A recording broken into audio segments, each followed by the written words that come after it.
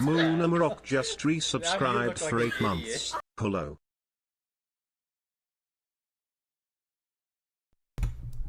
Moon, thank you so much for the resub. Okay, give me 1 second. Thank you. Guys, I am in so much pain today. It's not even funny. Okay, give me 1 second. Let me pause the... Okay, I'm pausing the music. Sorry. Okay, so my audio setup today might be a tiny bit wonky. So my headphones actually broke. So my tech guy, aka G, aka fancy audio pile dude, I asked him, ooh, sorry. My mic's on high. Okay, I just turned it back to normal. I asked him to order me a new pair of headphones. Obviously, I paid him back. It's a business expense, so I'm expensing it, right? Guys, these headphones, I gotta get a new tech person, okay? Because these are out of my price range. Rollerton17 gifted Masquerades a subscription. Oh, Rolla, thank you so much for the gift sub to Mask. Thank you. But they're so good. 7 gift subs in the channel. Thank you, Rolla. But they're so good that... Oh. Nakoka16 just resubscribed for 2 months. Thank you so much I for hope the you feel prime soon, resub. Alice. Hope you feel better. Yeah, I'll give you guys an update on how I'm feeling in 2 seconds, but sorry, my audio, so my headphones broke. I got new headphones, but these new headphones are so good that I have to turn all of my audio's settings down. Like, they're so good that I have to turn everything down. But... Oh? Lily Bunny _ meow cheered Dex 100. Alice, you look cute today. I do? Guys, I feel like I look like crap today. My hair, I just got out of the shower, so like my hair is still wet. Can you guys see this? Like I literally just got out of the shower, so my hair is still wet. That's why it's clipped up. I feel awful right now. Like I know I'm not ugly. I'm not fishing for compliments. I know I'm not ugly, guys. Okay, but I feel very ugly today. Okay. As you guys know, I've been sick this week, okay? So I've been sick this week, and then this morning I woke up feeling a little bit better. Lily Bunny _ meow cheered Dex 100. You look cute every day. Stop it. Can you guys tell my mother I look cute? Thank you. Okay, give me 1 second. I want to say hi to people in chat. How are you guys doing? I'm gonna get better as we continue the stream, I'm sure. Because I get adrenaline from streaming, but right now I just feel awful. Yeah, no. So, guys, Caleb girlies, I actually had a really cute outfit planned for today's stream. I'm not wearing it. I'll save it for the next Caleb stream. I just cannot, this is not part of the outfit. This is my heating pad for my cramps. Okay, I'm just in a t-shirt and sweats today. I couldn't. I was this close to canceling stream today. I was this close to canceling stream today because my cramps are just really, really awful today. But I know the Caleb girlies have been waiting very patiently, and I too have been waiting very patiently. So I didn't want to skip today's stream, but I felt really, really, really, really awful. But I'm heavily medicated on Midol. Okay, so pain meds. But I do apologize for being late. Quick update. I had to cancel Wednesday's stream because I was sick. Oh. Tipe Tumbles just resubscribed for 2 months. Thank you for the prime resub. My coworker has a kid, has like a 4-year-old kid, and he got my whole team sick basically. So everybody on my team was like basically sick this week. I didn't know how I got sick, but basically I got sick, and then he messaged the group, "Hey, sorry, I'm sick. Lily My kid got me sick." _ meow just gifted 5 Aww, subs. Lily, thank you so much for the 5 gift subs. Make sure to thank Lily if you guys got a gift sub. Thank you.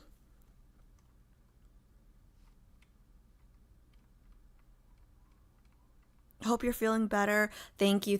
So yeah, I feel better. I feel less sick today. I was coughing Wednesday, but like it wasn't the cough that was pissing me off. I had it was like a headache.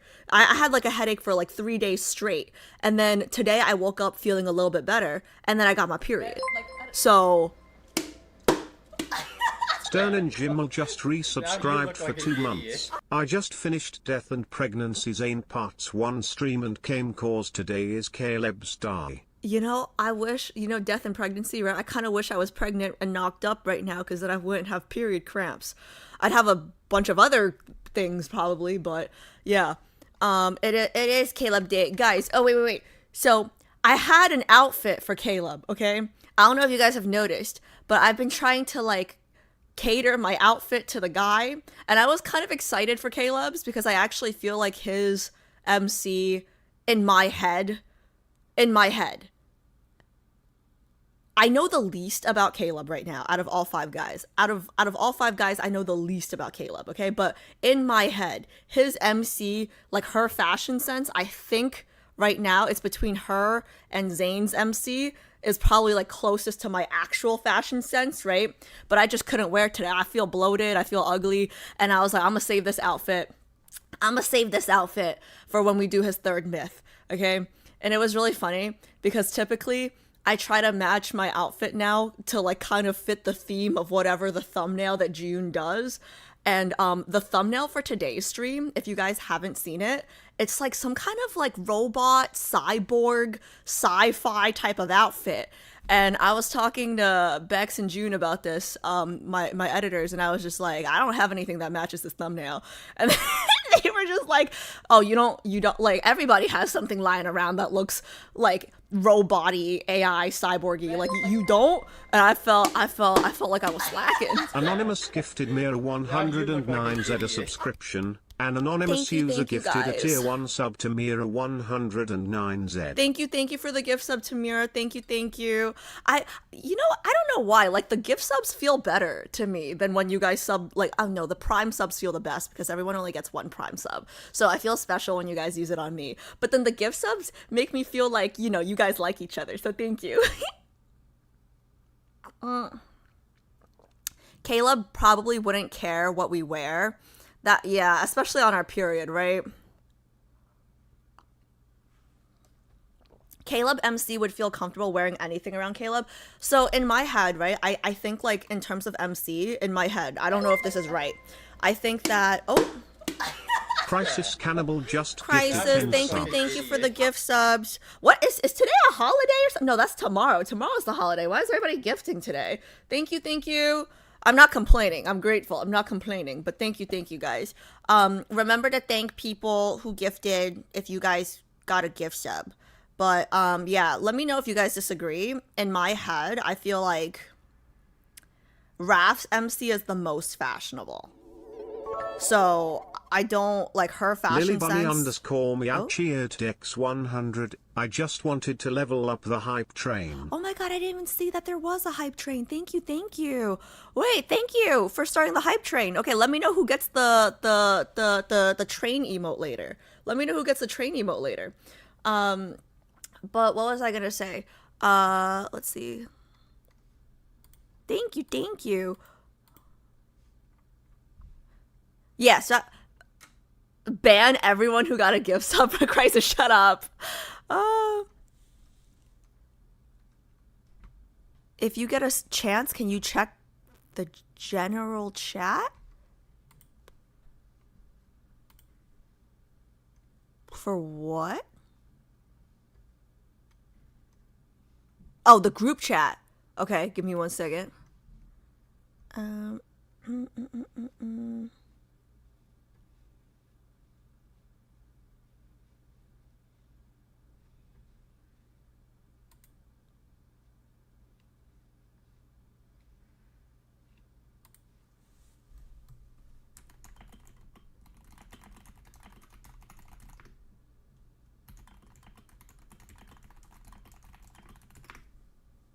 Okay. Oh, what was I gonna say? Oh, yeah. I got an apple. Though, guys. I'm not wearing my cute outfit for Caleb, but I got an apple. Okay? I don't know what kind of apples you guys like. And if I'm being honest, I don't really know all the types of apples, but like my family, like we always buy like Fuji apples. So if you guys have like other apple suggestions, You know, like let me know. I don't like the sour apples. I don't like the sour. Like I'm not a really big fan of sour. Okay, I'm Cantonese, so I prefer sweet stuff. Right. So yeah, I got apples. Okay.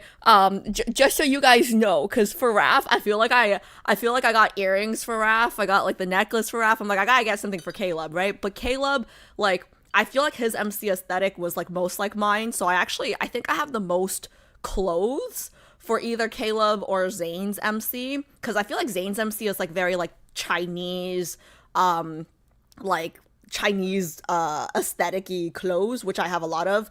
And then Caleb's MC I feel like is very like girl next door, maybe like a dash like a dash like girlier girl next door. Does that make sense? Like maybe like not as like tomboy girl next door, but like a little girlier girl next door. So I feel like in terms of like wardrobe, I think I have the most of the two of them. And oh my god, do you guys like ever like on your period, like not every cycle is this bad for me, but today is a really bad cycle. This cycle is like a really bad cycle, and when the cycle is really bad, sometimes like I don't know if I'm hot or cold. So I have the air conditioning on, but I need my heating pad. Like, can anyone relate? Is that just me? Like, I don't know if I'm hot or cold right now. It's really bad. Oh.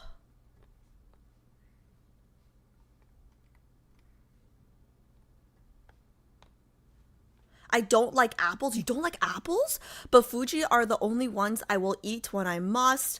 You don't like apples? Even with the fancy plum salt? What is that? What is fancy plum salt, Synergy? I'm a Caleb girly and I'm allergic to apples. Oh no. Shit. Well, that's not good. Pink lady apples? Love me some Caleb. I don't think Caleb apples is a thing. Caleb embodies the boy next door, so it makes sense that MC's matching stuff would be girl next door. That's what I, like, in my head, that's like what I envision, right? Like, I feel like Silas is like straight up like baddie, right? Just like a lot of black and red, which like as a New Yorker, I have a lot of black, but I gotta get some more red. Well, actually, no. As a Chinese person, I have a decent amount of red. Okay, as a New Yorker, I have a lot of black. So I feel like I'm kind of covered on the Silas front too. I think it's the Raph and like the Xavier front that I'm not as covered on. So like Raph, I feel like is very like super fashionable. Like Raph's MC will be like the most fashionable. You know what I mean? And then Xavier's MC to me, she's a baddie, but her aesthetic in my head, okay, this is like my interpretation, okay? So if you guys have a different interpretation, like don't at me. But my interpretation is like she's like very like white, pink, yellow, like very like clean girly aesthetics. You know what I mean? But like in like a more like princessy way than yeah, yeah. That's how I feel. Like pink, white, yellow, like more like like a white innocent flower. Even though lingering lust, he was like on his knees in front of our flower. Oh my gosh, wait, Synergy, I know exactly what you're talking about. Okay, that's different, okay? If you guys don't know what Synergy's talking about, that's a thing that Vietnamese people do, and I love that shit. Yes, like you soak, like, okay, I know exactly what you're talking about. That is different, okay? I haven't done that in a while, actually, but I love that combo. But, like, I'm, like, too lazy to do it, because you gotta, like, pour the salt and stuff. Like, I only ever do that combo if it's, like, my mom and my cousins here, like they're doing it already, I'm eating it. It's good. It's good. Okay, oh my god. It's good. It is good. Great. Oh, no, I'm not getting up. Caleb's MC, I feel more of a tomboy, especially she kind of compete with Caleb when they're young. I would agree with that, right? I feel like in my head, younger MC, like Caleb's younger MC would be more tomboyish in terms of the way she dresses, right? And then I kind of feel like Caleb's grown MC, like she dresses a little bit more girly, but she can still be like, she could, I mean, like, yeah, like if you grow up with, I don't have any brothers, but I would assume that if you grew up with a brother, right, you'd be a little bit more tomboy-y, right? But I guess like in my head, she dressed more of a tomboy when she was growing up with Caleb, and now she's an adult, you know, and she's coming into her own feminine, like a little bit more feminine, but like she's definitely not like Xavier or Raph's MC in my head. In terms of fashion, at least. Does that make sense? Like, in my head, the girliest MC in terms of dressing, for some reason, it's like Xavier. And then probably Raph MC. Ironically, Silas MC clothing is pretty girly. You know what? I believe that because I remember, was it like the summer, forgot what it was called. It was like the beach banner. I remember the beach banner. I'm so sorry, Silas girlies. Beach banner. I hated Silas's, MC's outfit because it was so girly. I remember it very well because it was like a pink frilly, like ballerina type thing. Right. And like, I mean, like, I feel like younger Alice was a little bit more tomboy, right? But like as I grew into my own, like I feel like there could be, I don't know, like 99% of the time I dress like a bum, okay? But when I want to look pretty, okay, I feel like my preferences are a little girlier. Does that make sense? Like when I want to look nice, the things that I pick look girlier. Does that make sense? Okay. But anyways, I can see where you're coming from because I specifically remember that tutu looking like outfit and I was like, this is not me. Like, as much as I like Silas, like, I did not like that outfit.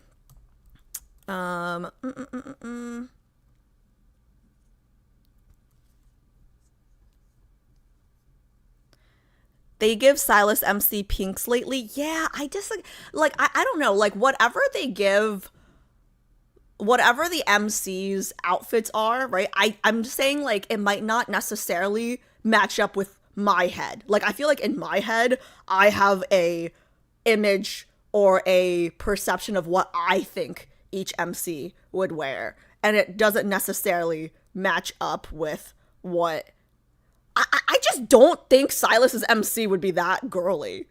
Though that's just me. I don't know. What? Oh my god. Guys, the combo of being sick on your period is the worst because every time I cough, my cramps get worse and then like period blood is like flowing out of my vagina. I am so sorry. That was probably TMI, but why do I care? 99% of you guys are females in my chat today anyway, so y'all know what I'm talking about. When you see last year's MC's outfit for Caleb's birthday, I feel like a lot of things will make sense. Last year, oh, yeah, okay, yeah. I don't know when I'm going to get around to doing last year's birthday, but I will definitely be pulling for Caleb's birthday this year. Oh, God. If you guys can see my table right now, I have my emergency chocolate, my period chocolate. I have coffee. I have, like, 8 different kinds of snacks. Like, technically, I'm at my limit for Midol today for, like, pain medication, so I shouldn't take any more until after dinner. But, like, still, I'm prepared, okay? Hi, Tom. Hi, Tom. How's it going?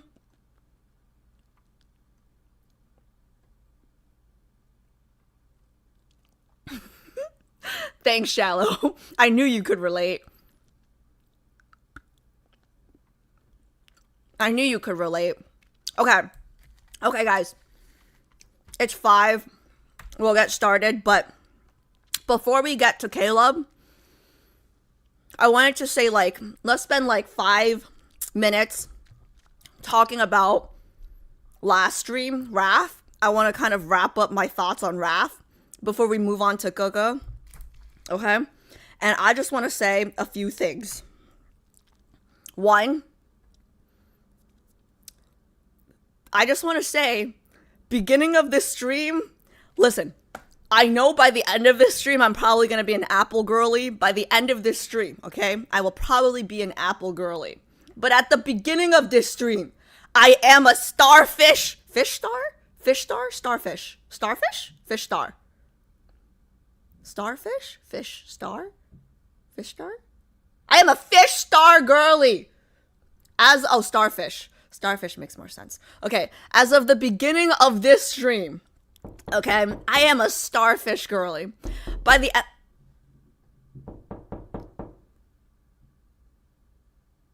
Hi, Joe. How's it going? By the end of this stream, okay, I know I'm harem, okay? I know I'm harem. But I just want to say, Um,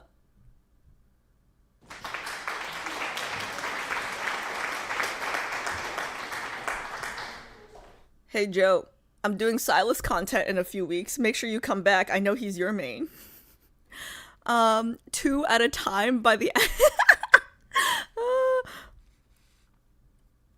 by the end she'll be stuck. Yeah, I know. It's just like I know I'm harem, right? But it's because all of these guys are leading males. You know what I mean? Like no one's a second male lead. Everyone is a male lead. That's the problem.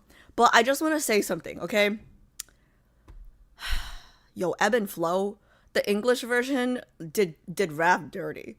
Like the English version did Raph dirty. Like I can't say that like it was really really incorrect. It just didn't really capture the essence of how I feel like I just feel like they did him dirty. I just feel like they did him dirty. So that's what I'll say for Ebb and Flow, right? Like I was all about Raph after that Chinese version of Ebb and Flow. Okay, so that's one. And then two, I think you guys all know this, those of you guys who saw the stream last time, but like when I went back to like edit for the shorts, I was surprised by how relieved I felt at the very end, the ending scene when Raph came back. I don't know what it was, right? Like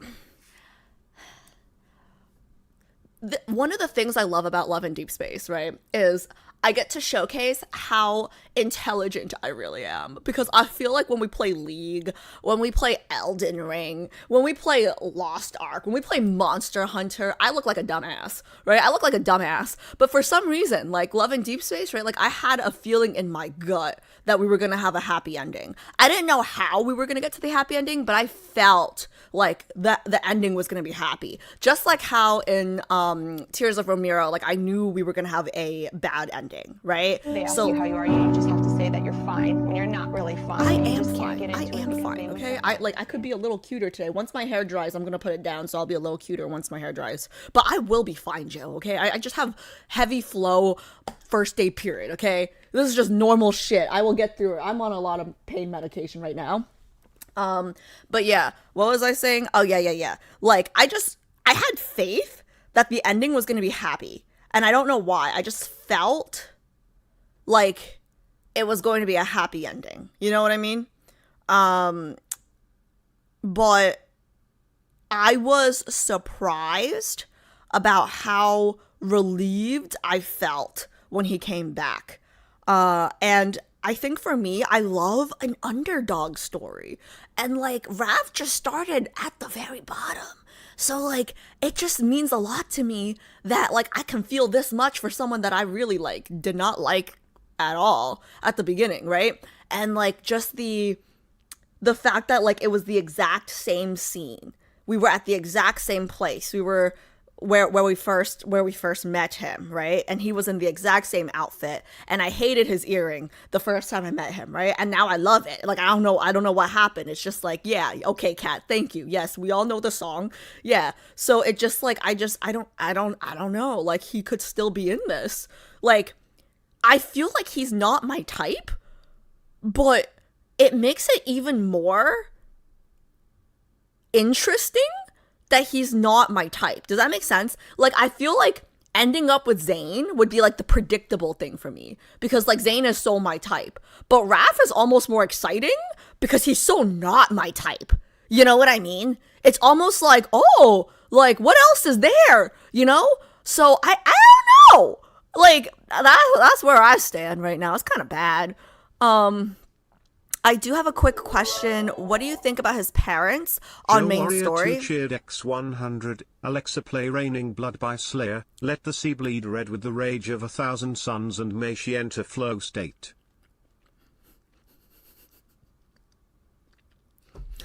Do you just come here when I'm on my period to piss me off? Joe's like the younger brother that I never asked for. Okay? I wanted an older brother. I wanted a Gaga, not a Didi. Okay? Anyways, oh yeah, so his parents coming back, that was a surprise. I didn't know he had parents. For some reason, I thought he didn't have parents, because it said, like, he was born in, like, the flames or something, right? So, like, I don't know why that equated to he had no parents for me. But I will also say, like, it was not as nice as Xavier's mom, okay? Because I thought about it and I'm like, listen, I know that moment was about Raph, okay? And I was already crying, right? Like all the people, all the souls coming back, right? Like, I know that moment was about him and his people, but I was like, what about me? Do his parents like me? I don't know. They didn't say nothing about me. Like, do they like me? Like, do they want me to be their daughter-in-law? I don't know. But I know Xavier's mom approves of me, you know? So, like, I don't know. That could be, like, the 7 crazy coming out. But I was kind of like, what about me? Do they like me or not? Why? You don't want me to meet your parents? What's going on? What's going on? I'm on my period. I'm so sorry. I'm on my period right now. Yeah, I'm so sorry. I'm so sorry. Like that's probably the period speaking. Oh god, I gotta talk a little slower. I got a little lightheaded right there screaming. Hold on. Whew. Oh my god. Okay, yeah, Lily, go do your thing. I see you got the hype train. Thank you for starting the hype train. But I will say what surprised me was that he was not only a sea god, but also a prince. That confused me for a second. So that's why I was asking, a lot of us kind of think of him being taken in as their child, since he was born from a flame in his myth, and we think he did this lifetime too. That could make sense. I feel like that could make sense because it's kind of like the royal family adopting the sea god could make sense. Just resubscribed for 43 months. Okay, Lebday Nicole 236 Pedro. Thank you, Nicole, for the resub, and on Caleb Day too. Thank you. I think he was born from a fire, then was adopted by Lumerian. Joe Warrior 2 cheered X100, talking about periods. I think this monologue needs one before the Caleb girlies rage too. Give them what they came here for, tisk tisk.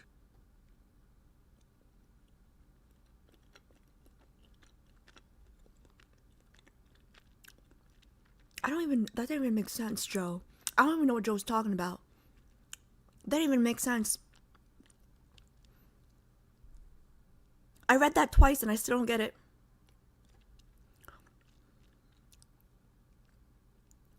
Oh! I think this monologue needs a period. Joe, shut the fuck up. I was about to end. Now I'm gonna talk about Raph for 5 more minutes to piss you off. I don't like being told what to do, okay? So I'm gonna do what you told me not to do. Yeah, you never know. Sometimes I need to be told what to do, and then other times I really hate it being told what to do. But anyways, yeah, I'm sorry. I'm on day 1 of my period, so if I seem a little aggressive today, that's what it's about. Wait, is chat complaining or is Alice complaining? No one's complaining but Joe. No one's complaining but Joe, Bex. Hi, Bex. Classic brat behavior. Yeah, you know, I've learned a lot about myself playing this game. You can't tell a girl on her period to shut up. That's why Joe's single. But yeah, no. No, that's pretty much it. There was one last thing. There was a very interesting comment that Pat actually brought up that I wanted to talk about really quickly before we moved on. She had a very interesting theory, and apparently, I didn't know this, but apparently a lot of people didn't like the ending of To Your Tomorrow, whatever. Like a lot of people didn't like the ending, how like Raph disappeared for like a hot second and then came back, right? But I actually think that like how that short period where like he left and like came back, that could be a 4th myth. Or like that could be that could be a 4th myth, like whatever the hell happened there. I kind of feel like that could be a 4th myth. You know what I mean? And then also like Pat had a really interesting theory about like how he got back to her, and that it would be tied to like the whale, what are they called? Like the whale lamps. The whale lamps, like the lighthouse that they were stuck in, right? I thought that was really credible. Like that could have been a very possible. Oh, whale ash lamps. Yes, thank you. I felt like that was a very credible theory. I don't know that I'd say a lot of people. Oh, really? Sorry. The comment made it sound like a lot of people. I think it's just building for a bigger story because coming couldn't have been easy. Yeah, yeah. And the thing is, like, I feel like time is such a weird thing in this whole game, right? Because like we know that there are other timelines, other universes, other just like 1 second in Philos could be like 10 years on Earth. So it's just really weird. Gotta go. Enough rage baiting for today. At least he knows he's rage baiting. See ya, Joe. Yeah, I'm scared for when they explain it. I hope it's the fourth myth. It's so nice that now you can theorize with us. I know! Now I'm at the end. Guys, I'm all caught up on main story. Who's proud of me?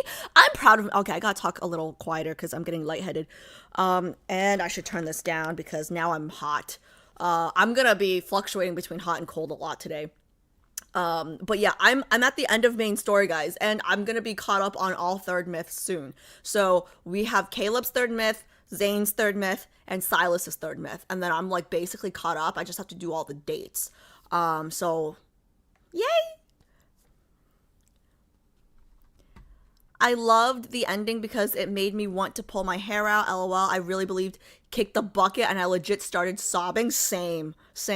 But like Infold's writing is just so good. So good. Like I just end up crying in like the weirdest parts that I don't expect to cry in. But anyways, okay. Let me switch gears for a second. I will end the Raph arc, the end of the Raph arc until the next Raph arc by saying I do think that after doing, you know, his third myth and then his main story, I do feel like I have a better grasp on who he is as a person.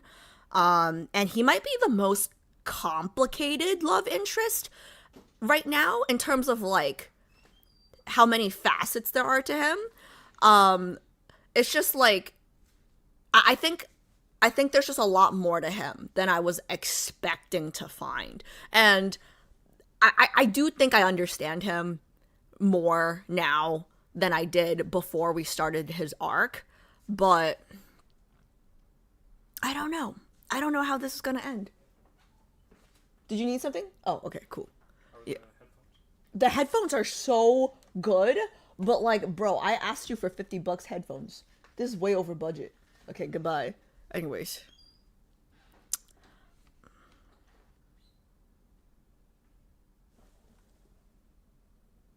Vico, I don't even know what you're saying.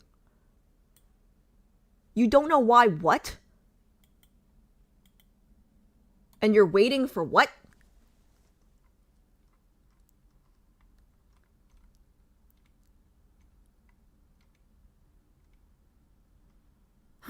Just all the dates. Yeah. I just put in Chinese. Well, to be fair, wait, one last disclaimer before I start on Coco stuff, right? Guys, disclaimer, okay? For those of you who don't know, I am Chinese, Vietnamese, American. And the Chinese part of I'm Cantonese. So my Mandarin is definitely not fluent. I will only like I had a question. I have to answer that question actually because I was reading it when I was sick this week, but I gotta answer the question. I got a question asking if I was going to make more content like translating the Chinese material into English or like on the, you know, like the shorts that I did this week for RAF, right? I don't think that's gonna be my goal. I think I'm gonna be doing Chinese content, but I don't think my goal is to like correct anything. If something comes up and it makes an interesting short, I'll make the short. But it's kind of tricky because I'm not fluent in Mandarin. And then also, I found a pet peeve of mine that I didn't even know exist. So last stream, somebody was nice enough to, like, I mistranslated something, and somebody was nice enough who knew better Mandarin, corrected me in the comments. I pinned their comment, and basically, like, it's tricky because I think there are things that I could have read in Chinese and understood, but because the audio is in Chinese, but the writing is in English, Like it's just basically the short version is I'm going to keep doing Chinese content eventually, but I don't plan on being a translation channel. Okay, does that make sense? Hopefully that makes sense.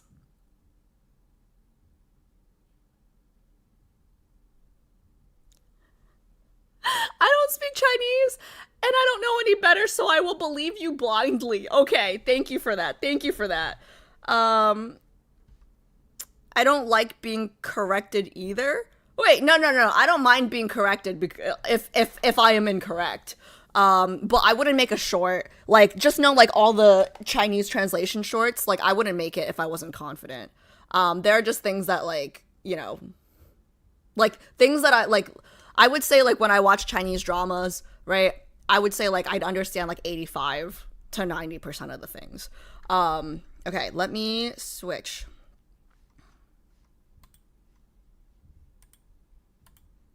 What was the last thing we did for Caleb? Do you guys remember? It's been so long. The last thing we did for Caleb was probably the dates, right? The winning date. What was the winning date for Caleb? What was the winning date for Caleb again? That was so long ago. Was it? It was the one where we found out about his painful. It was painful signal, right? That was so long ago. Oh my god. Okay. So super quickly, let me share what we're doing today. Caleb girlies, thank you guys so much. I know it's been a while. I know you guys have been patient. I mean, like, all the girlies have been patient because I stream once a week. But okay, let me see. I do feel like at this point in time, oh, sorry, I have it on the wrong browser. I do feel like in this point in time, right? I know the least about Caleb. So he is the one I'm most excited to cover content on because I feel like I know the least about him. Which is probably how most people feel because he came out last, right? Okay. So he probably has the least amount of content. But anyways, okay. We're going to start with the world underneaths, and then we're going to do his first limited myth. So, okay, sorry. The phrasing confuses me. First limited myth is second myth. Okay. Decoherence. I don't know what it's about. I just know that the thumbnail looked kind of crazy, okay, and I'm excited. So let's get started. Oh yeah, just a reminder, no spoilers, please, for anyone who's doing anything with me for the first time. But you guys can do spoilers when I'm doing dinner. You guys can do spoilers when I'm doing dinner. Yeah, that makes sense. Okay, cool. Okay. I was cold before and now I'm really hot. Hold on. I gotta turn my AC up a little bit. Let me turn my AC up a little bit before we start on the reading. My game's up, so let me see. Why is my hair still wet? Okay.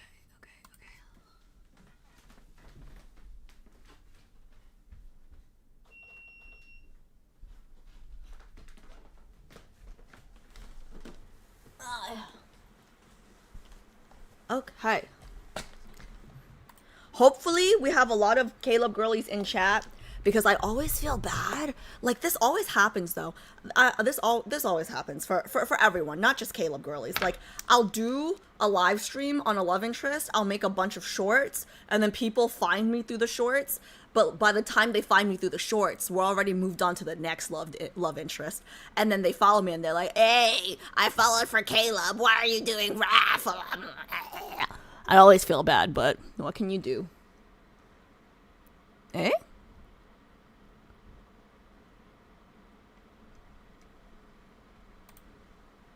That's weird. Why is it sharing this screen and not that screen? Let me see real quick. Hopefully this fixes it.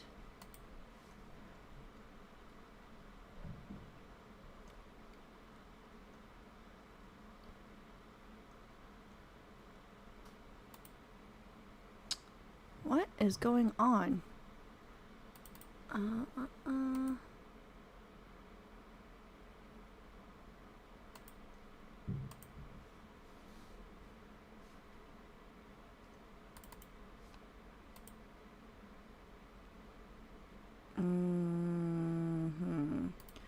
Guys, give me one. Oh, okay. Okay, I didn't do shit, so I don't know what happened there. Okay, let me see. Okay, you guys let me know if the audio's all fucked up, because I had to change the audios because I got new headphones. Oh yeah, this is so loud for me. What the hell?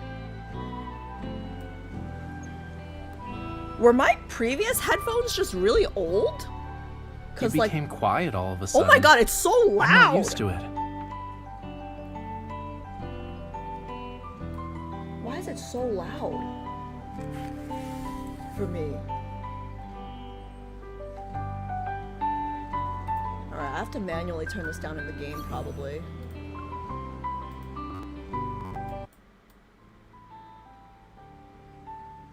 Like, guys, you guys don't understand. It's at 1% on my... Oh, 2%. It's at 2% on my desktop right now. So let's put it to 8%. Let's make this maybe 8.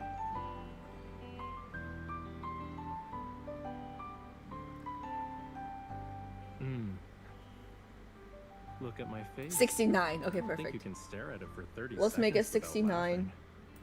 Oh my god, speaking of the number, I just want to tell you guys, I was on the train the other day. Super quickly. I was on the train the other day, and, oh wait, I didn't have to change my thing for this. Okay, whatever. I was on the train the other day, and there was this kid, so annoying, so loud, but like fine, right? Like, he's a kid, whatever. He was screaming at his parents. He was like, Dad, I got a 75 today on my math test.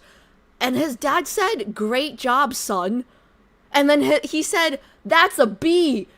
And his dad was like, yeah, great job. Keep up the good work. And I was just like...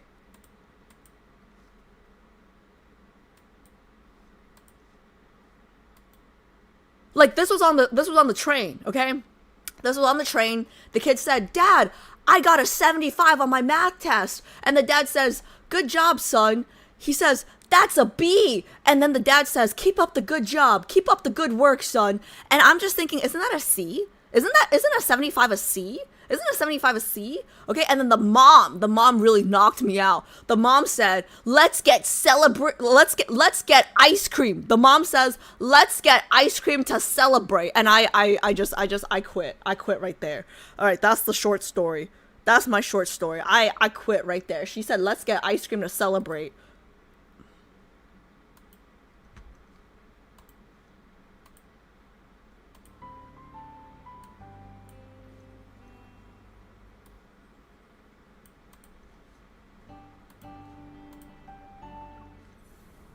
Oh, you know what we should do? Now that we're on Caleb content, let's do this. I need to switch this to this. Confirm. Hey, he's still in his Chinese outfit. He's still in his Chinese New Year outfit. Okay, let's do a... Let's let him... Oh, okay. I let him decide, so he picked this outfit, I guess. That's cool. All right, I'll accept this heart. All right, that's cool. If you're feeling, all right, if you're feeling festive today, who am I to judge, right?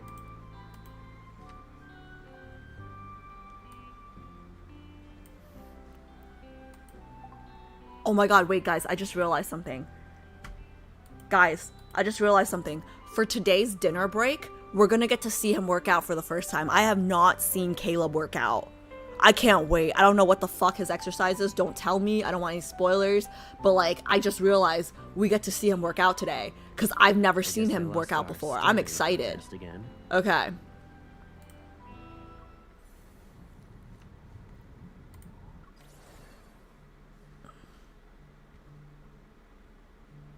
I'm just gonna say put extra time in the timer. Is it gonna be that good? Okay.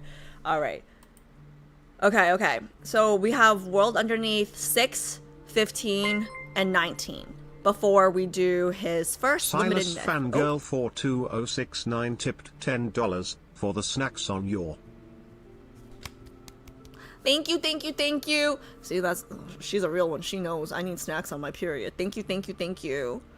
Okay. World Underneath 6, Sealed in Dust. Guys, I'm so excited. It's been so long since we've seen Caleb. I'm so excited. Okay. Okay. I'm locking in.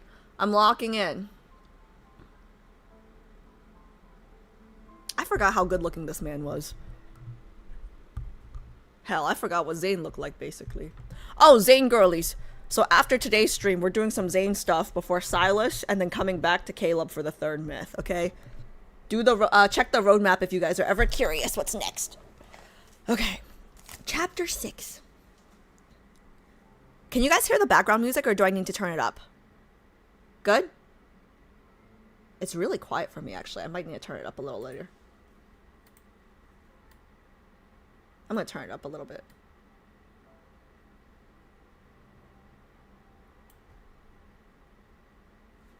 Why is it so quiet?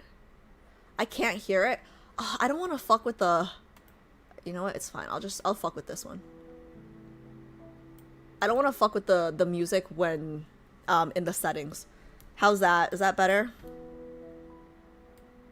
I'll turn it up here too. But just remind me to turn everything down when we're in the myth. That should be a little better. Okay, cool. Okay, chapter 6. Subchapter 1, Whispers. The door is slightly ajar. A young man wearing a duckbill cap snorts, pushing the door open with a finger. His steps kick up dust, and the sound of his shoes hitting the ground echoes in the empty room.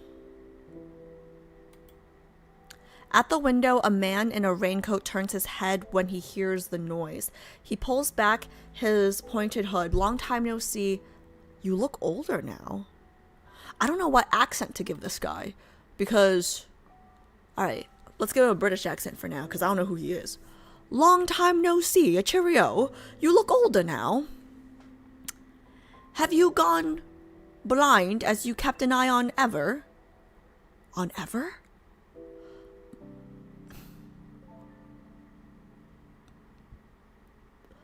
The man with a duckbill cap retorts, his voice surprisingly old-sounding compared to his appearance. He hands over a black briefcase. Here are the goods. Okay, I have no idea who's who. So neither of these guys. I thought the young man was Caleb, wearing the duckbill cap. But maybe not.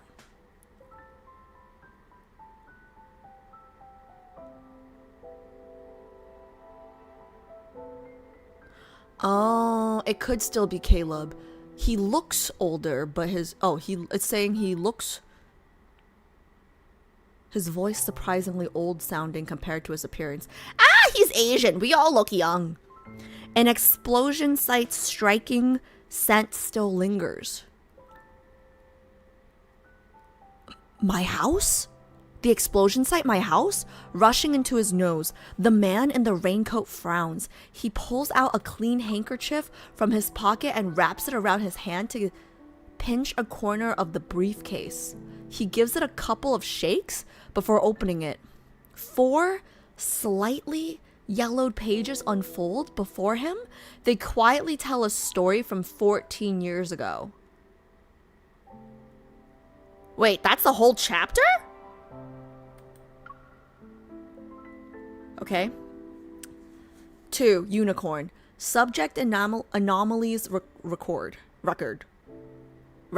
Subject anomalies record.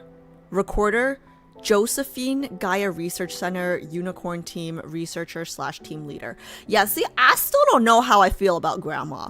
Because on one hand, like, I know she, like, experimented on us and everything, right? But, like, maybe I'm just naive and I was raised to, like, trust old people, but this game has really got me questioning that, right? I feel like some part of her had to love us, right? Like, she still kind of raised us. So I kind of feel like maybe we were experiments at the beginning, but some part of her had to love us, right? Like, it seems like we had a good relationship with her, and that probably means that she didn't abuse us, but who knows? Observation number 5, day 42, anomaly. Subject 001. Is 001 me or Caleb? Regained vital signs after death? Someone's a zombie, okay. Details, subject 001 female, so that's me. Evol and Hausen class, that's me. Day 41 of observation, 2 a.m. for reasons unknown, suspected to be a researcher's mishandling of the subject. The subject's energy values rapidly increased and peaked at 2:39 a.m. It resulted in a powerful energy burst within her body. That sounds dirty. No casualty. No. It was 14 years ago, Alice. She was a kid. Okay, stop being a fucking creep. Sorry. No casualties or equipment was damaged. All vital signs disappeared after the explosion. Day 42 of observation today, 4 p.m. Vital sign monitors suddenly restarted and slowly transmitted data again. Heart rate, breathing, and brain activity resumed. Not only did subject 001 appear to be alive again, but energy values also returned to normal. A comprehensive physical examination revealed a newly created, unidentified substance in her heart. Experiment notes. Last night's incident was like watching a planet evolve and be reborn via an explosion. The substance in her heart is composed of an unknown element. We've never seen it before. When the data was released, the team applauded and cheered, but I wasn't as excited as I imagined myself to be. My intense curiosity overshadowed the joy of achievement. If she has a non-existent element, then what kind of existence is she? Guys, I'm so sorry. I'm having like fucking heat flashes now. I was hot before, now I'm cold again. So, I'm too lazy to get up to turn on my AC. I'm just gonna turn my heat blanket on high. Outside the observation room, Phil? Who the fuck is Phil? Another one of Grandma's boyfriend? Who is Phil? Who is Phil? Do we know of Phil? Outside the observation room, Phil asked what we should call this element before we had the right to name it. Everyone gathered around him, and ether became the most popular, irresistible candidate. Using that, the unidentified object in her heart composed of ether was dubbed an ether core. After calming down from the excitement, we began to look at her resurrection. Phil quietly asked me if this could be considered a resurrection from death. Everyone knew very well that the best way to study her resurrection was to kill her again? Why does Phil sound familiar?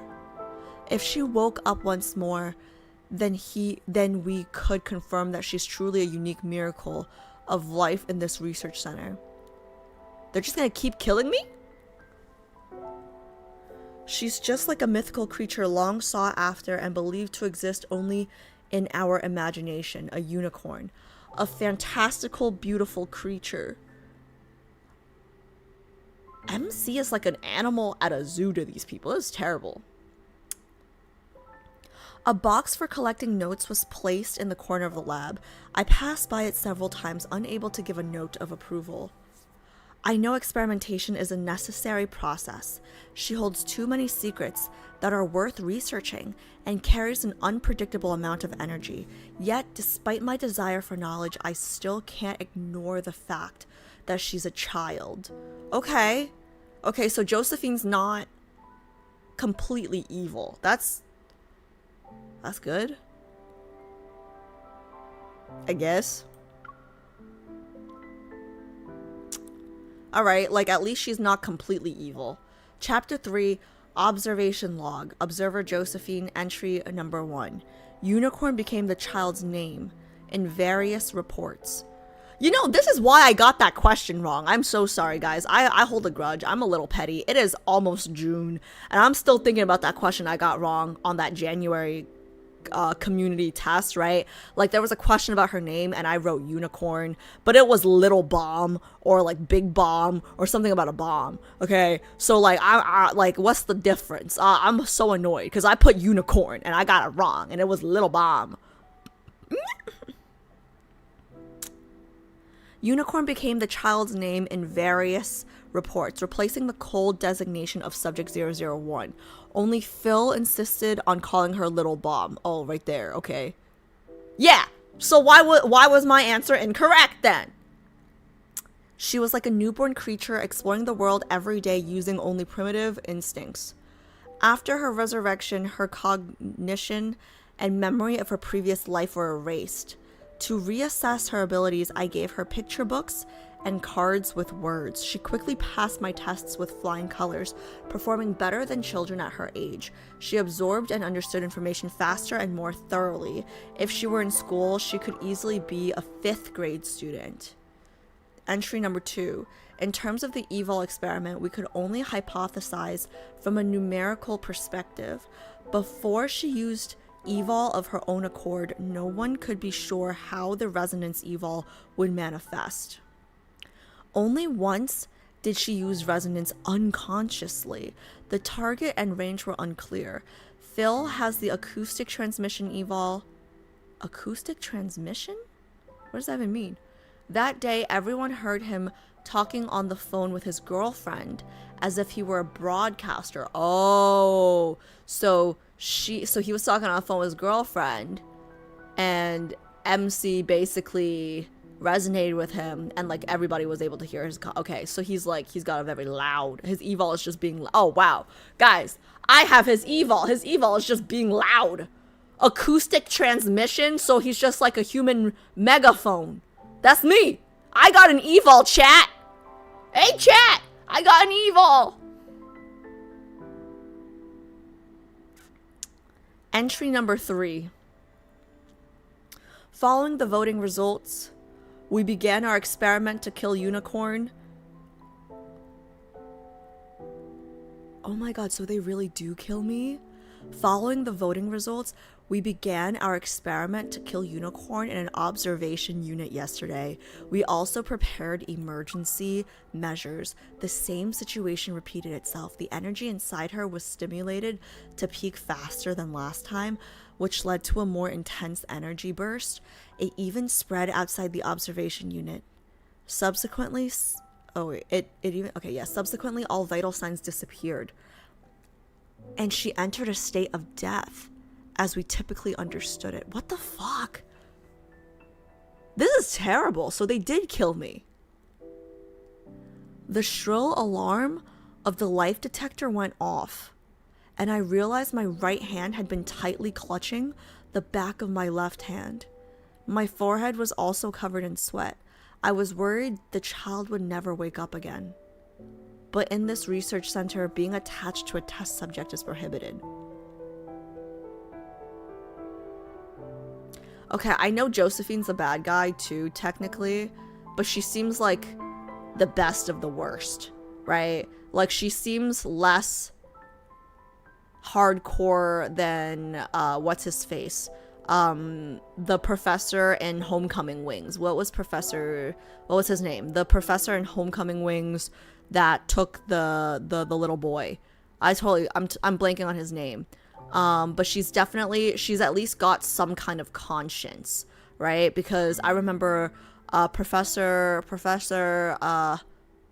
Malfoy, Lucius, whatever, Lucius Malfoy, Lucius, whatever his name is, okay? I remember him being straight up evil, so. This morning, under the ether core's influence, she opened her eyes again, as expected. Phil breathed a sigh of relief, so did I. What was the name of the guy that Silas took us to in main story? When we first met Silas, he took us to a guy that knew Josephine. You guys remember that one scene? I forgot his name, because all I can remember from that one scene is he grabbed us and said, "You can handle it." Oh, okay. Okay. Moving past that, what the hell was his name? I don't know if it's this guy. But basically, The one scene where Silas grabbed our hands and said, "You can handle it," okay, and forced us in a chair or some shit, and then had the scientific guy like look at us. I remember when we were with the science guy, he mentioned knowing our grandma. I don't know if it's, I don't remember if his name was Philip, but it could be, because it definitely wasn't Dimitri. Phil breathed a sigh of relief, so did I. Because I remember, so Phil also kind of has a conscience, and I remember the guy that Silas took us to in the N109 zone was nice. As nice as someone can be that's experimenting on children, I guess. I wanted to apologize to the child, but I knew that for her, who had woken up again, the world was a brand new place. She doesn't remember any of us. I'm curious, every time MC wakes up, every time we wake up, like, how old are we? Like, there's no way we're born an infant again, right? However, what was more intriguing than her blank state of an emotional state was the ether core's energy in her heart. With the reawakening of her consciousness, it had become stronger? So every time they kill us, our ether core heart becomes stronger? Chapter 4. Okay, I'm sorry guys, I'm freezing now. The period temperature flash thing, I gotta turn my AC back down. Oh. God.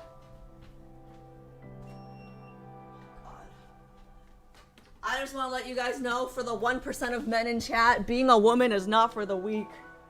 Oh. Being a woman on her period is not for the weak. This is a really bad cycle. Oh god. 1 second I'm hot, next second I'm cold. Holy shit. Okay.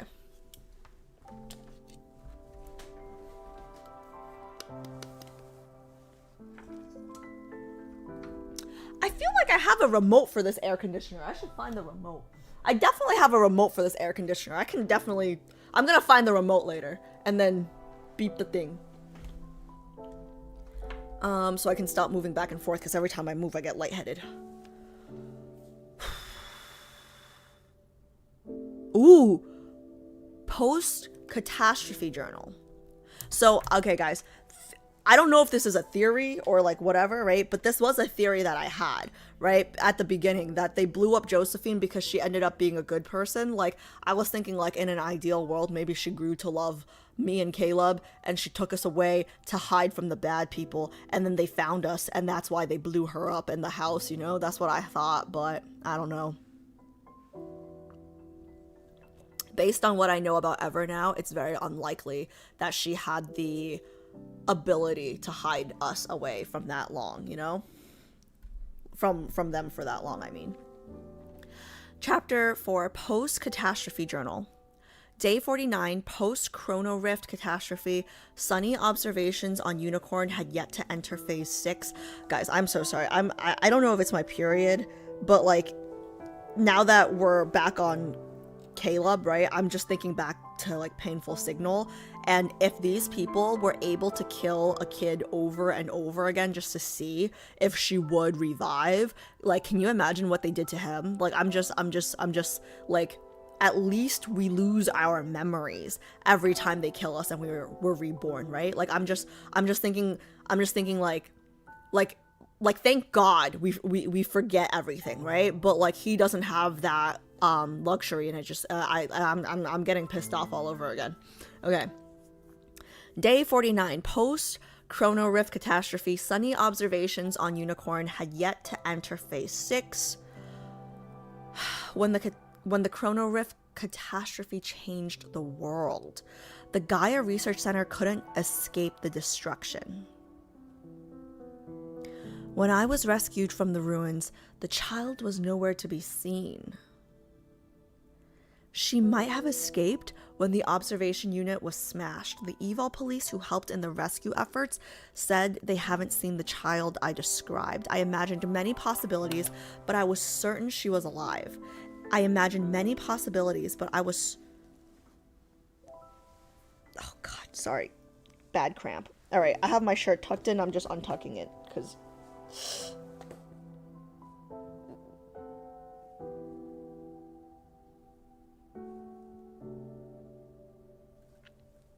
Okay, sorry, bad cramp. I imagined many possibilities, but I was certain she was alive. Days after the disaster, I finally found her in a shelter. When I took her hand, I heard her call me Grandma. I never taught her that term, nor had she ever called me that. She didn't recognize me either. The days in the research center had once again disappeared from her memory, yet the seemingly instinctual trust and closeness she showed made me feel as if those forgotten days were always there, invisibly linking us together.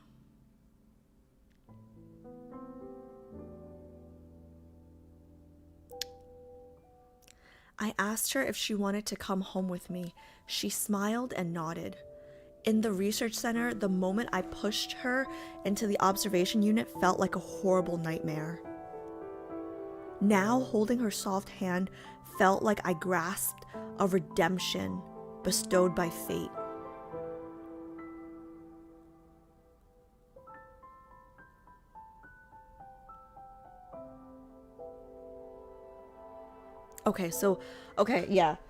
No, Josephine's a good, she's a good person. Like, she feels guilt, right? Like, now holding her soft hand felt like a grasp at hand felt like I grasped a redemption bestowed by fate. Okay, so she is a good person. Day 75, post-Chrono Rift catastrophe. Sunny, our lives have calmed down, yet she still forgets things from time to time. Her memory is like a faint signal, intermittent and sometimes wavering. If I remember correctly, because of that one, I don't remember if it was a world underneath or a tender moment, but the one where Caleb basically was reminiscing about how, like, the moment he fell in love with us, right? Like, when we were kids and, like, he took us to watch the planes or whatever, like, based on that, I think he was adopted before she was. So I think Josephine had him before she came into the picture. Day 75, post-Chrono Rift catastrophe. Sunny, our lives have calmed down, yet she still forgets things from time to time. Her memory is like a faint signal, intermittent and sometimes wavering. Oh my god, wait guys. Her memory is like a faint signal, but Caleb's is a painful signal. So I took on the responsibility of a true guardian and cared for her. That's the least you could do. I don't know how to describe my current feelings. I never had children, nor did I ever imagine having relatives. It's always been just me at home, but with her and Caleb, things have started to change. Chapter 5, Journal Entry 4, Day 134, Post-Chrono Rift Catastrophe, Sunny. Her condition has improved a lot recently. She's less likely to forget things. Perhaps it's because her condition is stabilizing, but I'm still worried and want to check her and the ether core. However, I am unable to contact the researchers who knew of her existence back then, including Phil. Strange. Maybe Ever's research center called them. Or, I don't know. Looking back, Ever's investment in Gaia wasn't simple research. Our life form observation project was not just for observation. There must be a bigger scheme. At this point, the only person I can turn to is Dr. Noah, Zane's mentor, Zane's teacher. In the field of cardiology, he's the leading expert and the only one I can still trust. The data after the checkup shows the energy peak in her heart is only half of what it used to be.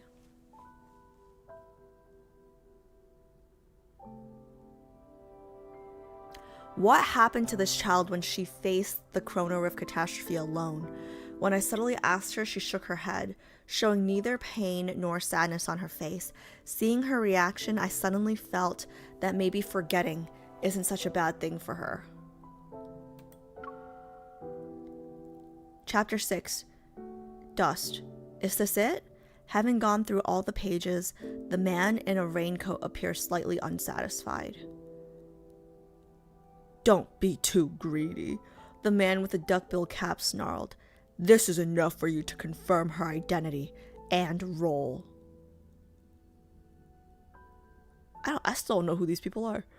You silenced Josephine and retrieved the research material from back then. Good work. The man in a raincoat tosses a vial to the hat-wearing man. Then he tucks the pages into his bag and returns the briefcase with a 2-finger push. It stinks. Be careful walking around with it. Otherwise, sharp-nosed hunters might follow its scent back to you. What's in the vial?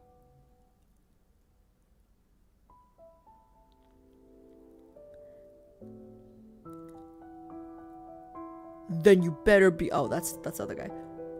Then you better be careful with your handkerchief. When it's tainted with that, you won't make it out either. After checking that the drug is in the correct one, the hat-wearing man curls into a smirk, his old voice trembling slightly with excitement. Oh, old. When are you planning to make your move? Why should we rush? Her powers aren't complete yet. Besides, the man in a raincoat pauses, glancing outside the window. Your Prince Xavier has been glued to her side watching over her, right? I've been curious for a while. Do people still practice feudalism where you're from? Isn't that regression in a sense? So it's a backtracker? Xavier can only guard her for so long. He's too busy dealing with his own issues. The hat-wearing man says, eagerly stepping forward. Don't say I didn't warn you. It's not just Ever who wants her. Strike first to gain an advantage. Is it Soren? The one who strikes first is helping her cultivation. The man in a raincoat ignores him, pulling the hood over his head. If you can get rid of Xavier in the process, you'd be doing... Wait, what? Okay, there's two men. The one in the raincoat.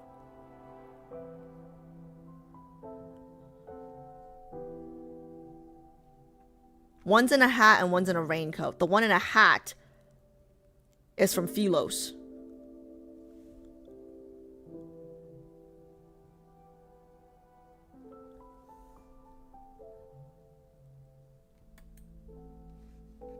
It's probably Soren, right?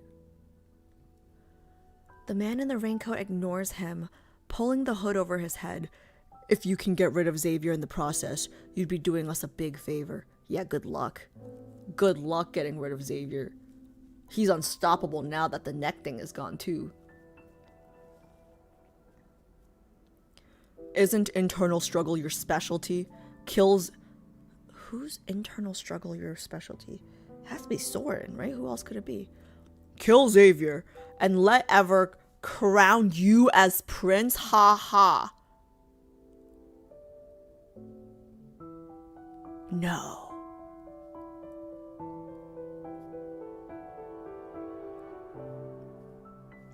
Guys, Isaac? Isaiah. Whatever. His cousin is annoying, but he's not evil. But they can't crown anyone else as prince. Soren was not of royal blood. Arrogant laughter is abruptly cut off as but Alice, is a Chinese game, right? Like, you just gotta kill the king and then it's a new dynasty. You don't have to continue the royal lineage. You just gotta you just start a new dynasty. Okay, so it's probably still Soren. Because, Isaiah? Yeah, okay, Isaiah. Yeah, he's annoying, but he's not evil.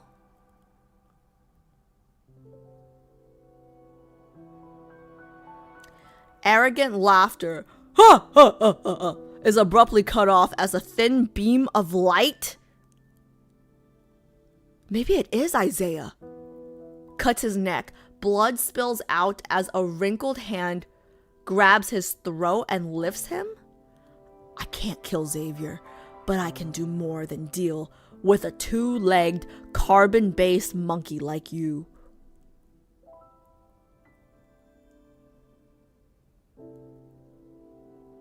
So it's an old man? I have no idea who the fuck this is. I'm so confused. You kill me then. But how long can you survive in this era? The man in a raincoat faintly smiles, his trembling fingers pointing at the drug in the hat-wearing man's hand. Then a scoff resounds in his ear. He's thrown into a corner. Tell your masters that they better get their hands on her fast. Based on my experience, her existence isn't as simple as the observation record suggests. The man lowers his hat and turns to leave. If you keep stalling, Ever will end up losing more than they bargained for once she develops. Footsteps fade into the distance. The door is slammed shut, leaving the man who's wearing a raincoat lying in the rubble. Acting all high and mighty. Backtracker's my ass. So he definitely is a backtracker. By seniority, I'm your ancestor. So are they both backtrackers? Or no, they're both Philosians. He staggers to his feet, brushing off the dust on him. Fortunately, the substance mixed in the drug hasn't been dissolved yet. According to Ever's plan, if they can control that backtracker with that drug, then controlling Xavier shouldn't be far off. Don't underestimate my boyfriend. He will soon beat other raincoats and join the real plan. Ever Group has always valued talent such as useful Lightblade. They can't let it break so easily. Since Unicorn's power isn't complete yet, it's perfectly fine to let her absorb some power. Xavier's specifically? Letting his Lightblade serve her and becoming the strongest weapon in her hands is something the Resonance Evil can easily achieve. Xavier will surely give her every bit of himself. With these thoughts, the man wearing a raincoat can't help but be moved, pulling out a handkerchief to wipe the corner of his eye. Love truly is a wonderful thing. What the damn hell is going on? Okay. So there's a guy with a raincoat and a guy with a hat. The guy with a hat. Okay, so I have a lot of questions. So I guess my first question is, you know how chat, don't answer if it's a spoiler. But feel free to answer if it's something that was already previously answered in something that I covered and I just forgot, okay? Just because it's been a while. But I guess my first question is, to have a light evil, do you have to be related to the royal family of Philos? So, because that would narrow down who the hat guy is. If you have to be a royal member of the Philosian family, it would have to be a relative of Xavier's. It doesn't necessarily have to be Isaiah. There could be other family members that we haven't met. That's the guy in the hat.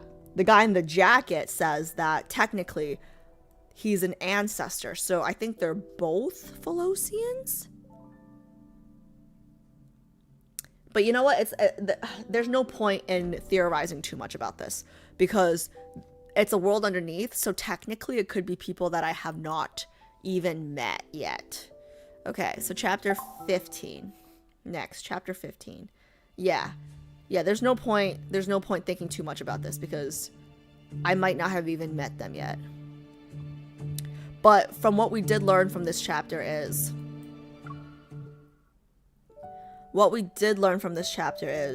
Josephine did eventually grow to love us.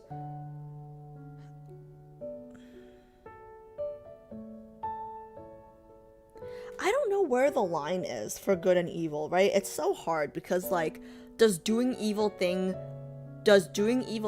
make you evil? I would like to say yes, right? But, like, there are people that are obviously evil, like that hot lady that, with the crazy voice, right? Like, the hot lady with the crazy voice, Lucius, Stanley, like, they're definitely evil. Josephine's one of those people where I'm like, her heart's not all bad, you know, so I don't know. I love this song, by the way. This is my favorite song. This is my favorite song. Okay. Chapter 15. Sketches. Right? It's called Sketches? Sketches Volume 13. I don't know what that means. Chapter 1. Featured Character. How the fuck do I pronounce this name? Yaveti? Yaveti? Yaveti. Okay. Yaveti, born December 2012 on Whirl Reef Island, now part of Skyhaven Guard Station Archipelago. Senior engineer and best-selling author.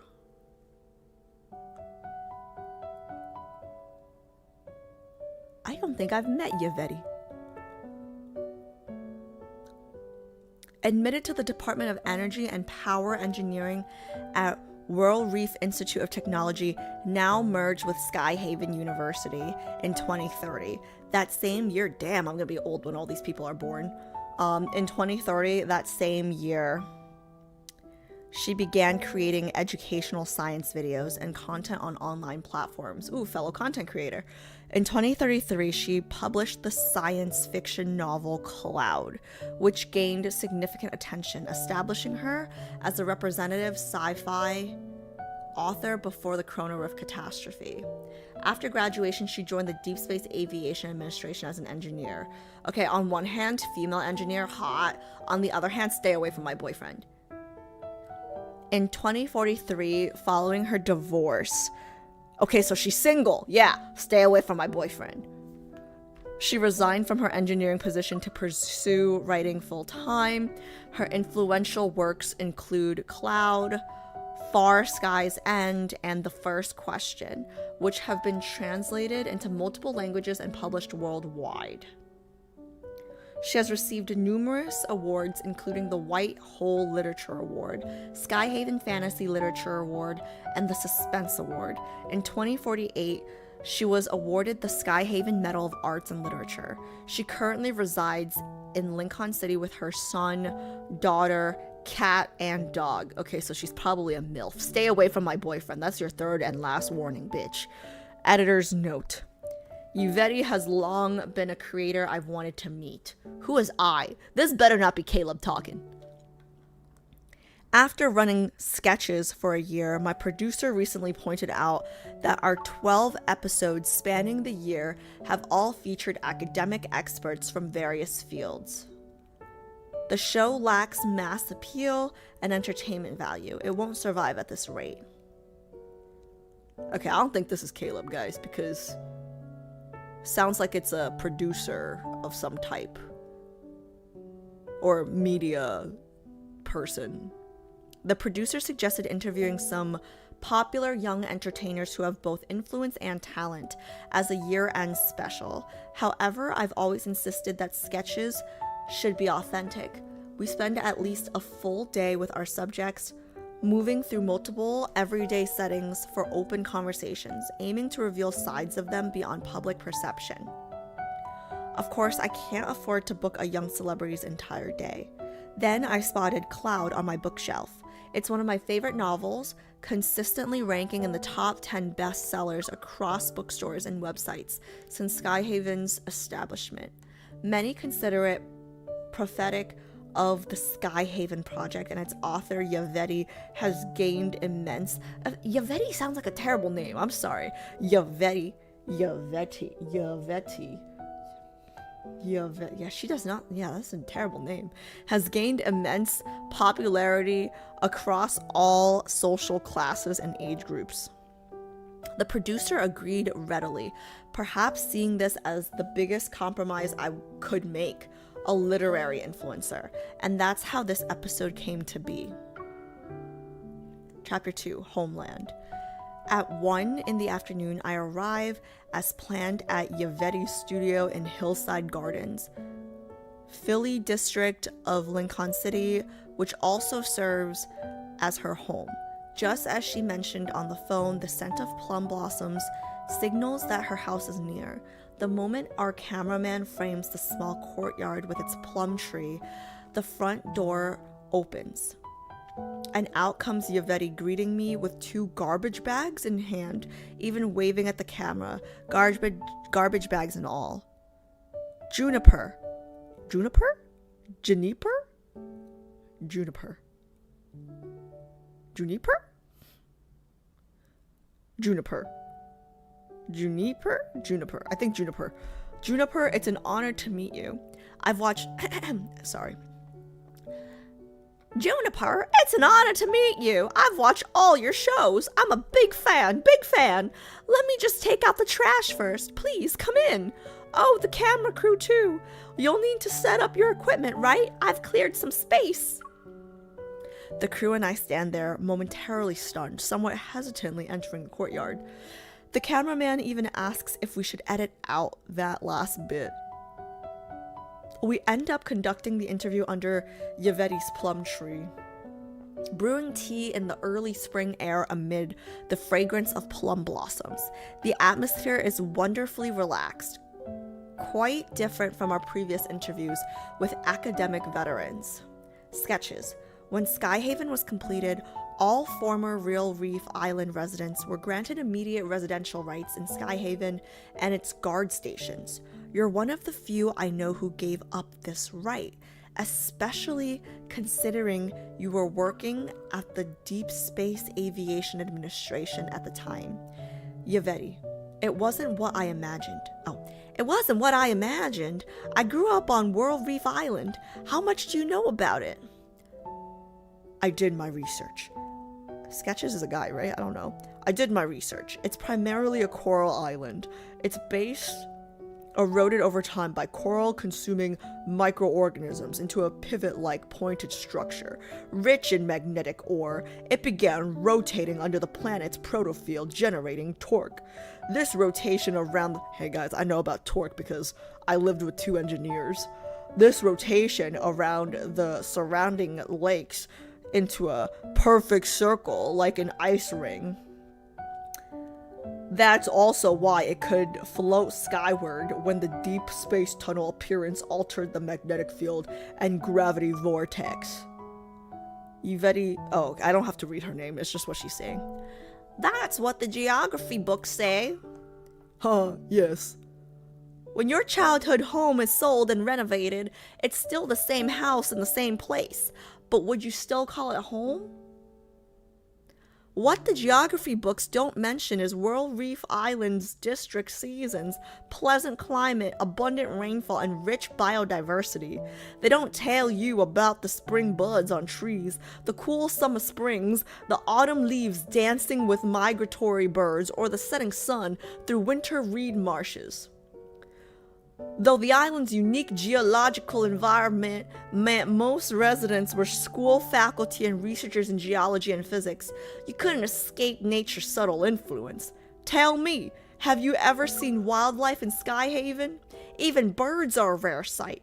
Well, Skyhaven is too high for most birds to reach. In a few years, I might move somewhere like Windfall Tableland. I've lived by water all my life, but never experienced vast grasslands. Azure Peak and Arvidum would be nice too. Where have I heard those names? I've never lived in the mountains or desert. Moving to a new place every few years? Yes, the world is vast and life is short. For this one precious journey, we should make it worth the price of administration.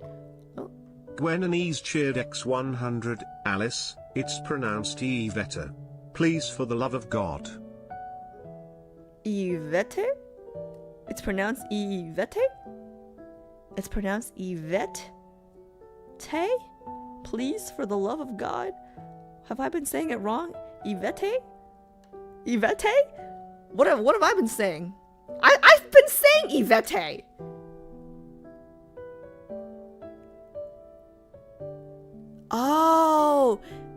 Oh, like Corvette, but Yvette. Yvette. Oh.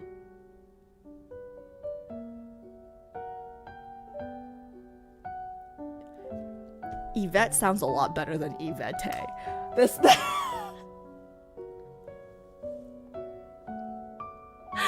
makes a lot more sense. Yvette makes a lot more sense than Yvette. Yvette sounds like shit. Okay. Yeah, Yvette makes a lot more sense than Yvette. Because I was like, why does this name sound like ass? Okay, thanks for that. Thanks, Gwen. Okay, Yvette. I was like, Yvette sounds like ass. Okay, Yvette.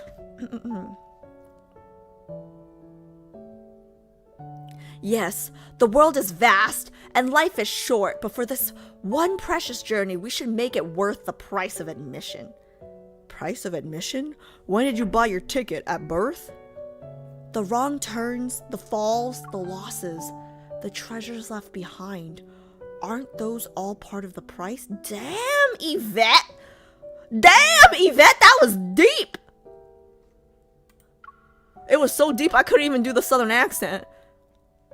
The wrong turns, the falls, the losses, the treasures left behind. Aren't those all part of the price?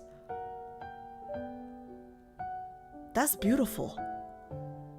That's beautiful, guys. By that logic, the longer you live, the higher the price. That's why we can't stop. Don't pause on the path you want to take. What a waste that would be. The interview concludes here as Yvette, I was going to say Yvette again, as Yvette heads to her guest lecture at Skyhaven University. I specifically scheduled our talk for today to see this former researcher turned writer from a student's perspective and to return to a university classroom myself. Chapter 3. Central theme. I hadn't expected Yvette to begin her lecture this way. As we enter the auditorium, the screen is playing a decade-old Lincoln News street interview about whether Skyhaven should be built. In 2034, intense magnetic fluctuations from the Deepspace tunnel caused several islands and land masses to break away from their tectonic plates, drawn together and suspended above Lincoln City by an unusual gravity vortex. In 2036, building on their initial success with protocore technology, Ever Corporation boldly proposed the Skyhaven project, a plan to stabilize these floating islands using high-intensity protocores, establish anything with Ever I don't like and I don't trust, and y'all should go to hell, okay? Establish self-sustaining ecosystems and connect surrounding guard stations to create a true aerial base, pioneering new ground for human habitation.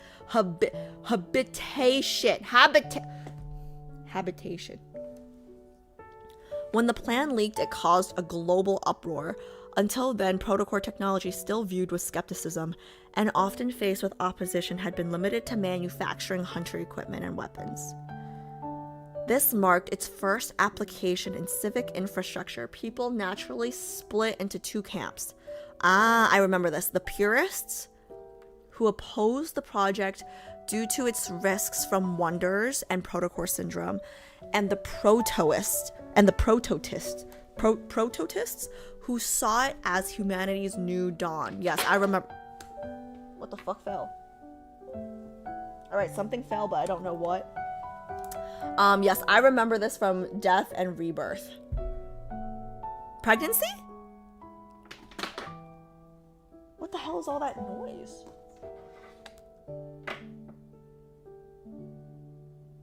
Okay. I don't know what fell. Pregnancy and rebirth? Death and pregnancy? Whatever. Death and pregnancy sounds right. Okay.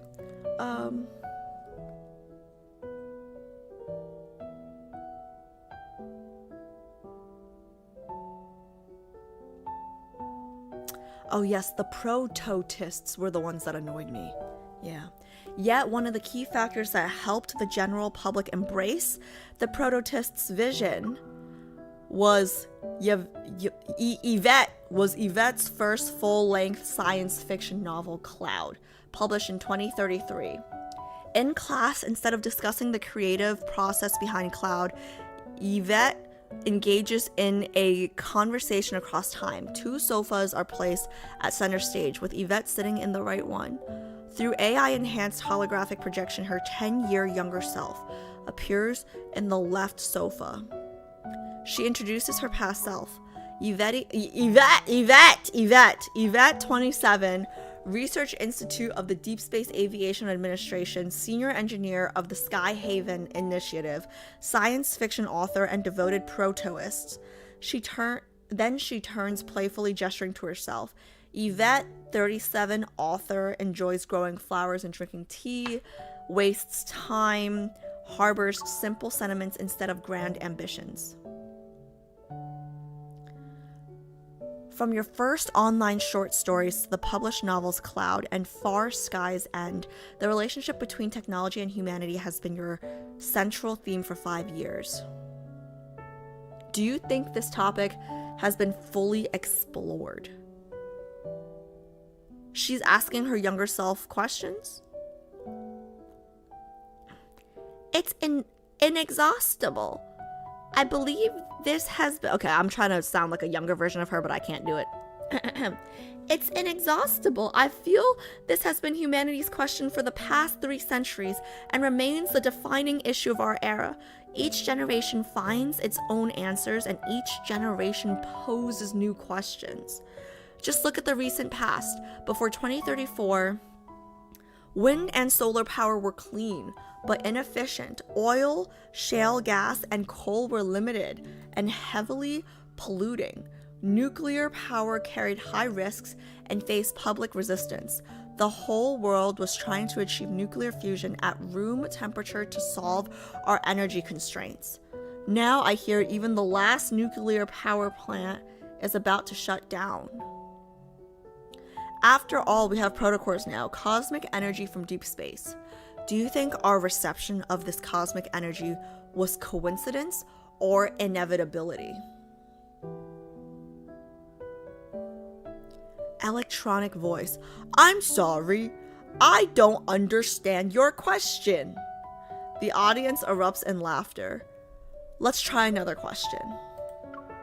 What's your reason for supporting Ever Corporation's protocore technology development?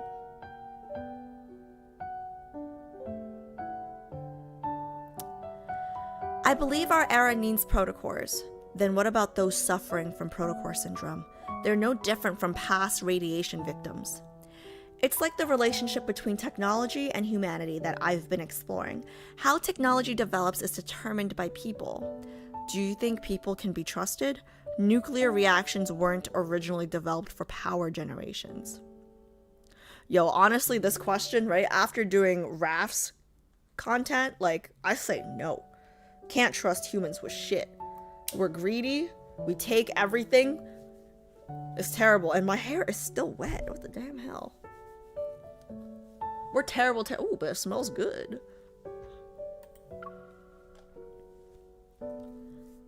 I'm sorry.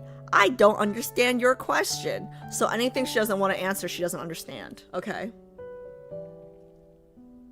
Another wave of laughter ripples through the audience. Infinite energy breakthroughs in genetics, interstellar migration, becoming reality. What kind of world do you think that would create? When resources are depleted, civilization regresses. Earth is small, but space is limitless. Humanity can seek answers to all its questions in the depths of space, and the universe will respond. That's why I believe the future must be beautiful. Yeah, I'm old school, guys. I just know I wouldn't be a proto. I would be a purist. I'm afraid. I'm afraid I would be like I want to say I'm somewhere in between, but if you have to choose one or the other, I am not pro progress for the sake of progress. Yvette smiles, not answering any more questions, and turns to face the students. After a moment of silence, applause breaks out. I don't join in. I'm not sure what they're celebrating. When the applause dies down, Yvette raises the microphone. Do you truly believe our world has become a better place?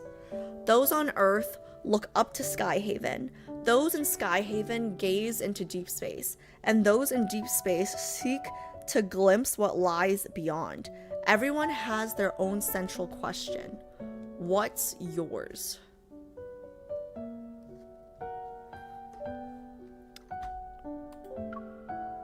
Chapter 4, Cloud. Leaving Skyhaven University, I accompany Yvette to pick up her child. Which one? She has 2.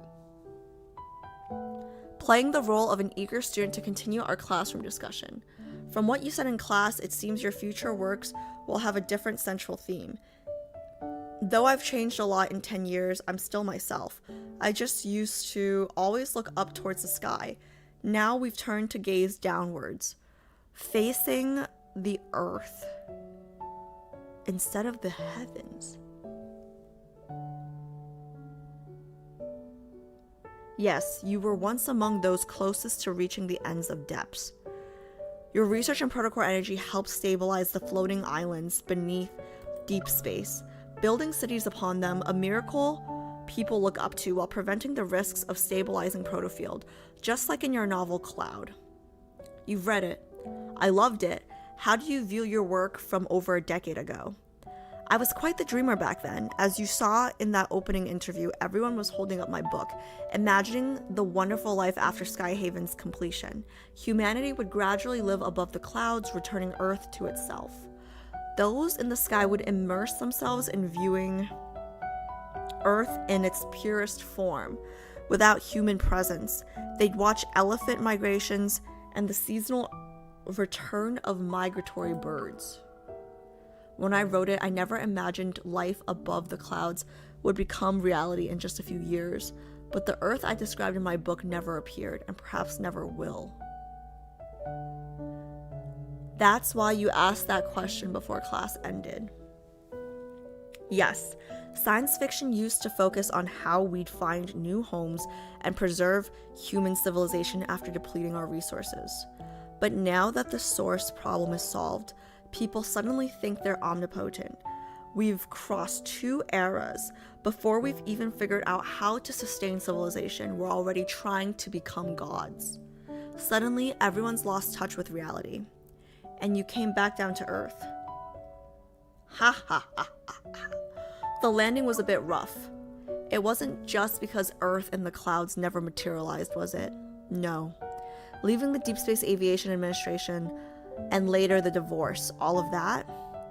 Mommy! A boy holding a girl's hand runs out from Skyhaven Elementary's gates, throwing himself into Yvette's arms. I stop questioning, suddenly unsure of how to proceed, though Yvette seems completely at ease. At the Aviation Administration, my ex-husband and I were considered the perfect couple. High school sweethearts who joined the administration together. I researched energy, he became a pilot, then he joined the Far Space Fleet. And after that, we divorced. Why do I feel like we know her ex-husband? He's probably one of the evil guys in Caleb's arc.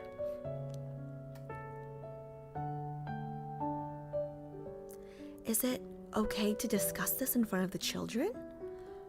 Why wouldn't it be? Mommy doesn't love Daddy anymore, so of course she can leave. Yeah, but it's been a while since we've seen Daddy. Who the fuck is Daddy? It better not be Caleb. Should we try our luck up there? We might see him. Yay! We get to visit the Skyhaven ring again. No, it's not Caleb. The ages doesn't match up. I am about to take my leave when Yvette unexpectedly invites me along. She tells me that meeting her ex-husband might naturally answer the question lingering in my mind. Oh, I'm so curious. Who is your ex-husband? At Skyhaven's peak, the Skyhaven ring resembles an aerial, I can't pronounce this word, aerial above a deity's head. Encircling the highest guard station home to the Far Space Fleet above, protocore energy flows through this massive celestial ring, creating streams of light and a spectacular rainbow of colors. For every child with dreams of piloting mechs, it's an irresistible sight. If you don't like Skyhaven, why have your children attend school here? The educational resources are excellent, and when they first started elementary school, I was still working at the Aviation Administration. Do you hope they'll follow in yours and your ex-husband's footsteps? They'll make their own choices. I can't interfere with that. I will not be the kind of mommy that is, unfortunately. Though, if I'm honest, I'd prefer they don't become scientists.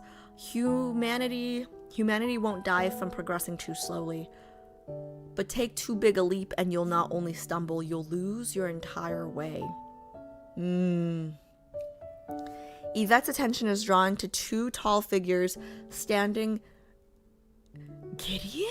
No. What am I saying? Gideon and Caleb are the same age, or around the same age, okay? Like, what am I saying? What am I saying? If we're canceling out Caleb... Guys, if we're canceling out Caleb for the age thing, we're canceling out Gideon too, Alice, okay? Calm down. Why is my hair still wet? Okay.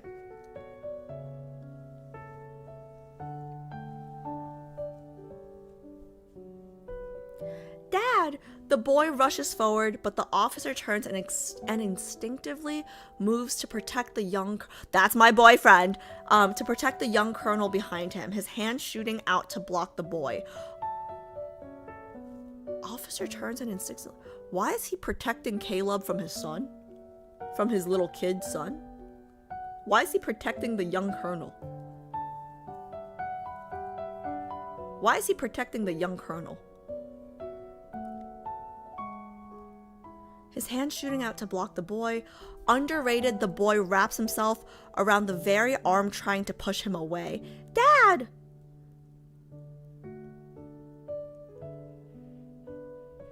Liam? They came to see you. Wait, who is Liam? We've met Liam. Liam sounds so familiar. We've met a Liam, chat, right? Who is Liam? Crap, who is Liam? We've met Liam before. Wait, where have I met Liam?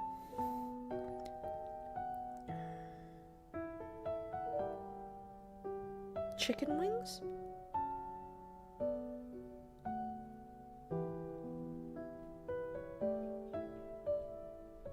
No, not chicken wings. Was Liam the guy that led us in the wrong direction?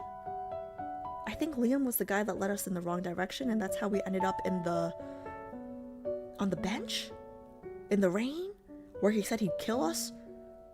Well, not kill us, but he said he would fake our death, and then everybody that we know would think that we're dead, right? I think that's the guy.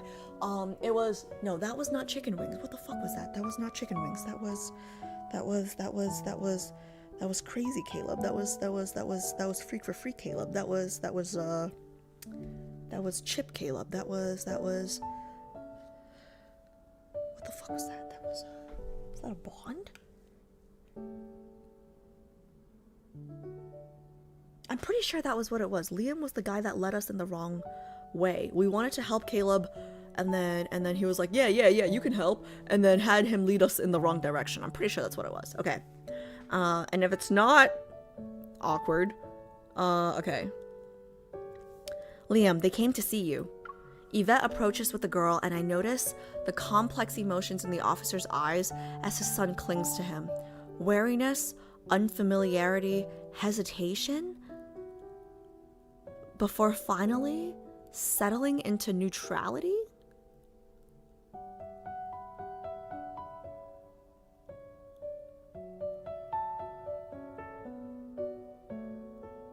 Is there a chip in him too? 'Cause this is his family. He turns to his colonel, seemingly asking for permission, then nods and reluctantly pats the children, his touch lacking any parental warmth.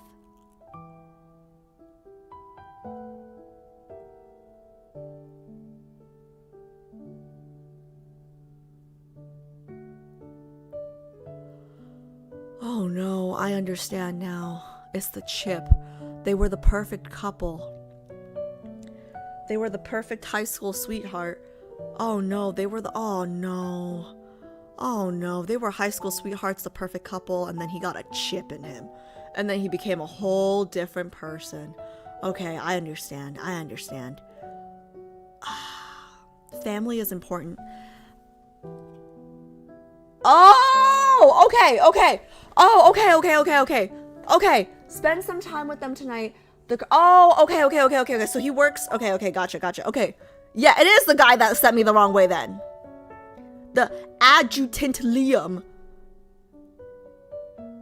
Yeah, he's from the Bond. He's from the bench scene Bond. Yes. Okay, right before the bench scene. Yes, I remember that. Okay. Spend some time with them tonight. The Colonel's words are considerate, but his tone lacks any real emotion. Oh my god, this hurts so much. This hurts so much because you guys remember the 1% of Caleb's brain or the 1% of his heart or whatever it is that like he kept locked up for MC, right? Like he's only able to kind of like keep that 1% locked up because of like pure brute force or whatever, right? So like this is kind of showing us how like Liam or like other people who have the chip in them might not be strong enough to create that little corner, that little locked room, you know? Like the amount of sheer brute like free will that he has to like keep that corner for MC. Like not everyone can do that, I guess, for shit. Well, shit then. This hurts.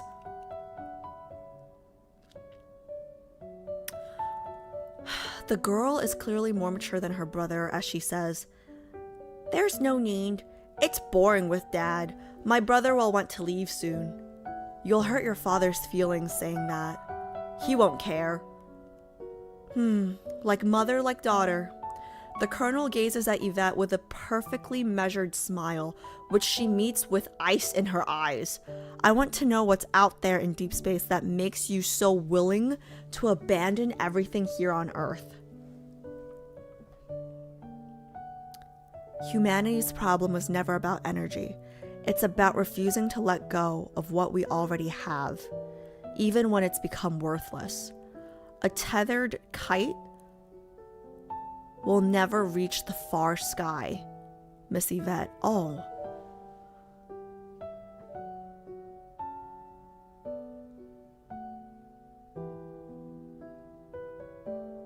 I don't like that.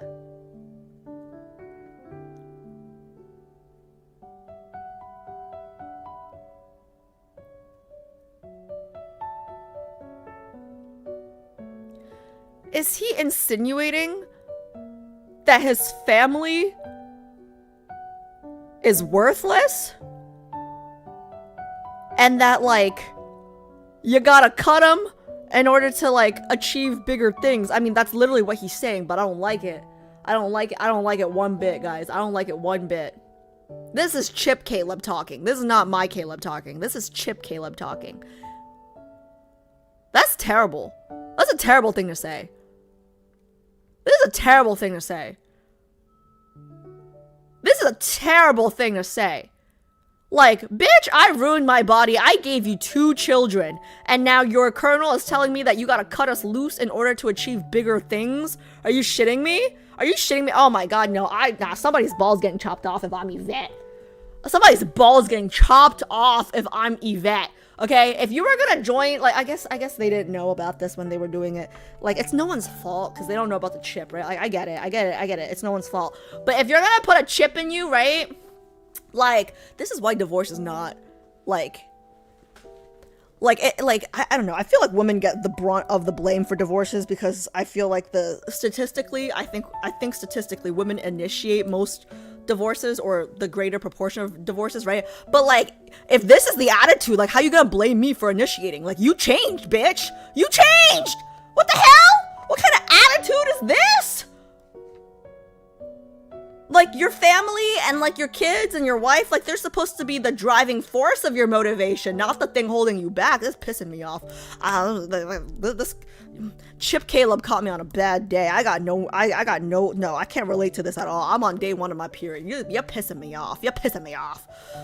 Sure enough, the boy soon leaves his father's side, returning to his blurry... I mean, I have this apple here, and I kind of want to eat it, but I don't want to eat it while I'm reading.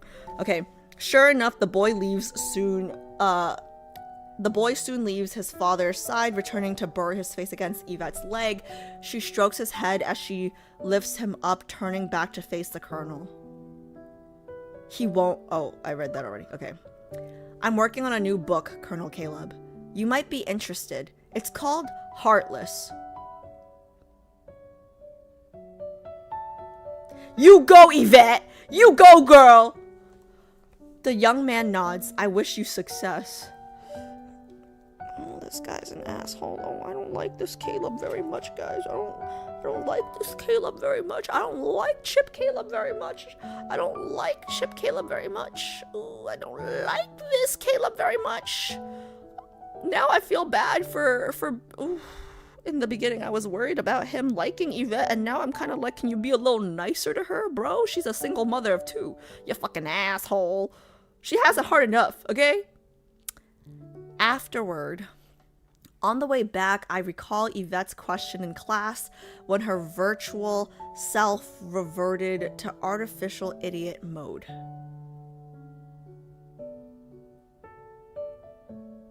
Oh, this is sketch. Yeah, okay, this is back to the interviewer. Can humans be trusted? She answered that while she doesn't trust humans, she trusts human nature. Huh? She doesn't trust humans. She trusts human nature. Just as she believes humanity will find a path beyond protocore technology.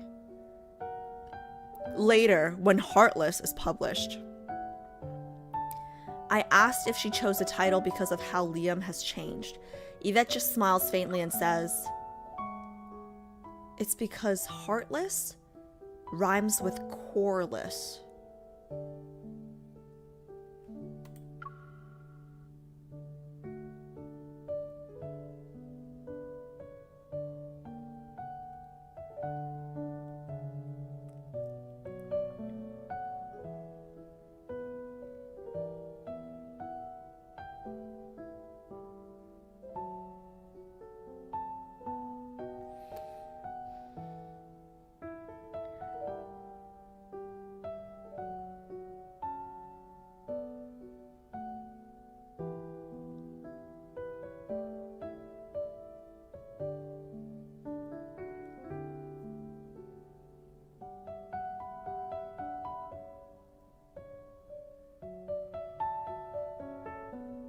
Can humans be trusted? She answered that while she doesn't trust humans, she trusts human nature. Just as she believes humanity will find a path beyond protocore technology. That can be interpreted in a way where she's saying, like, when we say beyond protocore technology, right? It's like she doesn't trust humans, but she trusts human nature. So I think my question is, what is her perception of human nature, right? Because after doing Raph's arc, I think human nature can be seen as like pure greed, okay? So if she's saying she believes in human nature as in like, you know, we're greedy, we're gonna find a path that's even more destructive than protocore technology. Like we're gonna keep advancing beyond protocore technology. When Heartless is published, she asks, okay, so it's not coreless. Huh. This whole thing makes me sad.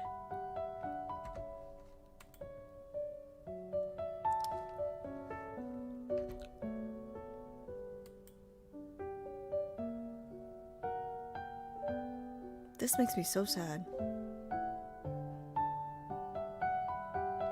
Okay, I'm gonna look over at chat in a second. Can you guys just confirm if Liam's the guy from, dreams, acid dreams, acid reflex dreams, dreams? Is he the guy from Dreams? All right, I'm looking over. Oh my god, lucid dreams. Is he the guy from Lucid Dreams? Shut up, JHP. Is he the guy from Lucid Dreams? Is he the same guy or no? Yes? Oh, amazing. Oh, amazing. Okay. All right, at least I got that right. Okay. Last one. Guys, I'm so, like, I like doing the world underneaths first, because now I'm so hyped to get through these to do the myth. because I don't know what decoherence means in this context at all. Okay. Chapter 19. Ooh!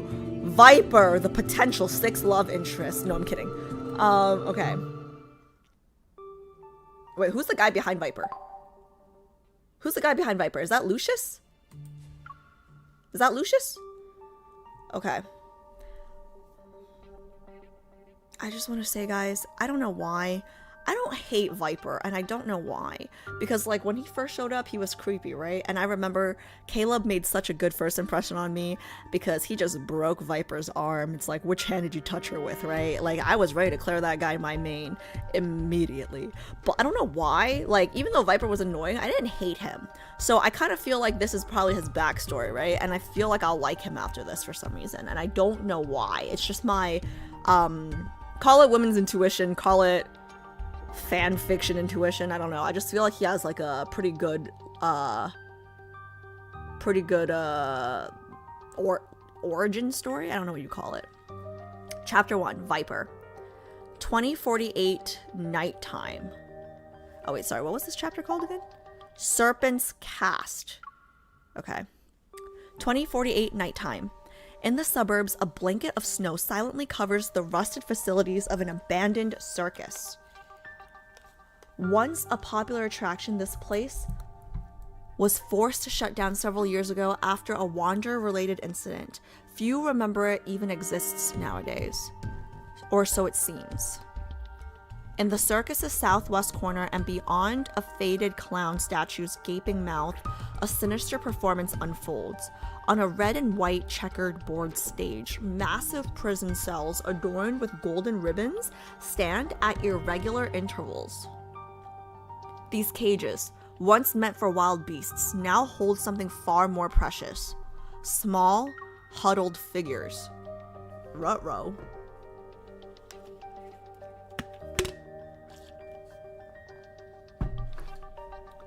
This is the stronghold of the city's largest human trafficking organization? Viridilus. Viridilus. Which one sounds more evil? Viridilus or Viridilus? Viridilus. Whatever. Their iron grip on the market stems from their tight security, overwhelming influence, and very important stock of rare young evolvers. We're trafficking evolvers? But tonight, this supposedly impenetrable fortress of depravity is crumbling, all thanks to a single person. Now then, who wants to start our little game? Wait, is Viper a hero? Is Viper a hero or is he the villain? I'm confused. Sitting cross-legged atop a cage, a young man wears a clown mask that covers half his face. He rests his chin in his hand. Beneath the mask, his snake-like eyes crinkle with interest. The revolver spins playfully between his fingers before being pointed at the stage below.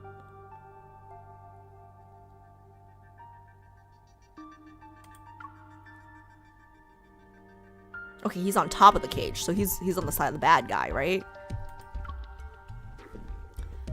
The gun has 6 chambers, but only 2 bullets. 1 shot each. Whoever survives can leave. What do you think?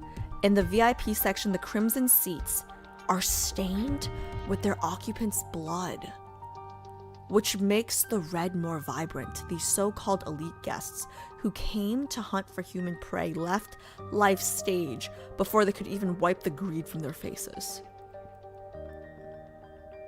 Now, only 2 remain in the hall, the auction manager and their true boss.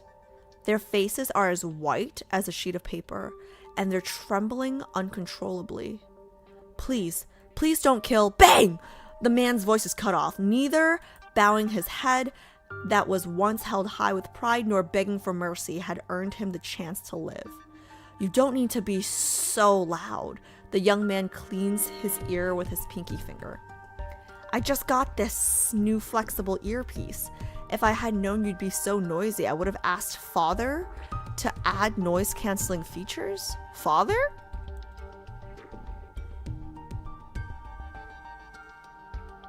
Viper's a rich second gen? Viper hops down from the birdcage. Carefree, he walks across the floor that's soaked in blood. Then he points the gun towards the last person standing. He ran out of luck. Now it's your turn. Your odds of survival are 4 to 5 in favor. 4 to 5 in favor. Very fortunate. Although he broke out in a cold sweat, Viridilus's boss is more composed than his panic-stricken manager as he confronts this mysterious madman. Years of weathering various storms have taught him that much, at least. Shall we make a deal? You can have anything you want. You're talented since you managed to break into Viridilus's base by yourself. Why not work for me? I'll double, no, triple what your employer offers. Triple what your employer offers. That sounds tempting. Let me think. The young man places the gun under his chin and pretends to weigh the pros and cons. As a glimmer of hope appears in the man's eyes, a wicked grin appears on Viper's face, and he flicks out a forked tongue. Hee hee, just kidding.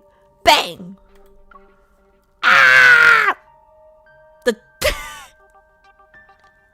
Infold, hire me. I'm available. Terror strips away the man's last shred of dignity as he screams, but the expected pain never comes. His eyes widen. Streamers from the gun barrel rain down and land on his body. Surprise! Ha ha ha ha ha. His reaction seems to have thoroughly amused Viper. Viper leans against the cage and doubles over. Good, good. You let me get a kick out of that. So I'll let you go. Just this once, though. Now get out. He waves his hand dismissively at the man. Ignoring the chaos around him, Viridilus's leader scrambles towards the exit. His eyes flash with barely contained malice. Once he's out, that lunatic is dead. So someone else is waiting for him outside? He'll make sure the psychopath dies without a trace. Oh, once he's out, that lunatic is dead. Ah, he's saying once he's out of here alive, he's killing Viper. He'll make sure the psychopath dies without a trace, no matter the cost. But just as his foot is about to cross he's killing you, man. Viper's killing you first. But just as his foot is about to cross the circus's threshold, a playing card pierces the back of his skull. You couldn't even say goodbye? How rude. Viper drops the remaining cards to the floor and turns away. Disinterested, he walks towards his real target for tonight. He stops near a cage that's standing in the corner of the stage. He leans down to peer through the bars. There's a little girl with tears running down her cheeks. As for you, kid. With a wave of his hand, a magician's suitcase appears inside the cage. I'll be taking you to go.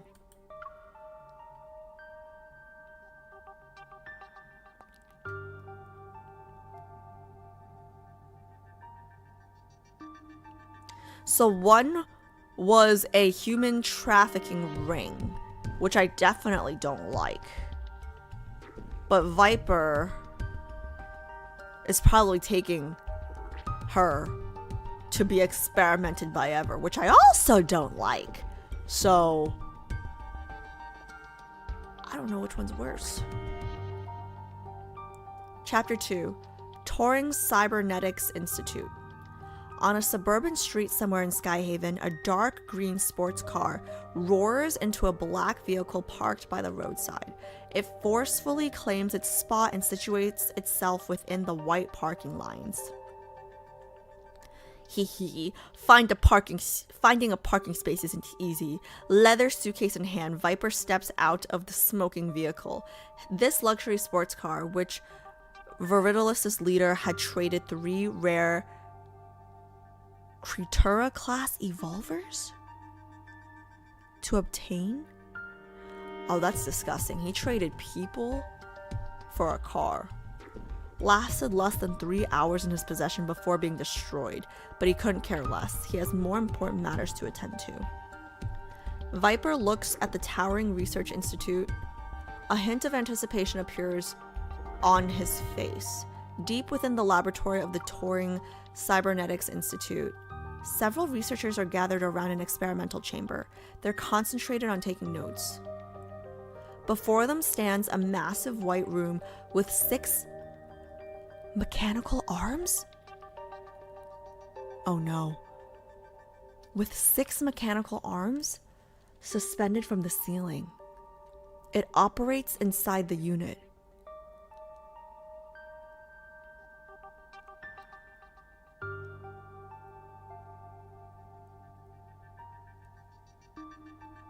Are one of these going on my boyfriend?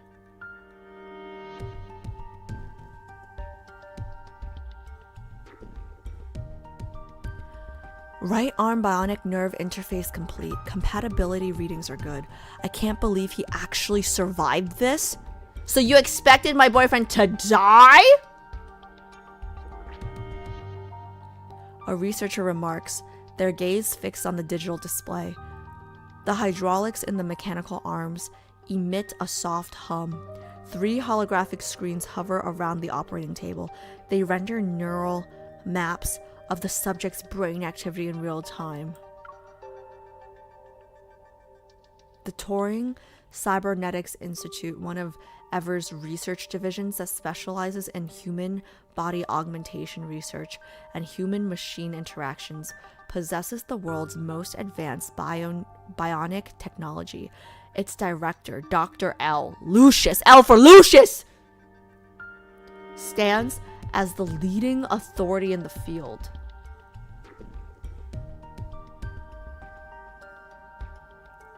Oh my god, I'm getting so angry thinking about this, guys. I'm getting so mad thinking about this. The white-haired elderly man stands before the white experimental chamber. His brow is furrowed as he looks down at the young man confined with the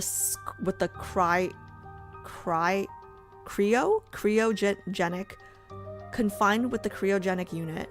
The laboratory's harsh overhead lights cascade and fragment Caleb's pale face into a mosaic of light and shadow. Respiratory rate is at 14 breaths per minute. Brainwave patterns are normal. Turing chip initialization in progress. Mechanical arm synchronization is being... I'm getting so mad right now.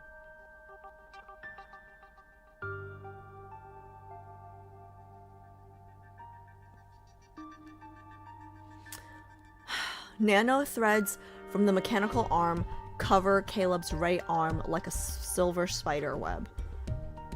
As dead nerves reconnect and the newly formed mechanical fingers flex unconsciously, his eyelashes suddenly flutter, his muscles tense involuntarily, and a suppressed groan escapes his throat. The warning light on the digital display flashes once again. System error. Chip reading failed. Unable to access primary consciousness.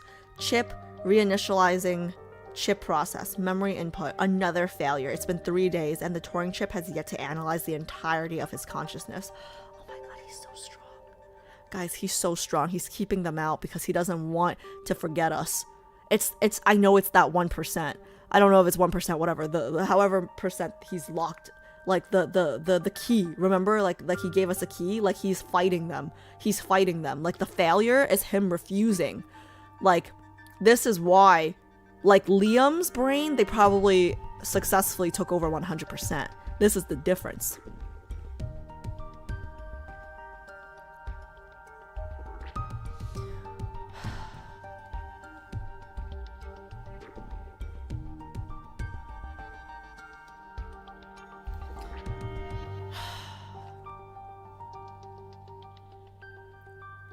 The researcher's fingertip glides across the digital screen. The synapses representing pain perception are oscillating at a high frequency. Even in a comatose state, the body continues to actively resist the chip's influence. This should be impossible for someone in a coma. I've never seen anyone with mental defenses of this caliber.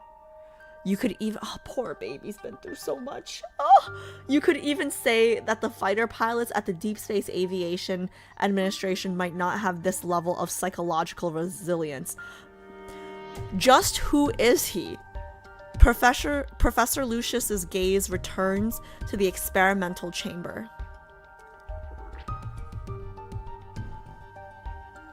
Like, on one hand, right, like I'm really angry and upset on his behalf and it hurts, right? But on the other hand, like, how hot is that? Like, how hot is that he's holding out, man? 3 days ago, there was an explosion in the Bloomshore district. He retrieved Caleb from the rubble before the laboratory's personnel could arrive. Caleb is test subject 002, whom former unicorn researcher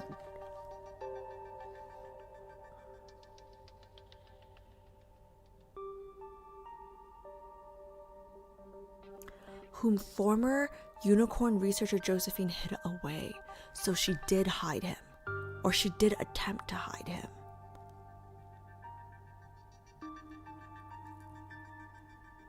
So you would think that because MC is 001, she adopted her first. But I'm thinking she was experimenting on MC before Caleb, but she adopted Caleb before MC. When he was brought to the Turing Cybernetics Institute, he was already on death's door. It's strange. According to Professor Lucius's analysis on the explosion, Caleb shouldn't have been this severely injured. Then why was he... You know what? I thought about this, by the way, guys, because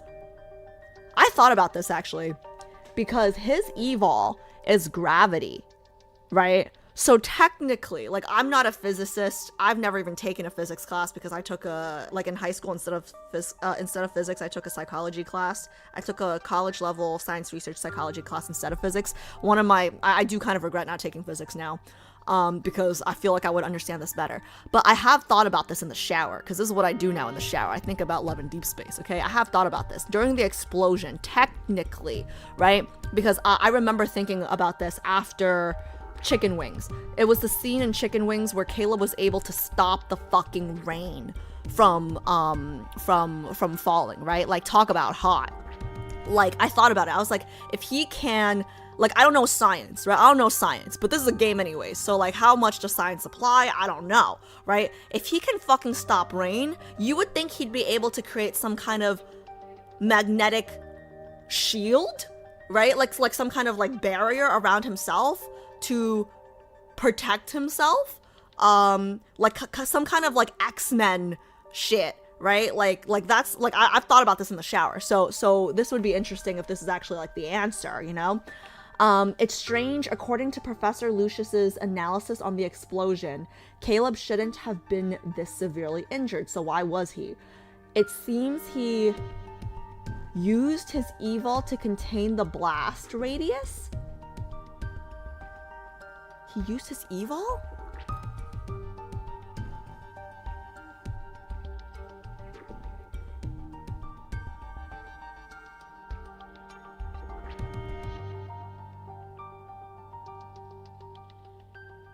No. No. No. No. God. He used his evil to contain the blast radius, which caused him to bear the brunt of the damage. Oh my God. No, stop.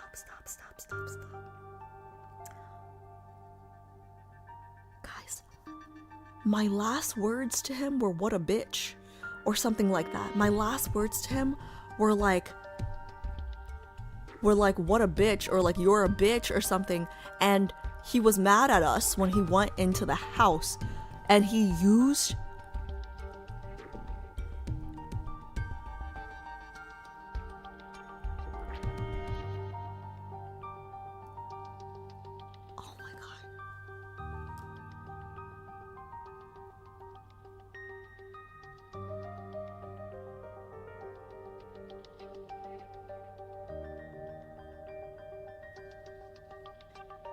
guys, like, it's not just the fact that he used his evil to protect us that I'm shook about, right? What I'm shook about is, you guys know how, like, sometimes things happen and we react on instinct when there's, like, not enough time to think? Like, not only did he protect us using his evil, right? Like, when an explosion hits your house, I don't think he had enough time to think. I think his gut reaction was just to protect us. Does that make sense? Like, I'm sure he would have made the same decision if he had time to think about it, right? But I think protecting us is his gut instinct. Like, oh my god, that's so bad.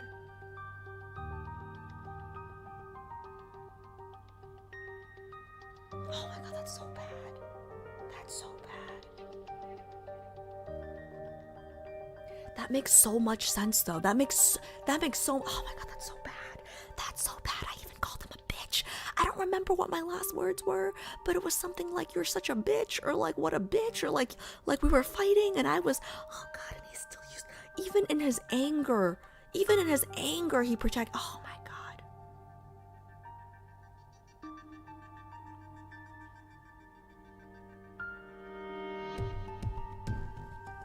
This also means that had we not been in a fight, had we been close to him, right? Like, had we entered the house with him, this whole thing could have been avoided.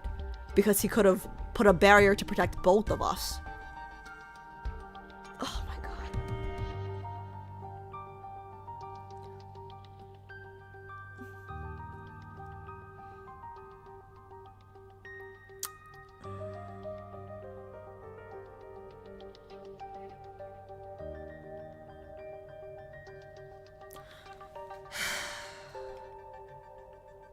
Alright, well, this made Caleb a lot more attractive. Anyways.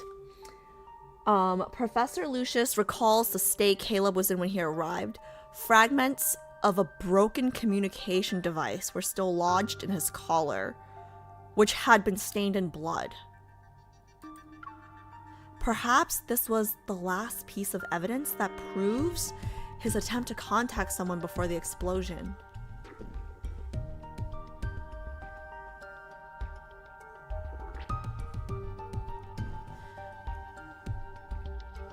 Oh man, I thought he was out of the running, but I'm afraid to say he might be back in because I didn't realize he was doing. Oh, he was protecting us. He was protecting us even when he was about to die. Like, he is. Oh my god, that. Oh, perhaps this was the last piece of evidence that proves his attempt to contact someone before the explosion. Professor, should we continue with the decryption? The researcher's hesitant voice pulls Lucius away from his thoughts. Yes. Understood. Preparing for 429th restart? Yo, that's my man right there. 429 times, still not breakable. Suddenly, someone pounds on the laboratory window. Everyone turns their head. A snake-like face with a... Oh, yeah, what happened to Viper during this? A snake-like face with a flicking tongue is pressed against the glass. Seeing Professor Lucius look his way, Viper cheerfully raises the leather suitcase in his hand and waves it around. His lips move in an exaggerated manner.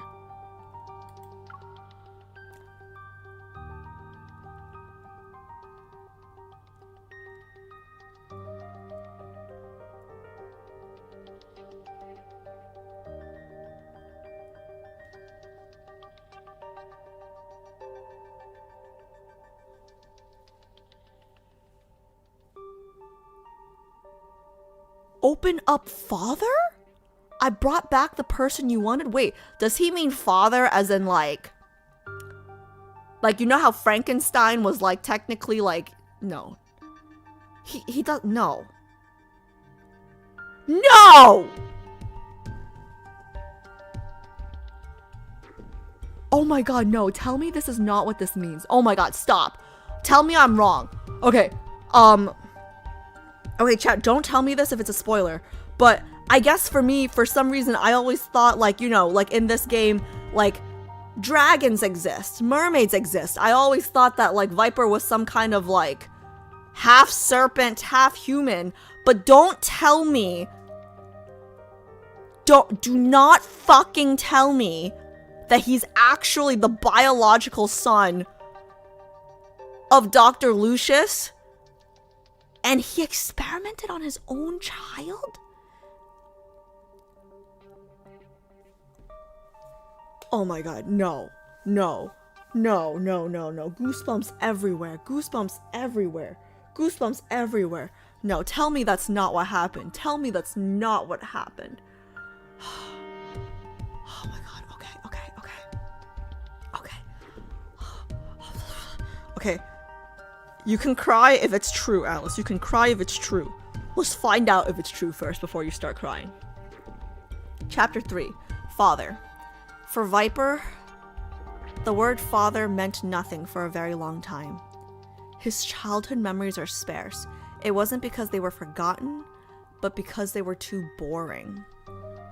Before his adoption, his memories were nothing but a vicious darkness. Okay, adoption. Okay, adoption. Okay, so he was adopted. I mean, not that it makes it any better, but I feel like it does make it a little bit better. Like, he was probably experimented on, like Caleb and MC and you know, the little kid from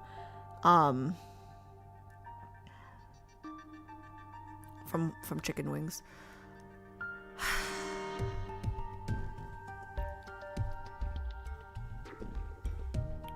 Most of the time... Oh, before his adoption, his memories were nothing but a vicious darkness. Most of the time, he was crammed into a tiny shipping crate with other merchandise. He had no name at the time. His existence was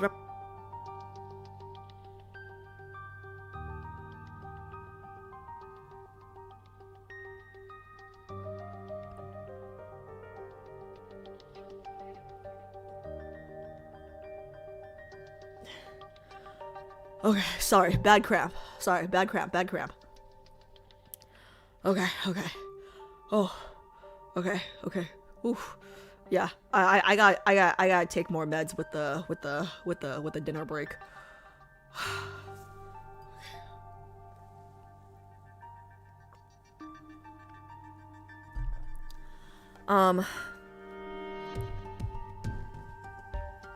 Most of the time he was crammed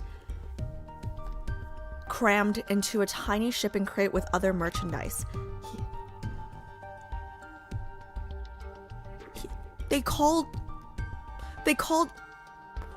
him merchandise? He had no name at the time. His existence was represented only by a cold serial number. As a serpent's class evolver, 2961 had evil genes that were homologous with snake DNA. Specifically, they were similar to the DNA found in the Viperidae family. These genes gave him regenerative abilities. He can also produce venom. Initially, 2961 was trafficked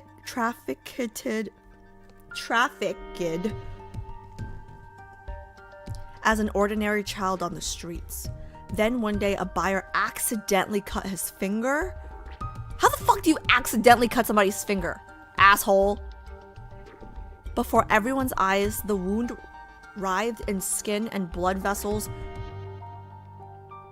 were regenerated. From then on, he became the main attraction. Oh no.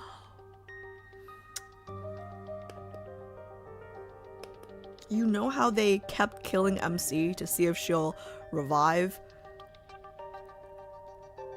I bet you they put Viper on a stage and kept cutting his arms off, or like kept cutting his fingers off. It's like, hey, look at how he regrows.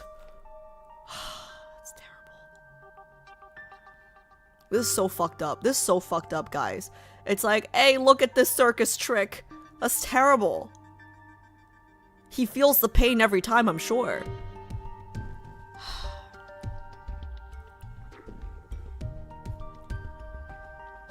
This is not a good sign. If I'm gonna cry for an NPC, imagine what's gonna happen when we do Caleb's myth. This is not good. This is not a good sign. Okay. What a bargain. Cutting off a leg triples the ticket price. save some for later. Cut off small pieces. We can use him many times. The owner designed package deals for him. Audience members could pay extra to I'm fucking nauseous. This is disgusting. He was a child.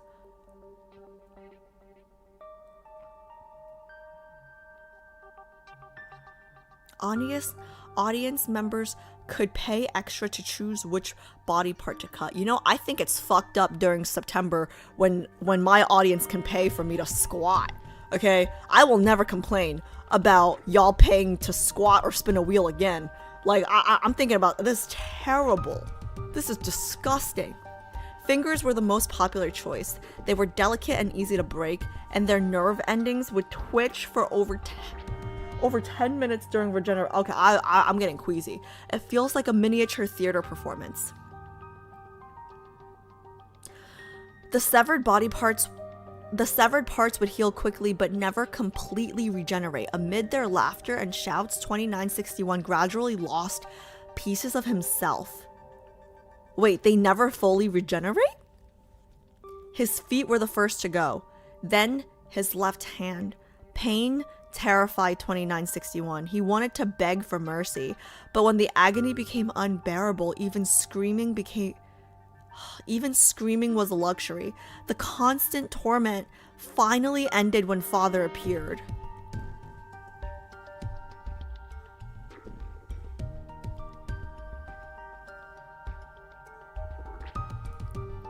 I see. So Viper's story is so fucked up that Dr. Lucius is the good guy here. Holy shit, that's pretty bad. That's pretty bad. That's pretty bad, guys. That's pretty bad, chat. Like his upbringing was so terrible that the bad guys abducting him was a good thing. His hand pressed against the glass, the lines in his palm blurred Viper's blood-stained reflection like a gentle illusion.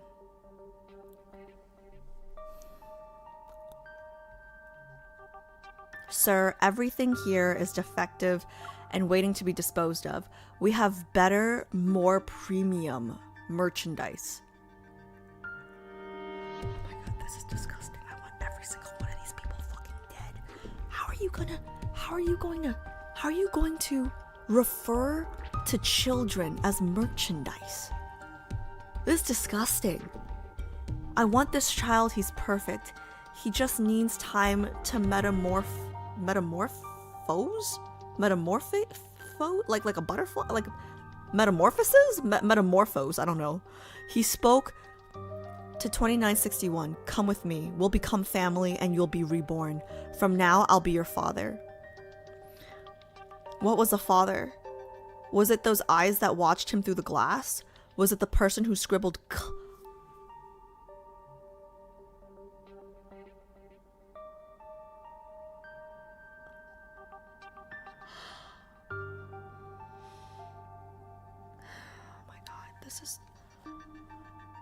Was it the person who scribbled clearance sale in the ledger?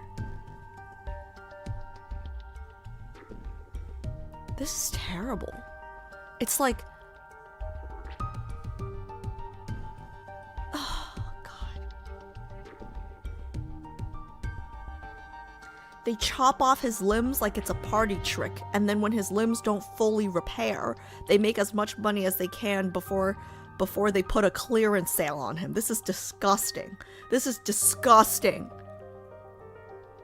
Family are those who will never betray you, Father said. Ever since then, 2961 had a name of his own. Father called him Viper and brought him to his laboratory. He stitched his festering wounds and replaced his mutilated limbs with mechanical parts. During Viper's long period of numbness, he felt a different kind of warmth for the first time. I'm getting lightheaded because I'm so angry. He only knew of death's warm touch until that moment. You will be my most perfect child, Professor Lucius said, his eyes fixed on the screen displaying data before him. Viper, you're closer to being the perfect human compared to everyone else. Honestly, I would be super loyal if I was Viper to Dr. Lucius too. Like, he's his savior, essentially. Compared to the fucked up people that had him before, like... With these high body compatibility rates, Caleb will be our most perfect masterpiece. Oh no. Do I sense some sibling rivalry about to start between Viper and Caleb now?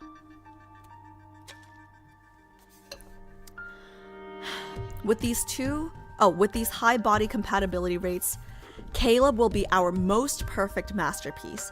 In the laboratory, the researcher excitedly announces the results while checking his records, and in the very next second, a pale hand grabs his throat before he can say more.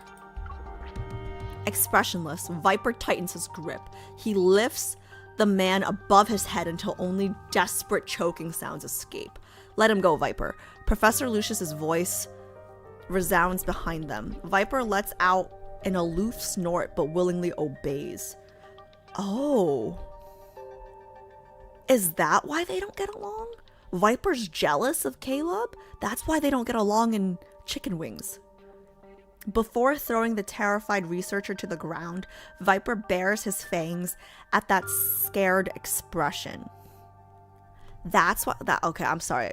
Why do I find that kind of cute? Why do I find Viper kind of cute now? That's kind of adorable. After putting an end to the commotion, Lucius turns his attention downward. The suitcase Viper brought back is open. Inside it... Did we have to put her in a suitcase, bro? I was starting to feel bad for you. Did we have to put her in a suitcase? Did we have to put her in a suitcase?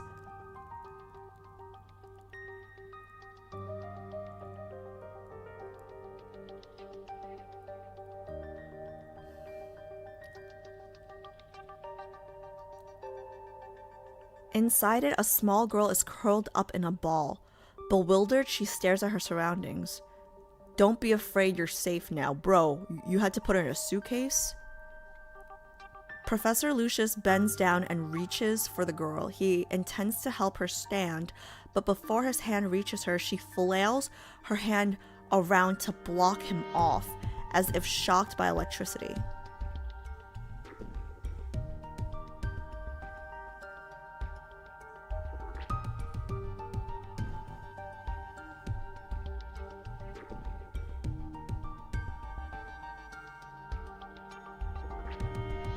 I just got a weird thought. Like, I don't know who this girl is, right? But what if she's the girl that almost killed us? Remember when we put the tracking chip in Caleb? She might not be the same girl, right? But they experimented on children, and then a lot of them became wanderers. If you guys know the scene I'm talking about. It was the scene where he stopped the rain. Viper's eyes narrow menacingly as he speaks in a bone-chilling tone. If you don't want that hand, we can cut it off. Under his gaze, the girl shudders and immediately stops crying. Scared, she hugs herself. Seeing this, Viper lets out a satisfied grunt. Oh, or maybe the girl that was talking to Caleb at the, like there was the very end of Chicken Wings. Viper was there, Caleb was there, Stanley was there. They were all talking to Stanley. Seeing how many other children have they taken? Seeing this, Viper lets out a satisfied grunt and turns to Lucius as if waiting for praise. But his face... Okay, alright, this is getting kind of sad. But his face falls as he realizes his foster father isn't looking at him. He's bending down once again to try and help that annoying kid. Welcome home, my child. Oh no. Oh no. Okay, as the eldest daughter, I can kind of relate to Viper, but not really, because I don't even remember ever being an only child, because my sister, My middle sister is only 15 months younger than me, so I don't even, my earliest memory, she was already freaking there. But I can relate. I can imagine. Oh, talk about abandonment issues. God damn. Under his gentle reassurance, the girl slowly calms down. She looks up at the elderly man before her, and confusion flickers in her eyes. Home? That's right. From now on, we'll be your family. Lucius, like a real kind father, reaches up to wipe away a smudge from the girl's face. Observing the child in the professor's arms, Viper smiles. The grin possesses unconcealed malice. Let's see if she survives first. That'll determine whether or not she's family. Viper's entire body goes rigid, and he turns away without another word. Before you meet everyone else, I think you should get some rest, Lucius tells the girl. Today's tests are over. Take this child downstairs to rest. He places the girl, who's still pale because of Viper's aggression, into a researcher's arms. Yes, Professor. Only after all the researchers have left does Lucius pull out a silk handkerchief from his pocket. He meticulously wipes his fingers before carefully tossing the priceless fabric into the trash. Okay. Yeah, he's not Josephine. He's Josephine genuinely felt bad. This guy is just acting. Holy shit, this guy is just acting like he cares.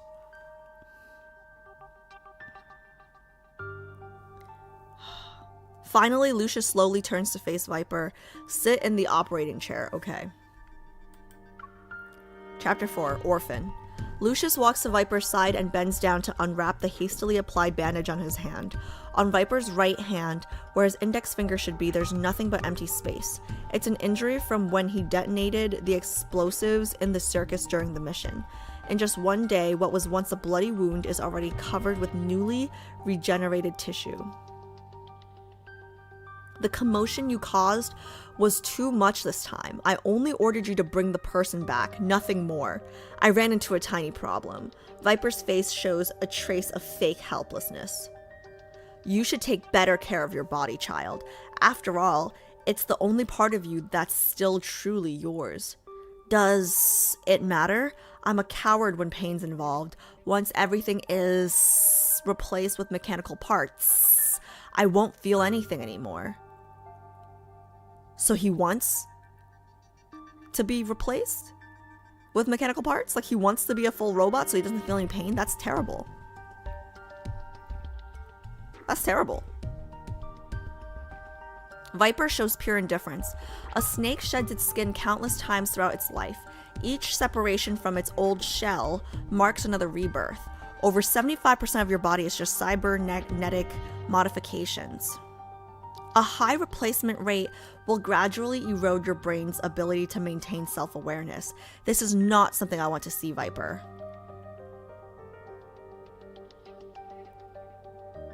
So this is the same thing with Caleb. A high replacement rate will gradually erode your brain's ability to maintain self-awareness. I mean, yeah, so only his arm right now, but that's still like a certain percentage of his brain is eroded. Okay. Lucius had already halted his modification experiments when Viper's surgery failure rate reached 55%. Lucius turns to the laboratory rack. Mechanical components and prosthetic limbs are meticulously arranged on it. Upon getting a closer look, one can even see intricate vein-like patterns on these artificial limbs. Vein-like patterns on these... Oh. They're nearly indistinguishable from real ones. He takes a white toolbox from the shelf. The modification technology is still not perfect. I need you to maintain cognition and keep me informed about your senses and condition. Lucius raises his head. The bright laboratory lights catch the metal circuits at his temple, and they cast a gloomy, cold gleam. Don't disappoint me, my child. You know very well that this family has no place for those who don't contribute. Damn! They are a Chinese family. I understand, Father. With a crisp click, dozens of mechanical arms extend from the case. They begin to scan and create their analysis of the severed finger's wound. Then, Lucius selects a slightly lighter prosthetic from the rack and approaches Viper. Manipulating the mechanical arms, he reopens the wound that's now healed. It's where Viper's index finger had been. The fresh gash in his hand begins healing the moment it's cut. To prevent it from closing too quickly, Lucius uses special rubber clamps to hold the flesh in place. I'm actually really glad that this is just reading and not like a visual, because I'm a little I'm squeamish. So this feels nasty.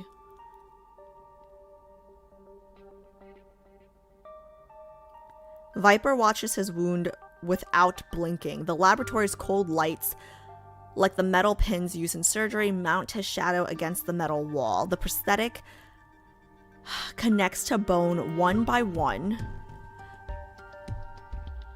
Severed nerves connect with synthetic neural material units, neural material until his brain can fully control the cold metal. Viper flexes his new replaced index finger before finally turning his gaze to the nearby experimental chamber. Father, why is he here? Oh, here. He's so jealous. Faced with the sudden question, Lucius's expression remains unchanged. Are you curious about him? I should show some concern for the guy Father has been thinking about for years, shouldn't I? Viper recognized Caleb the moment he first saw him in the pod. Even after 4 years, he could never forget that detestable face. You mean that delicious face? Chapter 5, Former Acquaintance. 4 years ago, Bloomshore District, Lincoln City, Caleb, 21 years old. Parents are unknown. Currently enrolled in the DAA-affiliated Aerospace Academy. Third-year student. Comprehensive aerial tactics. Competition champion 3 times in a row. The only recipient of special excellence. Okay, we get it. He's hot. Like, why are we listing all these things? Okay, like, we get it, Alice. He's like... Come on, we already get it. Damn it, just when I thought I was a starfish. Certification in the past decade. What kind of worthless competition is that? I've never heard of it. Viper leans against a tree and glances at the documents in his hand, but after reading a few lines, he closes the display. He's plagued with obvious boredom. Father considers him a rare talent because of some obscure certification. Guys, at first I thought his jealousy was kind of cute, but now I don't know if I think it's cute or sad. Like, I don't know if it's cute or sad. Like, I feel kind of bad. Like, he's afraid that, like, he really views Lucius as, like, his father, his savior, and he's afraid that he's gonna be abandoned by him. It's kind of sad.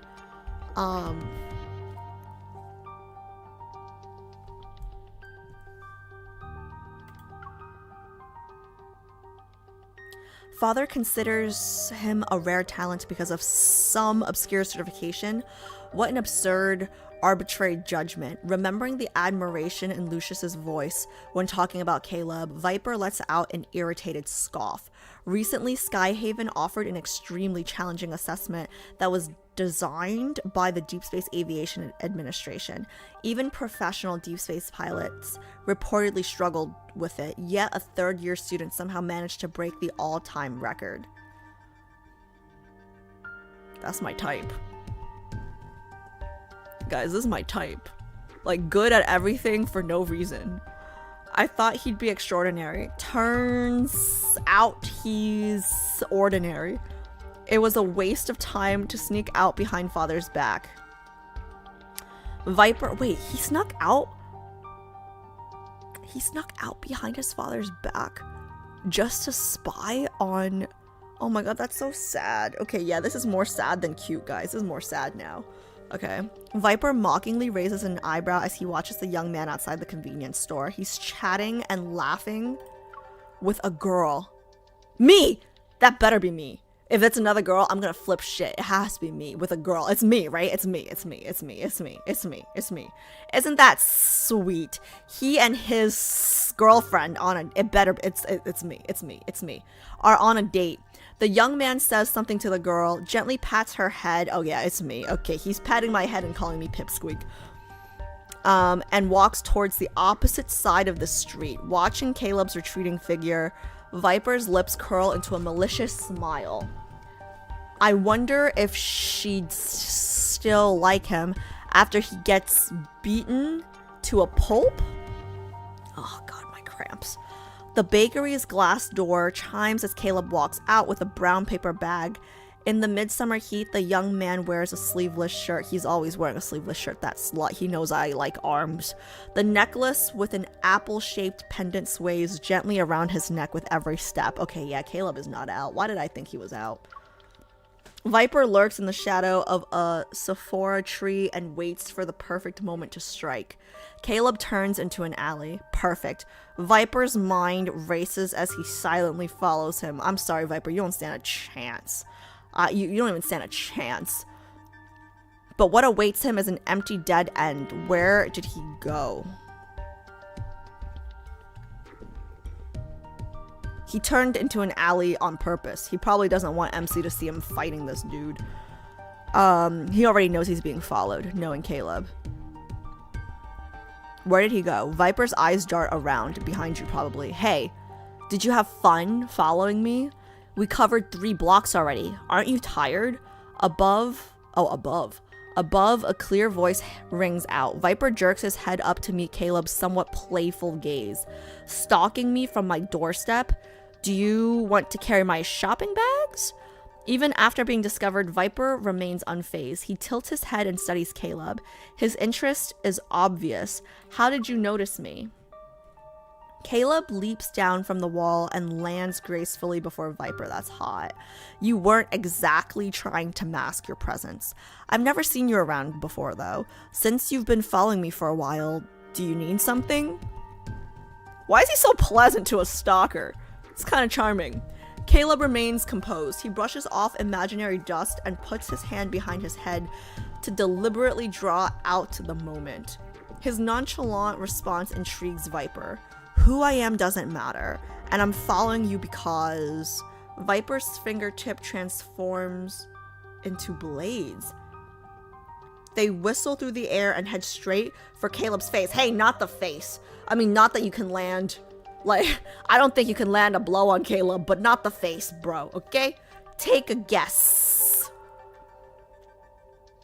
But the expected impact never comes. Shocked, Viper stares at his hand, unable to move. It's just centimeters away from Caleb's face. Huh? So hot.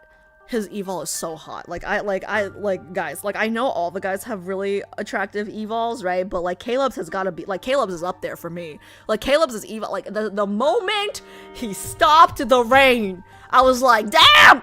His evil is like, it's OP, guys. It's OP, okay?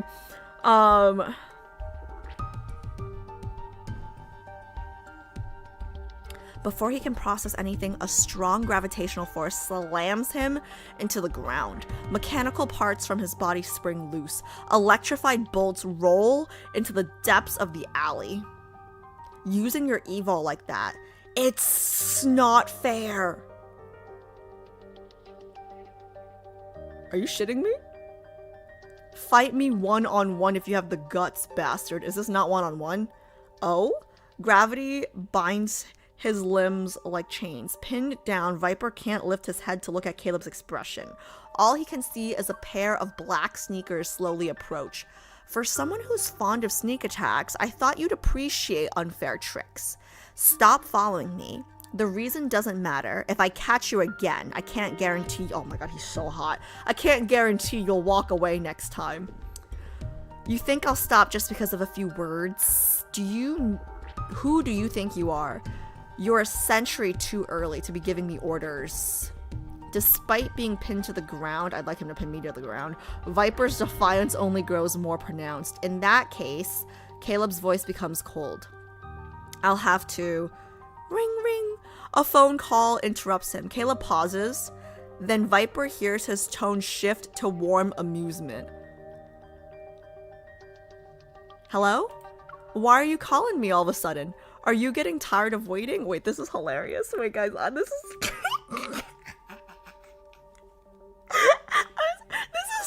This is so charming. Like, he goes from, like, serial killer voice to, like, hi, how you doing, Pipsqueak? Wait, this is so charming.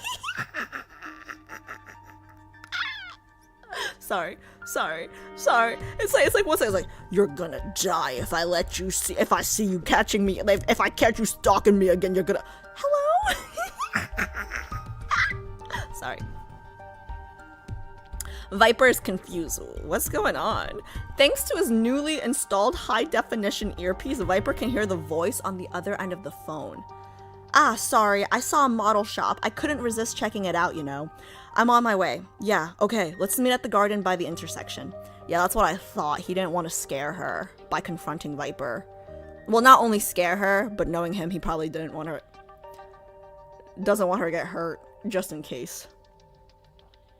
On the ground, Viper has never been so blatantly ignored in his life. Rage burns in his chest. Caleb, you bleep! Before he can finish, his face is shoved into the pavement again. You know what's so hot? Like, he can do so much damage without even lifting a finger. That's what's hot about his evil. A puzzled female voice comes through the earpiece. What was that? Oh, nothing. I accidentally knocked over a few parts while looking at some kits. Really? Caleb's gaze falls on Viper. Then it shifts with practiced indifference. Yeah, it's just a set of reptilian-like components. All right. On one hand, it's really hot, right? But on the other hand, he's a little too comfortable lying to us, chat.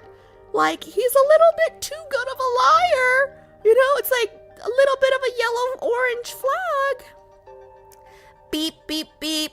The harsh alarm pulls Viper away from his thoughts. The laboratory doors slide open as several researchers in white uniforms walk in.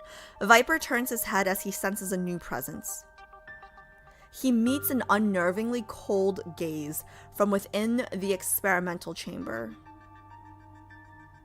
Ah, Caleb, we meet again. A chilling smile creeps across Viper's lips. It widens by the second. I don't know why you smiling. My man can still kill you without touching you, okay? Alright. Oh god. Okay, so that was the third one, right? Okay, perfect. We're taking the dinner break and then we're locking in for Caleb's myth, Decoherence. Okay, wait. Super quickly. I'm gonna look over at chat, so no spoilers, please. There shouldn't have been any spoilers anyways, but okay, I'm looking over. Gonna need some serious locking in. Yes, I will. I mean, I'm still gonna try to end on time, but the good news is, for my Canadian friends, tomorrow's Memorial Day for me, so I don't have work tomorrow. That's like the one saving grace, but my cramps are pretty bad, so, I will still try to stay focused, but... God, guys, Caleb is so my type. Like, he's just so my type. Like, he's not, oh god, like, it's just like, it's so easy for me to like him. Like, it's just so easy, you know? And then also, like, I don't know why I didn't put it together that he's so severely injured because he used his evil to protect us. Like, I guess I just figured that...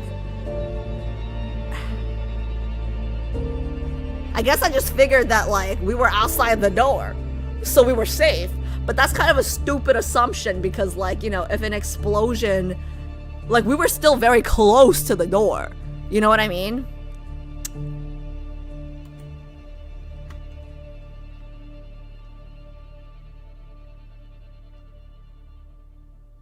I think it's safe to say you're a harm girly. Yeah.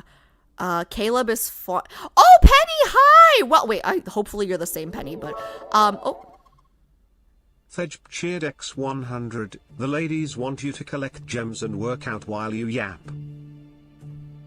Thank you, JHP. Collecting the gems. I like to do the gem collecting in my bathroom breaks, but I could do that here, yeah. But, oh yeah, oh, I've never seen Caleb work out, so this is gonna be the first time, and I just know he's gonna look good. I just know he's gonna be in a sleeveless shirt. Oh god, guys, this is gonna be a race until the end. Like, we're not gonna know who the fuck my main is until the very, very end. Oh, but yes, Penny, if you're the one from Discord, okay, guys, so funny. In the Discord, if you guys haven't joined the Discord yet, join the Discord. My announcements, I always post there first, about how I'm gonna be late. But anyways, if you guys haven't seen in the Discord, I don't know if it's the same Penny, but if it is the same Penny, right, she posted like an intro, and she said something like, I'm excited to be on the chaos train. And I just want to say, guys, for those of you guys who don't know, I think our train is a very orderly, okay? I think we are a Chinese, Japanese, like high-speed, you know what, Chinese. The Chinese trains are more orderly than the Japanese ones, in my opinion. The Japanese ones are just as timely, right? But they've got like 80 tickets that you gotta put through. Whereas the Chinese one, they just take my passport and then like it's one ticket, you know? It's nice. It's an orderly type A train, okay? I don't know where y'all get the impression that this is a disorderly chaos train, but I just want to let you guys know we are an orderly train. I heard you loud and clear when you said, Caleb, I summon thee. I like his voice. I like his voice. He's got like a little like a little rasp, but it's also like a little high. I don't even know how to describe his voice, but I kind of like it. Okay. Everyone, this is. You haven't asked me to keep you company for a while. What do you want to do? Okay, it's been so long. It's been so long. Okay, okay, for anyone who doesn't know, this is my first time. This is my first time, seeing him work out. So I'm excited to see, Caleb, I don't know, if I had to guess, probably basketball? Xavier's was biking. Raph was treadmill. Silas was boxing. So if it has to be a sport, I would guess basketball. Let's see. I haven't started my morning workout yet. Let's do it together. Yeah, if you guys, for anyone who's new to the channel, I'm not really an exercise kind of gal. But okay. Comfort is key when it comes to sportswear. I'm gonna change into something lighter. I usually just choose whoever makes my butt look the best, but okay. I'm so excited for this.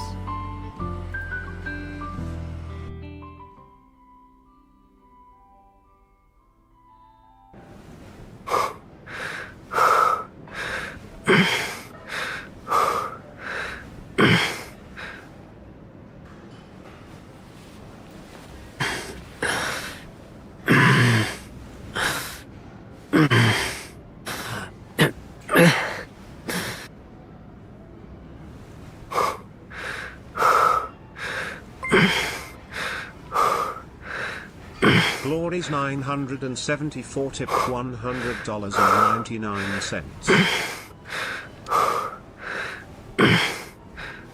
Glories, how are you gonna tip that much and not even say anything? Thank you so much for the dono. Thank you. Wait, but how are you not even gonna say a message? Are you secretly competing with me to see who can last longer? It's just like when we were kids.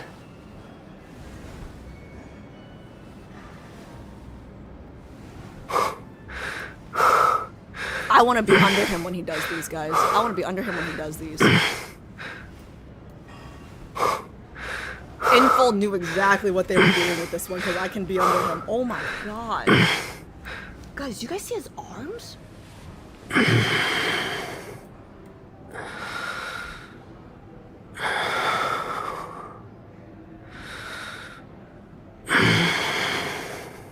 Guys, these new headphones are way too high quality. I can hear every single grunt. Bored? I'll play your workout playlist to spice things up next time. Moonmarok X100, click the view button, bottom right. Click the view button. Woo! Woo! I see his nips. I see his nips. I see his your muscles are protesting? It sounds more like they're growing and trying to tell you about it. Guys, I see his nips. I don't know, just a... Aw, Glorious, thank you so much. Yeah, it was bad luck. I didn't want to skip today because I know how Woo! Sorry. Because I know how long the Caleb girls are. Ooh! You guys see how tight? Ooh, his pants are so tight! You don't need to push yourself past your limits. Take it slow. I really hope my parents aren't watching my stream right now.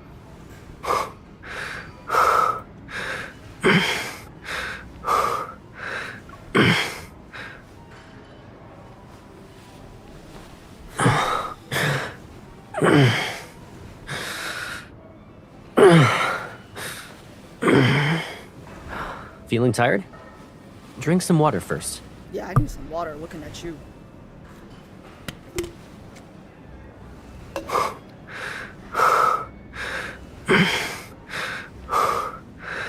Guys, have I mentioned I like athletic nerds? If you're feeling good, want to do a few more sets?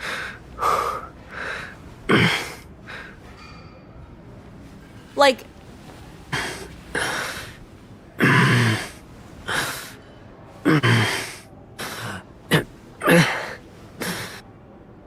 I also, chat, just so you guys know, I can't do a single push-up. I can't do a single push-up.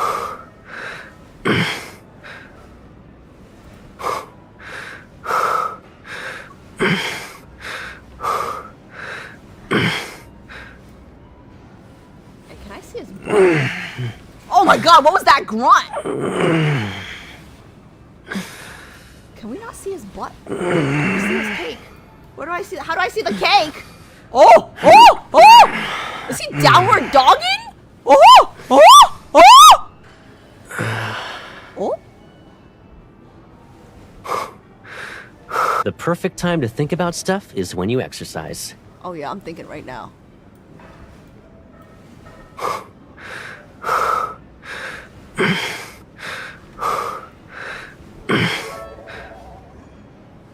Dawn's Lair cheers 100. Can we use Glory's Donut to buy a caution slippery sign? How are you feeling? You're still okay? Gee, shut up. Gee, shut up. This is my type. Guys, this is my type. Shit, guys, this is my type. He's like a nerdy aerospace, like, aviation, like he's my type.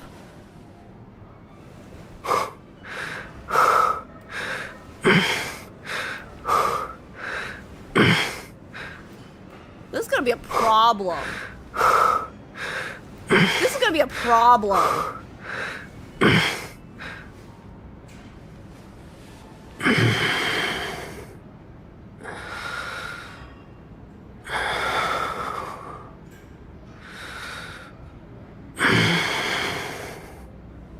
Remember to keep your breathing steady, or your muscles will be sore tomorrow. How does he know even my when you breathing laugh. is unsteady? How does he know my breathing is unsteady?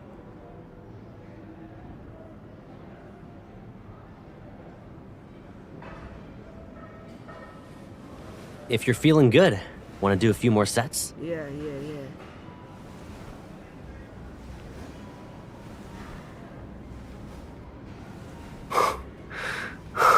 His face is getting red.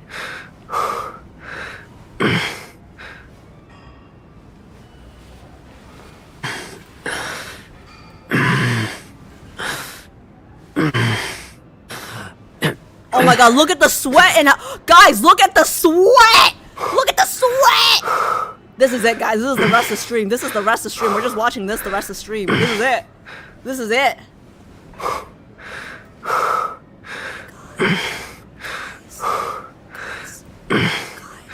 this is it. This is just the rest of the stream now. That's it. He's doing that. Okay, what's up with the... Oh, God. Where was I?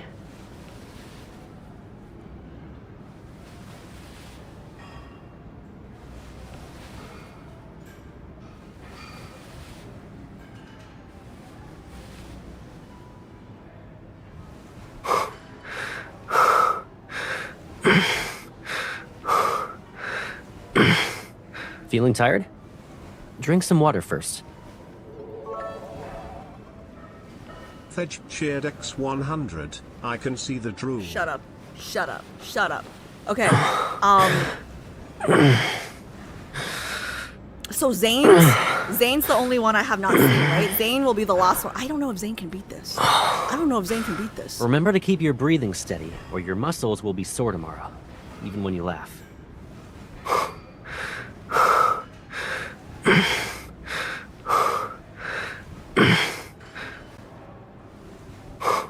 Bored?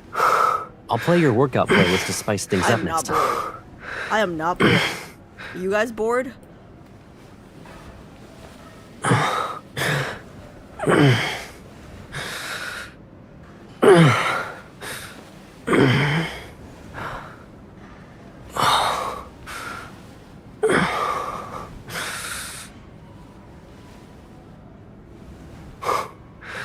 You don't need to push yourself past your limits.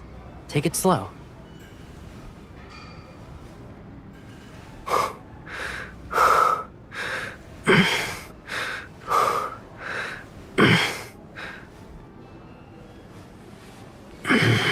Your muscles are protesting? It sounds more like they're growing and trying to tell you about it.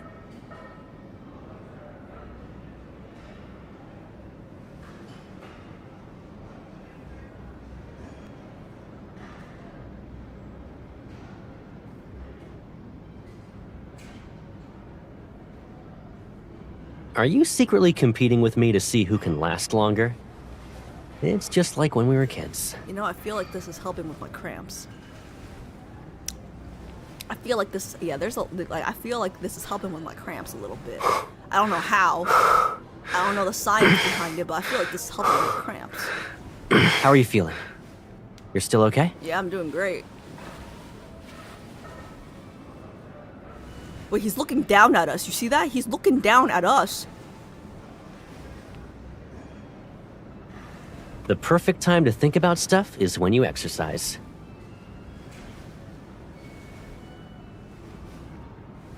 God, he's so tired.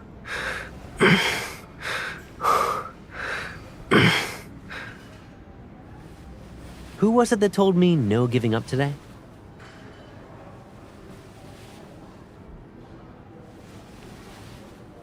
Oh God, this is so bad. This is so bad. This is so bad. This is so bad. This is so bad. Bored? I'll play your workout playlist to spice things up next time.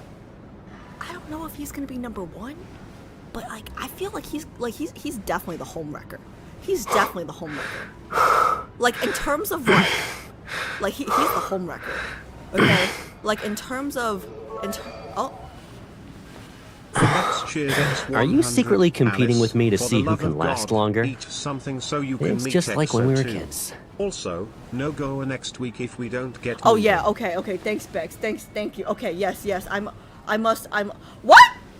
We only have 19 minutes. Why didn't you guys say something earlier? How do I reset? Can I add time to We're this? not done yet. Can I add Why are time you to already this? checking my results? Feeling tired? Alright, Drink let me some see. water first. Timer start. Why did no one say anything earlier? Oh yeah, my timer hasn't been working. I gotta check my timer, my stream elements timer has been broken. I don't know. The perfect time to think about stuff You know is what when I you can do? Let me just exercise. do this. I could probably just find like a website with a timer. For now. Timer. Countdown timer. Who was it that told me no giving up today? This is fucking ugly. Okay, I'm gonna set a 30.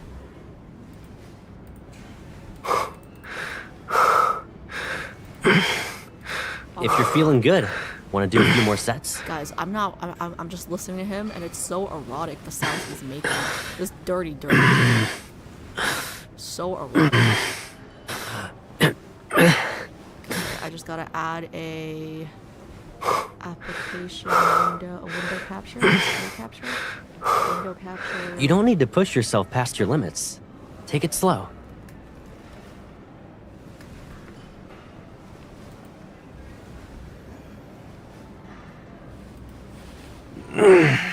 Oh my god, that grunt. Do you guys hear that grunt? How are you feeling? You're still okay? You guys hear that grunt. I know you hear that grunt.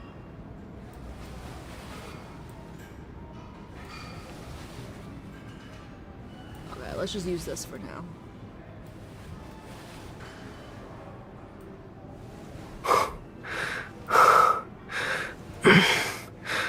Your muscles are protesting?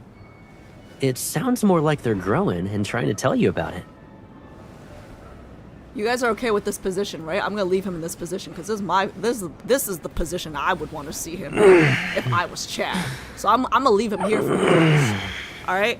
Unless there are any protests, speak now or forever hold Remember your to peace. keep your breathing steady, or your muscles will be sore tomorrow, even when you laugh. Man, I forgot. We have guys, Zane girlies. We have God of Annihilation coming up, but.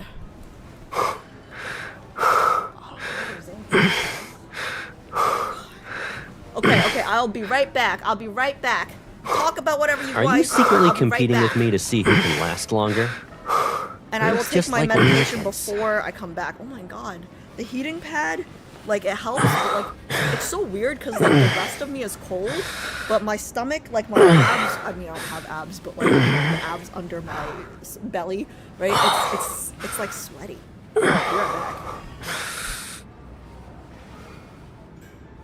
Remember to keep your breathing steady, or your muscles will be sore tomorrow, even when you laugh.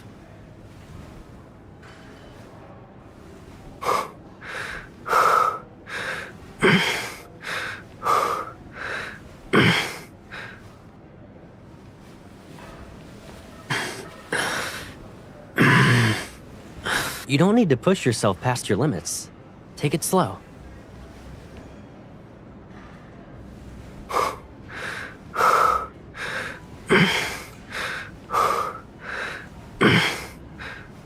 Bored? I'll play your workout playlist to spice things up next time.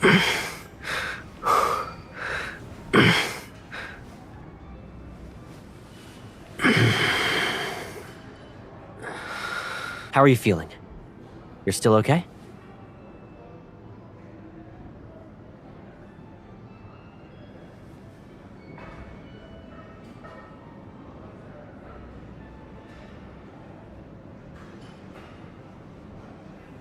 The perfect time to think about stuff is when you exercise.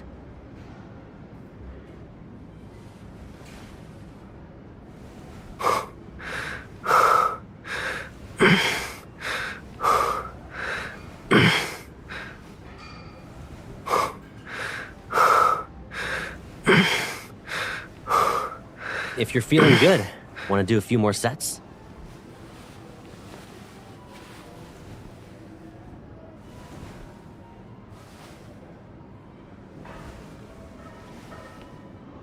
Feeling tired?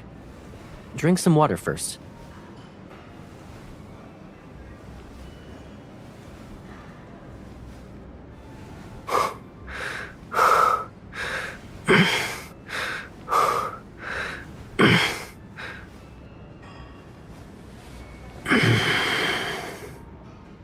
Who was it that told me no giving up today?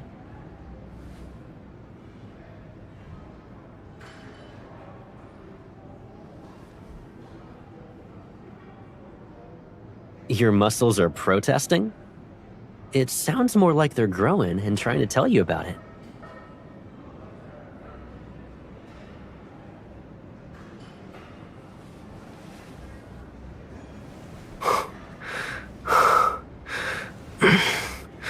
If you're feeling good, want to do a few more sets?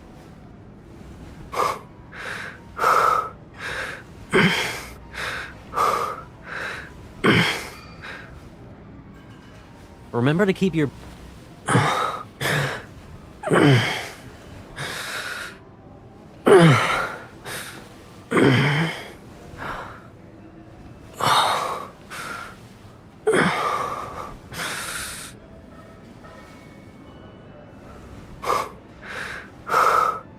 Feeling tired?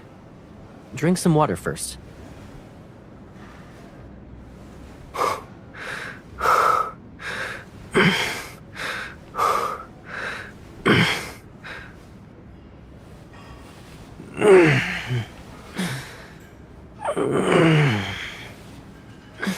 Your muscles are protesting?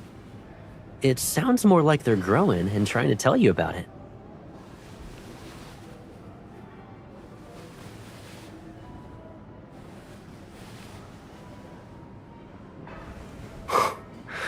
How are you feeling? You're still okay?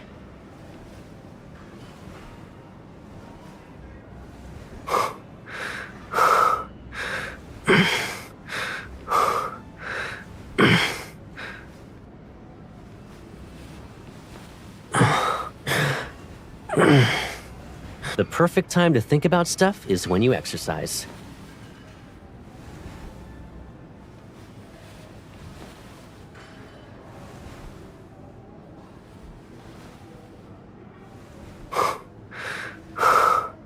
Are you secretly competing with me to see who can last longer?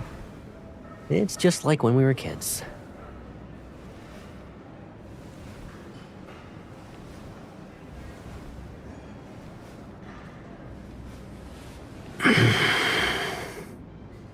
Who was it that told me no giving up today?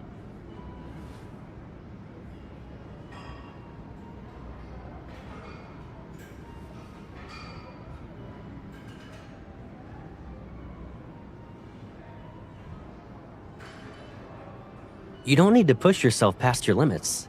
Take it slow.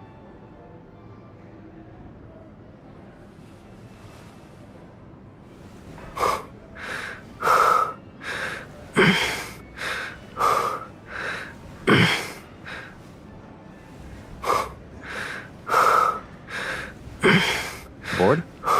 I'll play your workout playlist to spice things up next time.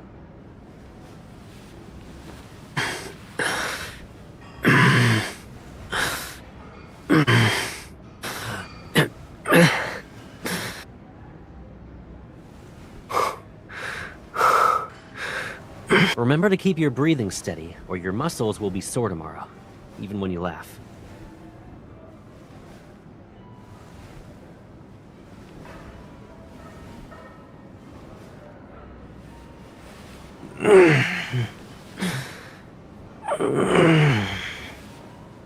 The perfect time to think about stuff is when you exercise.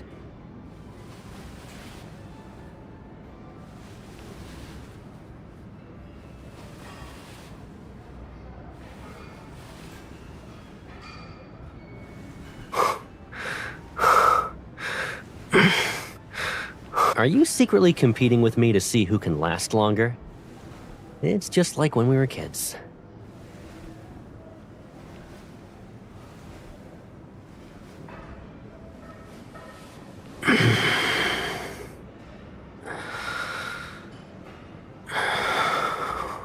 You don't need to push yourself past your limits. Take it slow.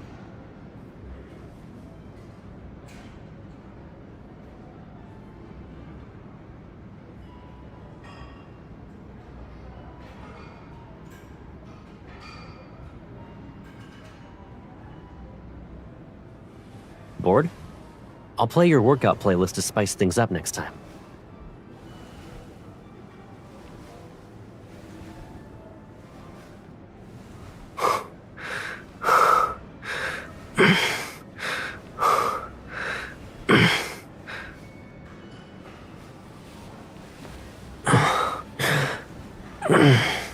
Your muscles are protesting? It sounds more like they're growing and trying to tell you about it.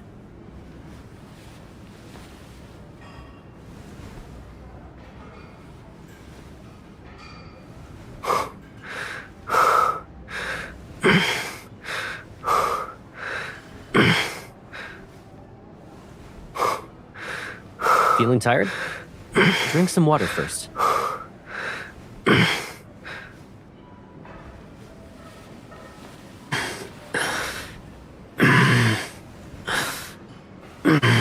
Who was it that told me no giving up today?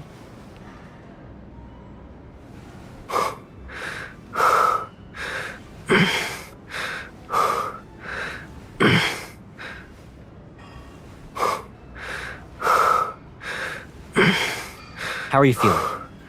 You're still okay?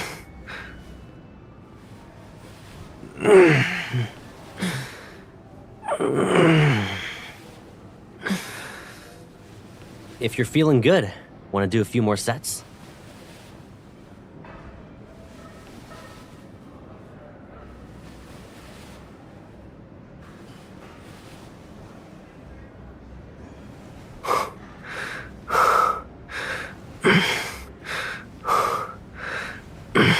How are you feeling? You're still okay?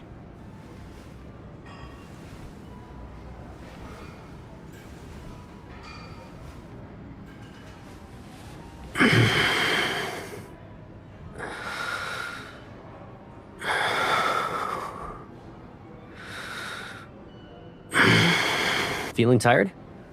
Drink some water first.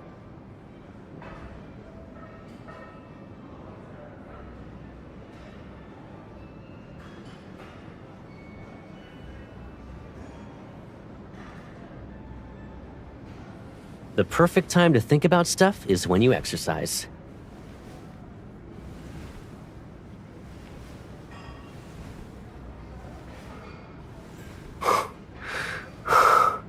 Your muscles are protesting?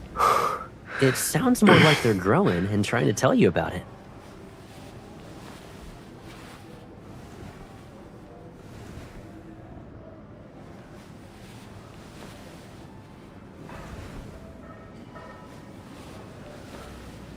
Are you secretly competing with me to see who can last longer? It's just like when we were kids.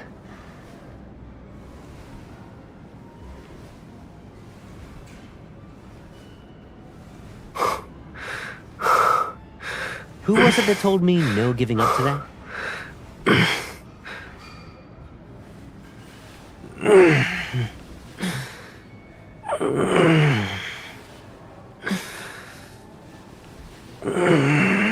Remember to keep your breathing steady, or your muscles will be sore tomorrow, even when you laugh.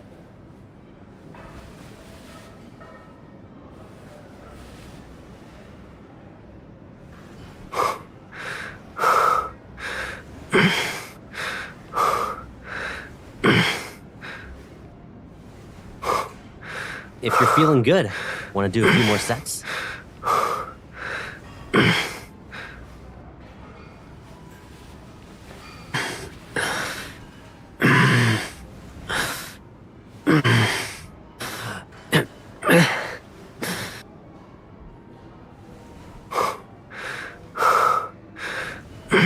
Bored? I'll play your workout playlist to spice things up next time.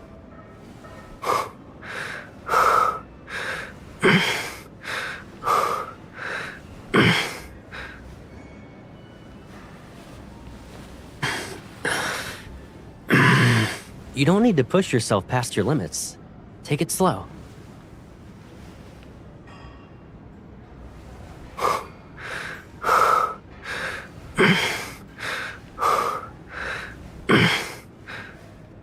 Remember to keep your breathing steady, or your muscles will be sore tomorrow, even when you laugh.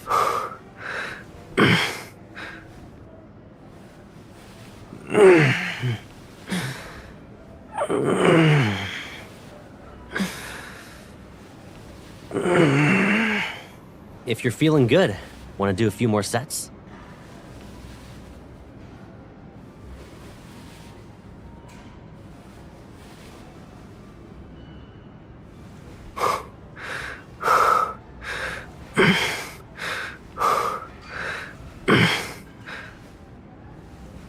You don't need to push yourself past your limits. Take it slow.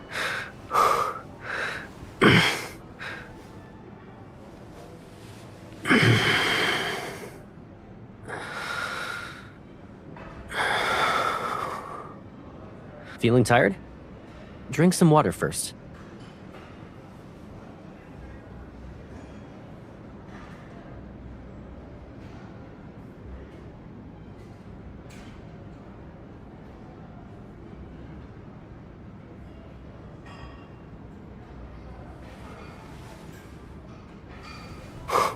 How are you feeling? You're still okay?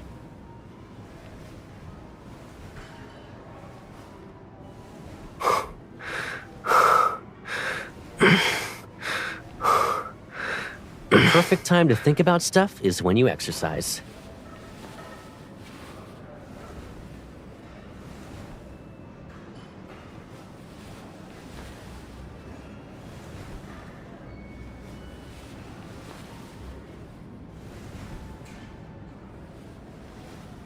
Bored? I'll play your workout playlist to spice things up next time.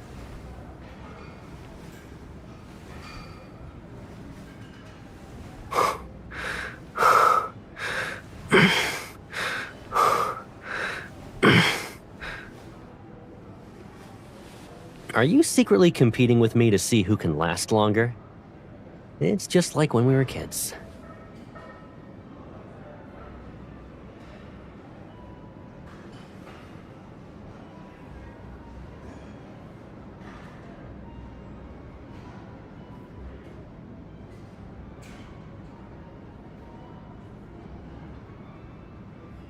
Your muscles are protesting? It sounds more like they're growing and trying to tell you about it.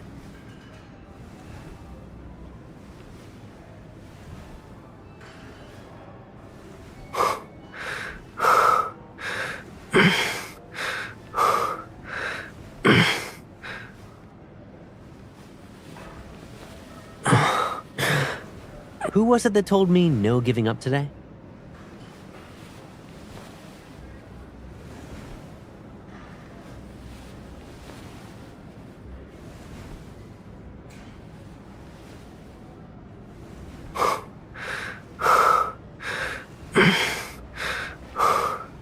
You don't need to push yourself past your limits.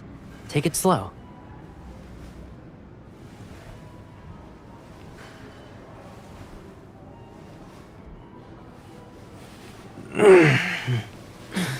Your muscles are protesting?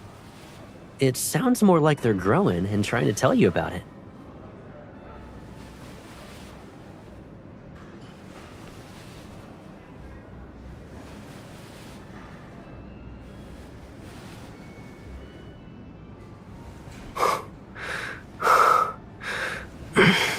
The perfect time to think about stuff is when you exercise.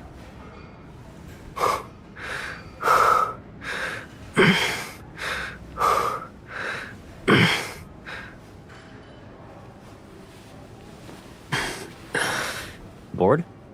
I'll play your workout playlist to spice things up next time.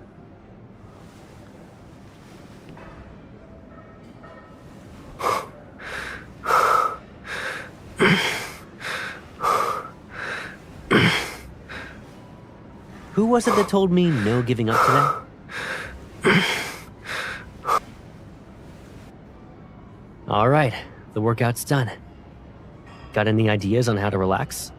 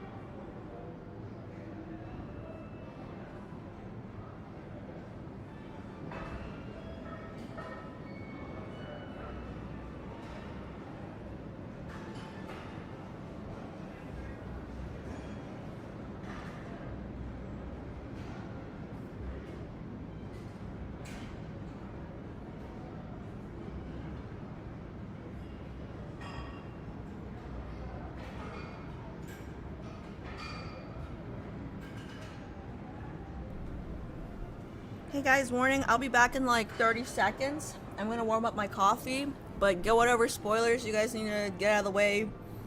30 seconds-ish.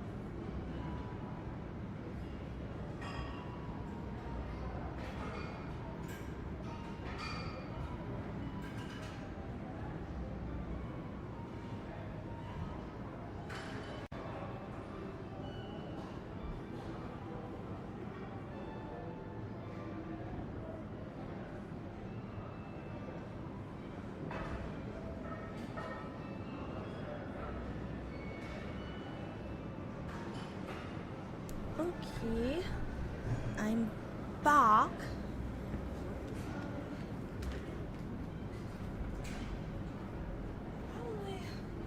I probably need a blanket for this, but I'll get it later. I'm like really hot right now.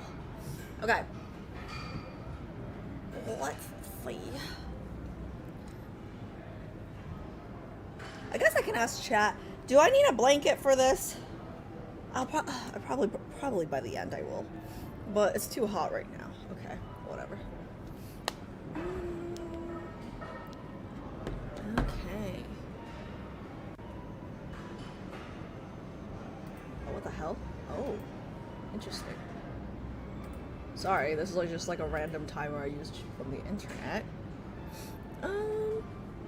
Let me turn this off.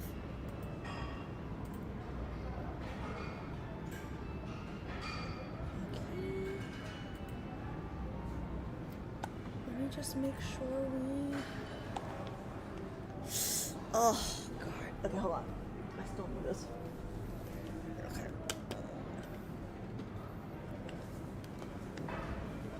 Welcome back. Thanks, guys.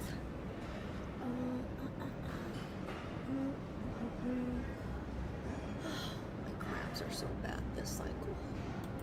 Okay. Yo, his bulge is so big right here. You guys ever, like, when you have really bad cramps, you guys ever, like, not have an appetite for food, I mean? That's what happened today. It's so bad.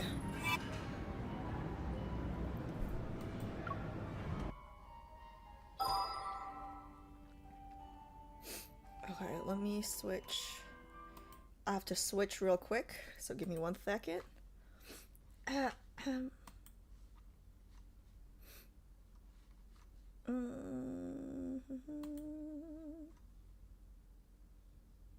Why is the music so loud when I'm on the homepage? Okay, give me 1 second. I just gotta switch.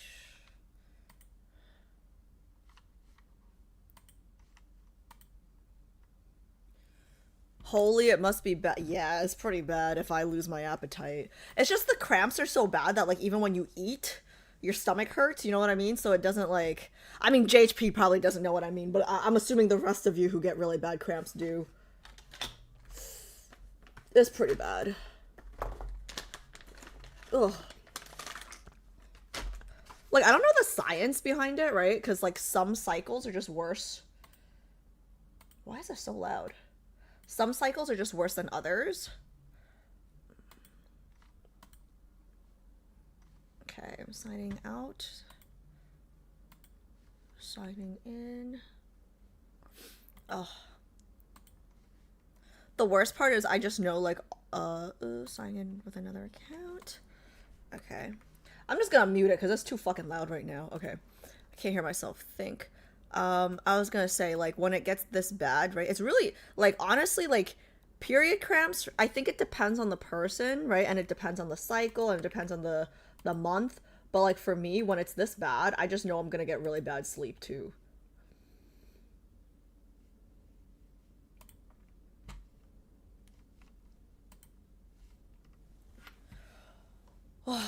So, like, if you're not eating well, you're not sleeping well, of course you're gonna be a little angry, you know? Like, that's not even my period. That's just human.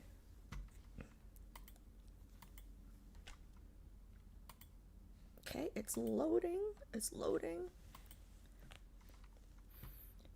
Dark chocolate really helps, girl. I know. I have chocolate. This is not dark. I don't have dark chocolate. I got this, and I have half an eaten Boston cream from earlier today. Like, chocolate, like, I got all the essentials, okay? Chocolate, more chocolate, heating pad, Midol, what else? Oh, that's basically it. Like, it's so bad. It's so bad. Like, it depends on the cycle, but it's so bad. Is there nothing you can take that lessens pain that isn't a painkiller slash period? Yeah. Birth control. Like, I've seen like, so I've seen Asian doctors for my period cramps, and I've seen Western doctors for my period cramps, right? So Western doctors, like in America, they want to put me on birth control. I've never been on birth control.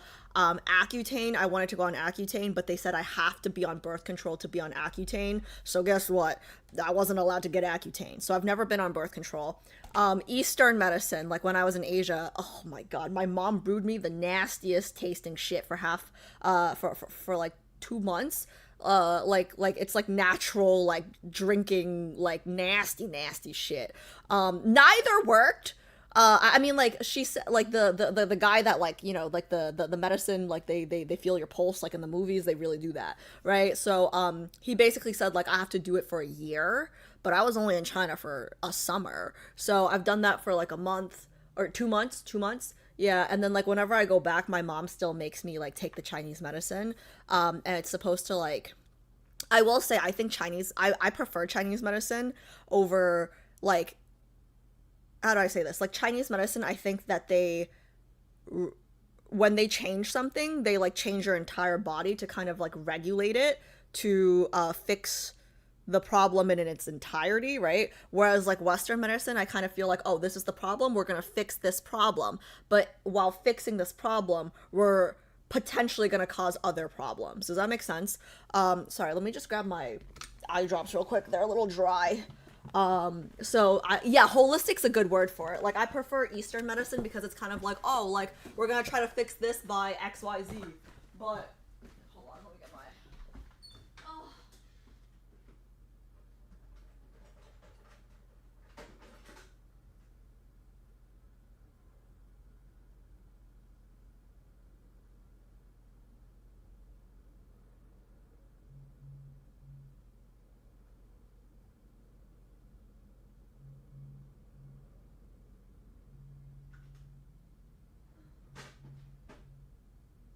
shit. Why is this not going in my eye?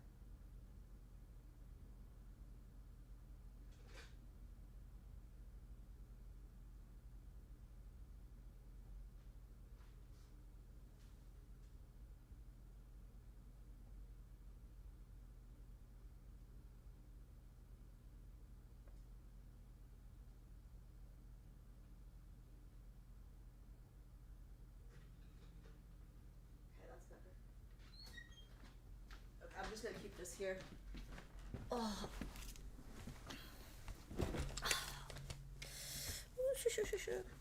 But yeah, birth control is supposed to help with cramps. But I've heard mixed things. Like, I have so many friends on birth control, and I kind of feel like it's almost weird that I'm not on birth control, because basically everyone I know is on birth control. Well, not everyone, just everyone that's not Asian, that I know is on birth control. Everyone that's not Asian is on birth control, and then the Asian people, I'd say, like, maybe, like, yeah, I guess it's just non-Asian people. Most Asian people I know aren't on birth control. I mean, I know some, but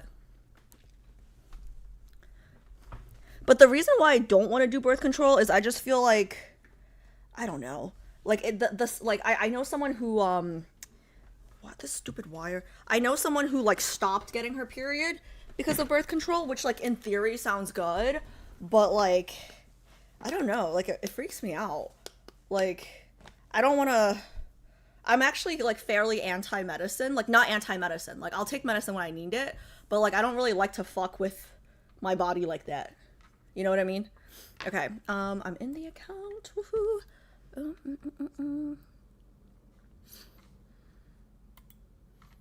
Okay, wait. Let me get to the end of chat really quick, and then we're gonna start.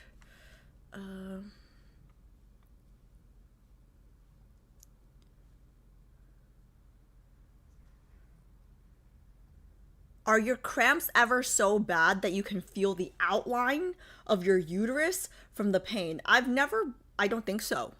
I don't think I've ever like, I don't know. Usually like if it's really bad, like today I just couldn't get out of bed. I get really dizzy.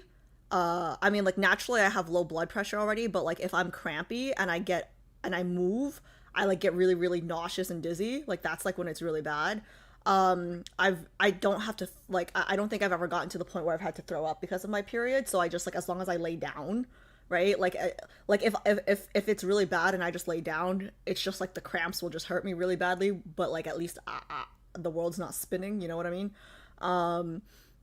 Let's see. Like I've definitely, my period's been so bad that like I there have been nights where I like can't sleep at all.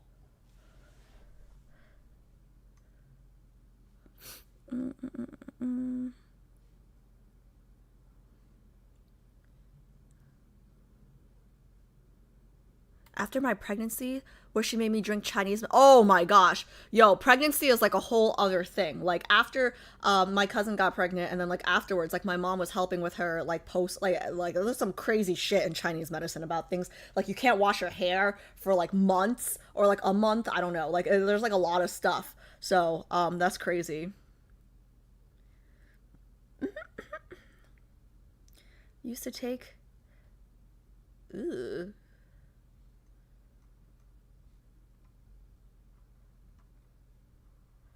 Have you tried probiotics? Does that help? Probiotics with cramps?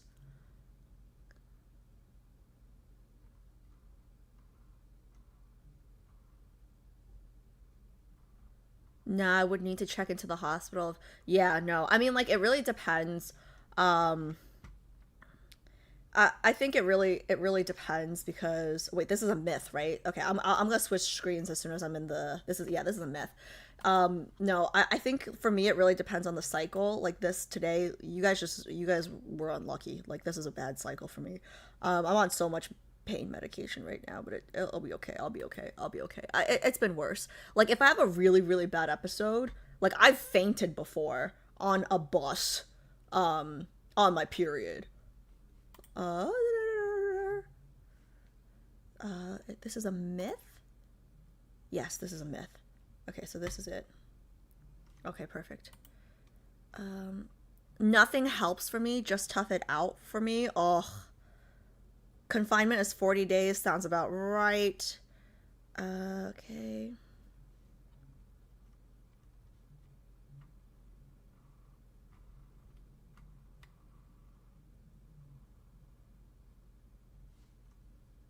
Yeah, I've done the tea, like I've done like the ginger and like brown sugar. Like basically any Asian remedy I've tried, but I don't know. It's like I think it's a lot more than just a single factor. Unfortunately. But like my sisters, I also think like it might just be genetic because my grandma and my mom both had like really, really bad cramps. Like literally my grandma said like she had like debilitating, like she wouldn't be able to function on her period. And neither of my sisters got that gene. Just me, just lucky me. Just very lucky me. But no one's as lucky as our father, you know, house full of women on their periods at the same time, sometimes when we're synced up. At least we're all pretty.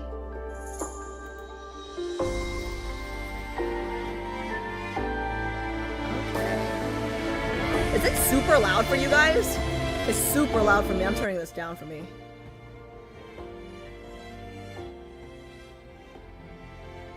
Maybe like here for me. 78. I want to put it back on 69, but it won't go to 60. Oh, right there, 69. Okay, maybe 69. And then 8. Okay. You guys let me know if I need to change it when we get in the game. Yeah, I don't know why the game does this, because like I've noticed the music is especially loud when you're in the wish page, when you're in the home page, and when you're like in these pages, right? Like before you start something, and then once you start, it's like fucking tiny. It's like you're whispering. Fucking hate it.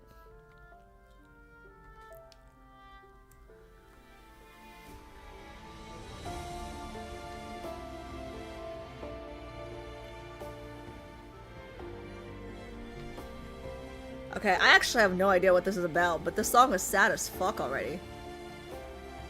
Summer has finally become an inseparable part of my life. What does that mean? Ooh. Okay, okay. Okay, I'm gonna lock in, guys. Oh my god, oh, my stomach hurts.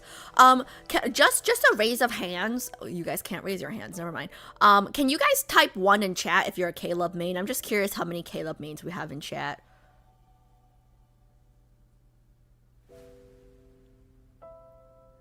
Hi, Shishi. How's it going? No worries. Have fun at work. My work is killing me. I'm sorry, it's killing you. 1-ish? Wait, Gwen, I thought you were a Caleb main. Who's the ish about? Okay. Can't make him my main, but I love that man. That's fair. Oh, Snow Apple. Right, right. The childhood friends combo. Gotcha. Okay. Star Apple. Okay, okay, okay. Gotcha, gotcha. Alright, I'm locking in. This looks very interesting. Like, the backgrounds for all of these are always so nice looking. 2 harem to vote. We love harem girlies in here. Alright, I'm locking in, guys.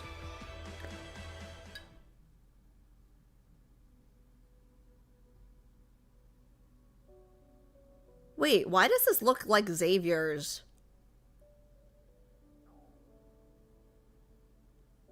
Is it just me, or does this look like the end of Xavier's main story? Huh. Okay. Whatever.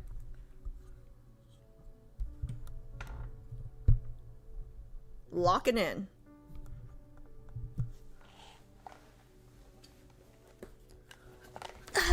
Ugh, okay.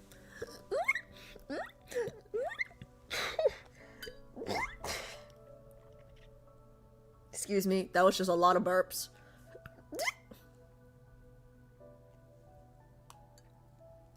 See, side effect of eating all my cramps. Oh, sorry.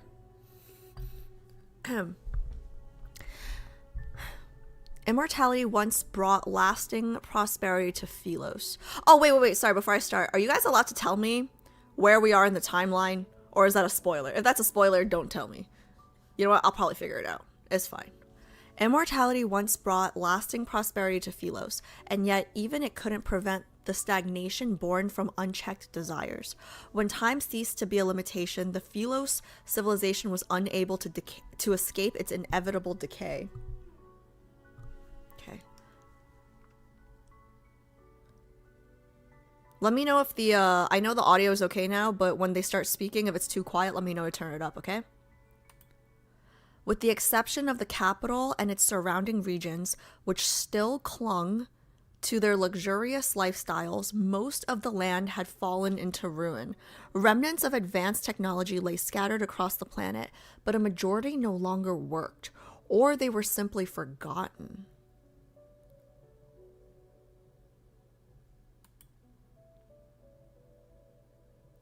Philosians longed for their former glory, but they had to accept the bitter reality of societal and technological decline.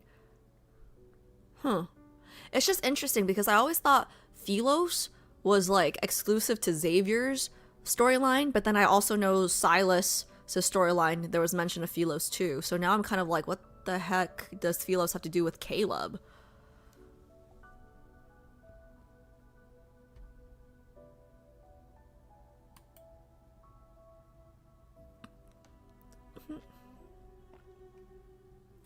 The ruling elite in the Central District maintained their authority via strict surveillance. But beyond that illusion of grandeur lay something far worse. The more you traveled across the planet, the more you saw an empire in decline and the signs of an unavoidable demise. Strife raged tirelessly across the land, and the regime could only cling to life by relying on devastating weapons. Among the rebel leaders, a piece of intel circulated between them. The secret weapon that had crushed countless uprisings was a modified combat android designated as AO1. Oh wait, this is a myth. This is not a date. This is a myth. This is not a bond. This is a myth. So it can be in a whole completely different universe. So there could be no timeline. This could literally be another life. This could literally be like another life. Okay.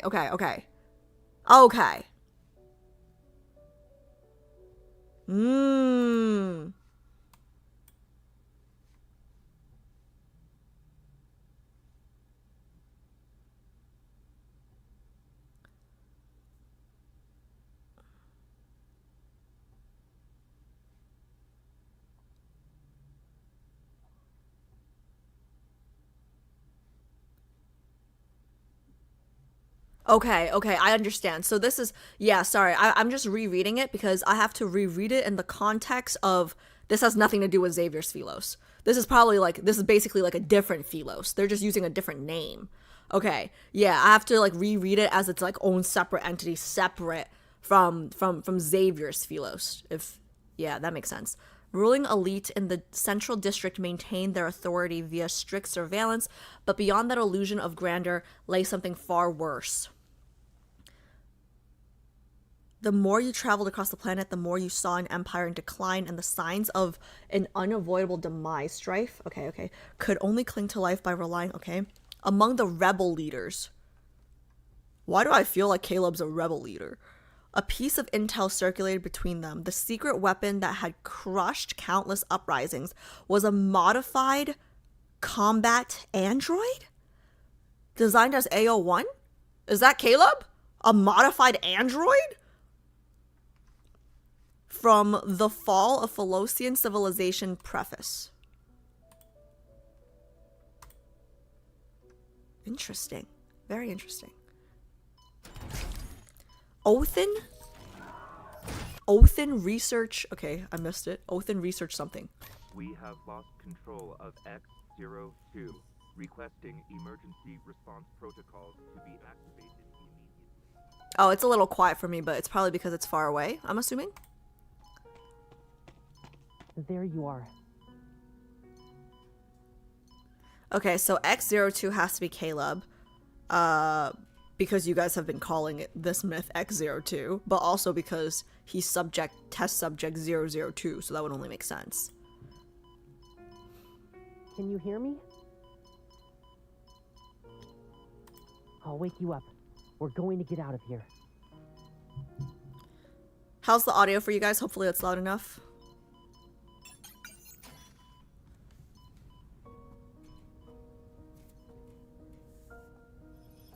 Real-time data of my vital signs flicker across the transparent glass of the experimental pod.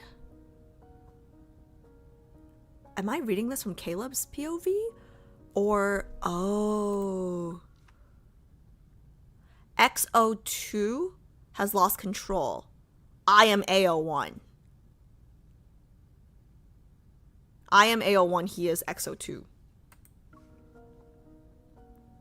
Real-time data of my vital signs flicker across the transparent glass of the experimental pod. A boy who's approximately my age and wearing a powered exoskeleton just like me touches my cheek against the barrier. We finally meet, A01. Oh, baby Caleb. Is he loud enough for you guys? Let me know. I'm gonna look over in 2 seconds. We finally meet, A01. Let me know.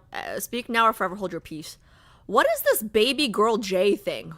Why does that keep popping up? Is Jay even here?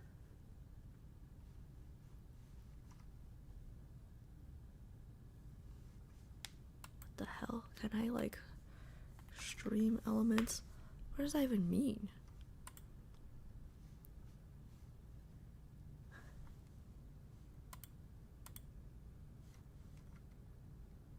Like, why does that keep popping up?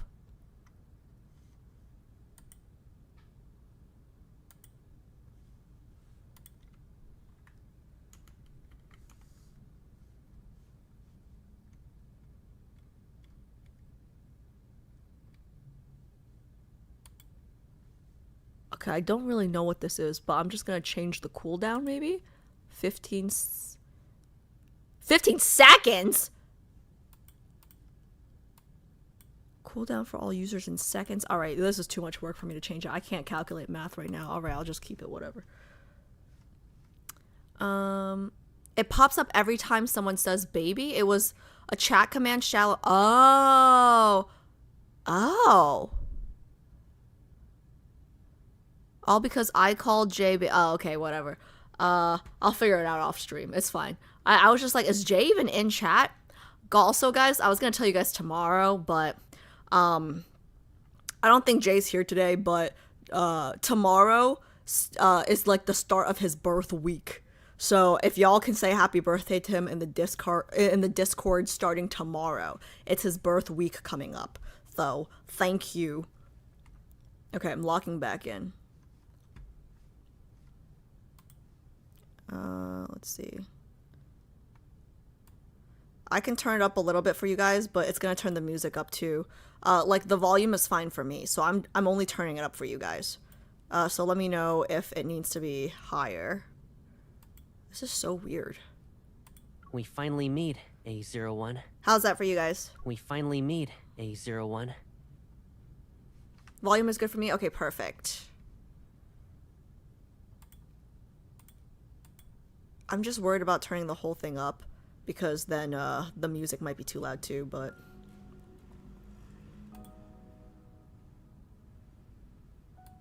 I'm X02.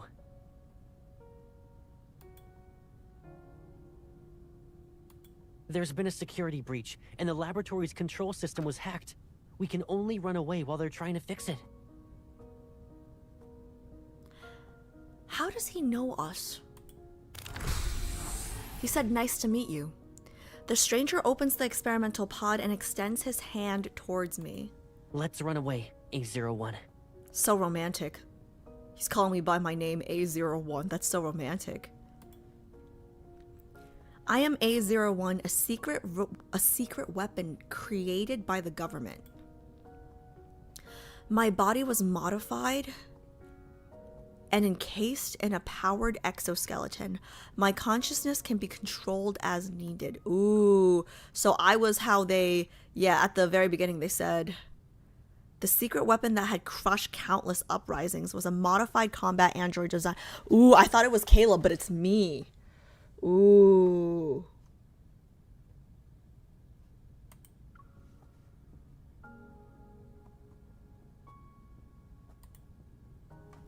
People feared me, avoid me, and alter my configurations. So why would someone reach out to me? Without thinking, I take his hand, pull out the tubes connected to my body, and step out of the experimental pod.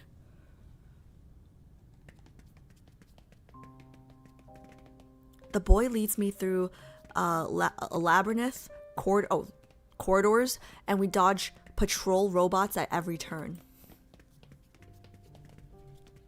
We break through several disabled barriers. I leave the lab fully conscious for the first time.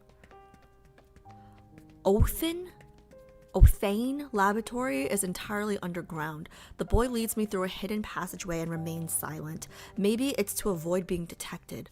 Only the sound of our footsteps fills the dark, empty tunnel.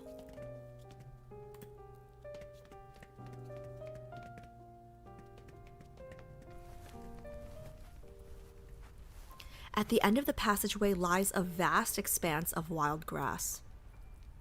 The sky floats between night and day. In the gloomy darkness, the wasteland stretches endlessly before us. There's no telling how long it will take to traverse. I'm sorry. I didn't expect the tunnel to lead us here. Yeah, you know what? I'm looking at his outfit. I really don't own anything like that. Like, I really don't own anything like that I could have worn on today's stream. So, yeah. I don't even know where I'd buy anything like that. The temperature outside is significantly warmer than the lab's. My body registers the heat. Is it too hot for you? It's currently summer. The laboratory always felt the same, but it's different outside. Guys, the baby Caleb voice makes my heart hurt. The sweltering heat, the sweat, and the thriving trees. This is the summer I know.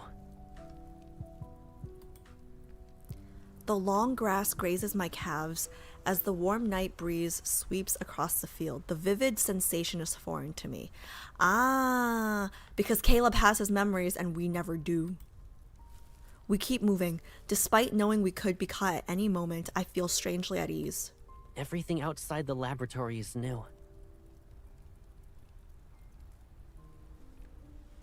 Hopefully it's still loud enough for you guys.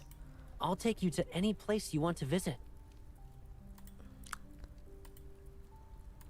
I'm going to turn up a tiny bit for me. I guess you've only ever been sent to battlefields. You must hate areas like that. Walking beside me, the boy seems lost in thought. I've been sent to one of those battlefields too. It was a desert, and the war lasted a month. You know why the baby voice hurts me? Because it really makes you realize how small he was when they started experimenting, you know? It hurts. Some soldiers would search for fresh fruit during their breaks. There's this fruit that comes from a tree called silver glow, and it glows with a silvery white light. Even its seed shines.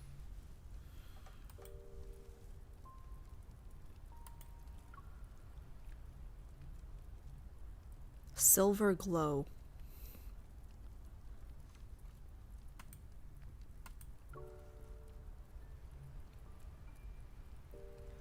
His fingers encased in his powered exoskeleton gently rests on my palm while he speaks. The cold black metal traces my palm and leaves behind a seed that emanates a soft, silvery white glow. I kept one as a keepsake. I pick up the tiny seed and observe its soft light flicker through its patterns. Taste?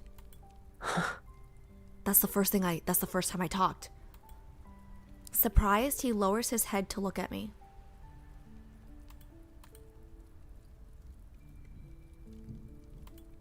Do you want to know how it tastes?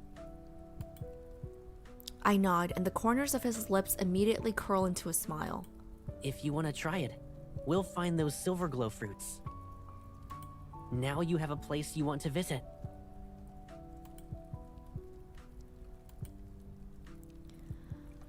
I pause and turn to look at him, but his holographic visor hides his expression. Why do you want me to have a place I want to visit? Because then I'll have somewhere I want to go too. I don't understand. It's because I'm your friend. We just met. His voice is clear and certain. My job is to take you to the places you want to visit. He literally said, "Nice to meet you." Did he not?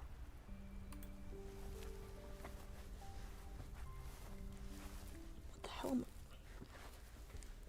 Oh, God, my back hurts. Tell me how the cramps are hurting my back.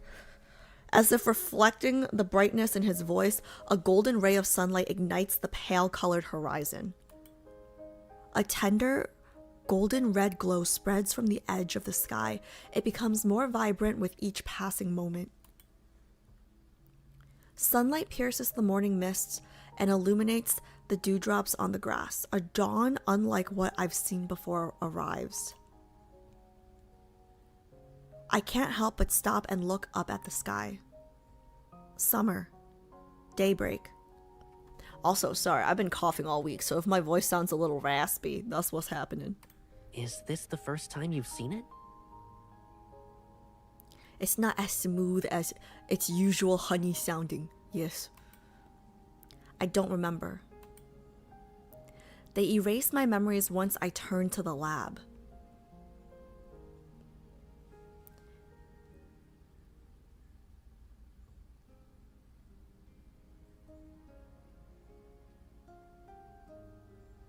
So they've probably met before, but she doesn't remember. My gaze returns to his face. Once we're out of this wasteland, it'll be more difficult for them to find us. You know, Caleb's always been a leader. We're always following his lead. And the system can only erase memories it knows about. What we see now is ours alone. A secret between us. After thinking for a moment, I point at him. Calming, encouraging, bright Caleb.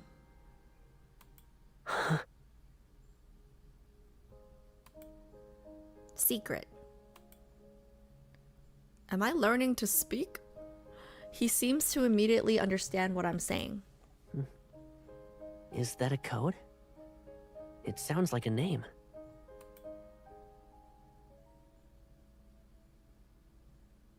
XO2 Caleb.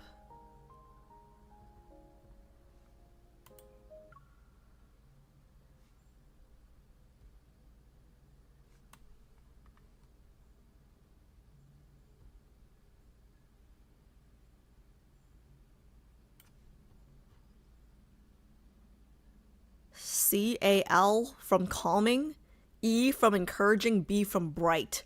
Did she just give him a name? CALEB, Caleb. Calming, encouraging, bright. Did she just name him? Huh. So it's not just Silas that we name. Alright.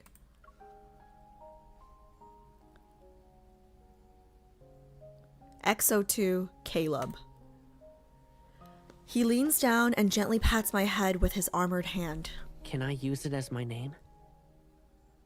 Well, if you don't, I will anyways. Caleb. His voice is lively and gentle. Of course. I won't let you from now Whoa, on. whoa, whoa, whoa, whoa, we whoa, can what's experience happening? This together every year. What the hell? Just freaked out. Of course. I won't let you forget. From now on, we can experience this together every year. You guys know that, like, sixth sense women's intuition thing that I have, right?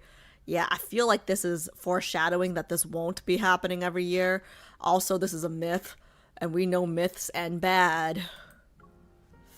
Oof.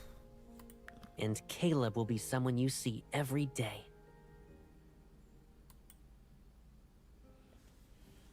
He extends his pinky finger towards me. Perplexed, I look at him. Hold out your finger, like this. I hesitate for a moment, then I raise my right hand and extend my pinky. Our armored pinky fingers hook together. Now we've made a promise. We'll stay together every day and never be apart. Test subjects have been located. Activating capture protocols. Use any means necessary.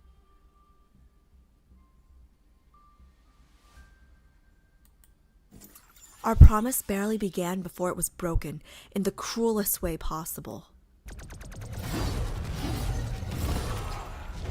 I can hardly recall how I was captured. My mind is a blur of laser fire and soldiers collapsing under my floating blades. The place where I had first tasted freedom turned into that familiar battlefield in an instant. The boy protects me from a lethal laser blast. He falls in front of me. Get out of here. Run. I hate this game! I hate this game, guys! What the fuck is this? They're children! I stab my floating blades into the soldiers and ignore the wounds I continue to get. My vision blurs. Through the haze, I see his body dragged away by robots. This is traumatizing. Caleb. A dull thud resounds as a laser pierces my powered exoskeleton. I fall onto the blood-soaked grass, and the sky turns into a blinding blood red. Amid the sea of blood, a faint silver light flickers before my eyes. The fruit. The silver glow fruit. I don't know when the glimmering seed fell, but it now rests beside my right hand. With the last of my strength, I struggle to wrap my fingers around it. This is the last image I remember before losing consciousness. 2 test subjects have been apprehended, commencing full examination followed by solitary confinement. Oh, God.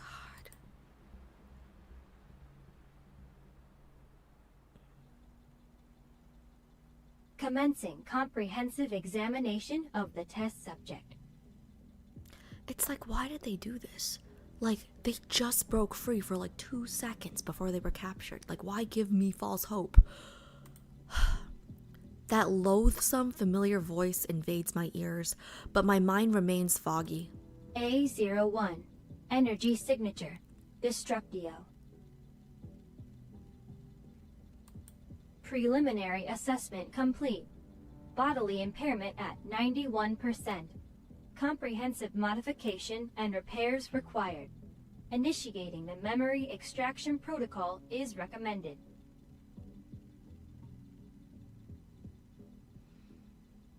She forgets everything every time. But Caleb doesn't. How much do you guys want to bet that wasn't the first time he broke her out of there?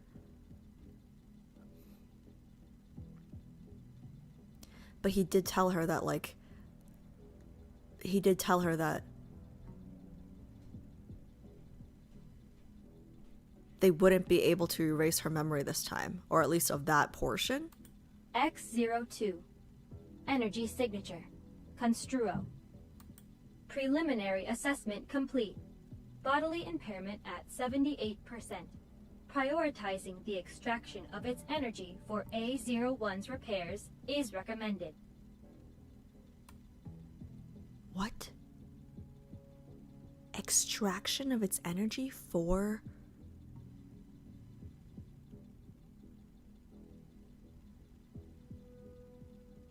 So we're going to... Like, they're going to hurt Caleb in order to fix me? Activating memory extraction protocol for A01. Keywords are as follows. X02. Friend. But she'll remember Caleb.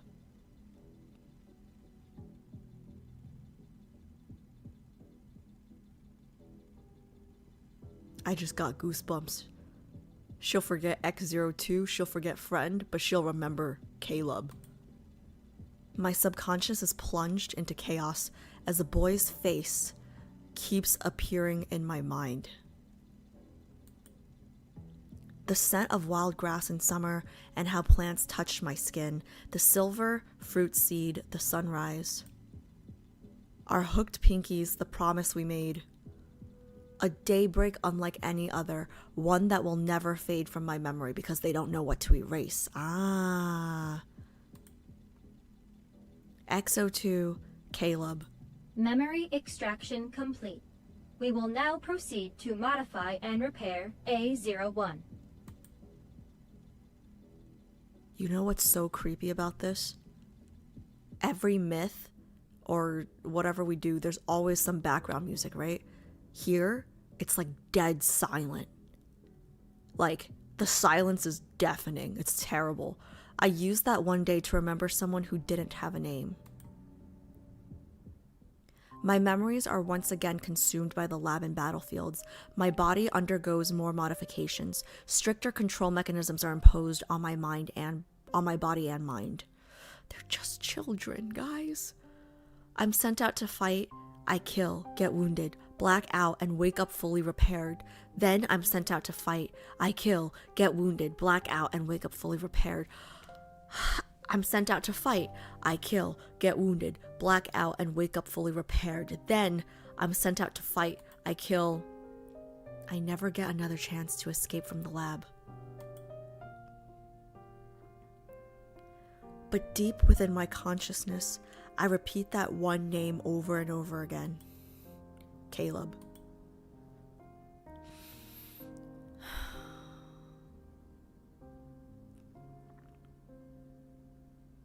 Well, the good news is, I don't think we can get more depressing than here. So it's only uphill from here, chat.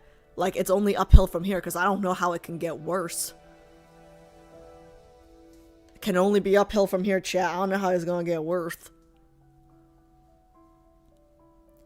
Experiment ID AX42B. AX42B. Date, Philos calendar year. We don't know it. Recorded by Othan. 17/7/98. Sorry, my sock is all weird. Objectives: 1. Determine the nature and interrelation of A01's and X02's powers. Observe their behaviors and responses under various environments and stimuli. 3. Assess the planetary impact of their powers. Interrelation? Well, that sounds incestuous.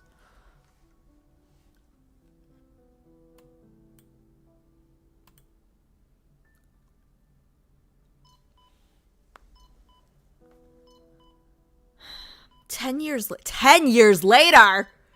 As usual, I'm confined. As usual, I'm confined. Sorry, that was a Freudian slip. I'm confused. I'm usually confused. As usual, I'm confined to the experimental pod. My mind is hazy, but I can still see and hear. Oh, so we're gonna get hot Caleb's voice now. I just returned from the battlefield. Fragments of violent images still flash between my thoughts. I try to find my one solace amid my chaotic memories. Whenever I think of the name Caleb, I get a moment's respite in the endless loop. However, the memories tied to that name are shrouded in fog. Here we go. Here we go. The silence in the laboratory is shattered. Violent tremors bring the seemingly sturdy walls crashing down. The transparent wall of my chamber breaks. In the dust, countless fragments reflect a single figure. Get me out of here.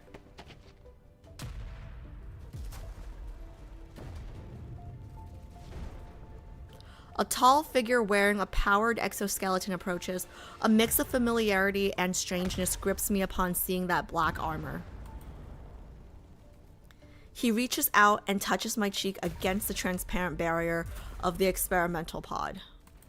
Do you recognize me, A01? I'll wake you up.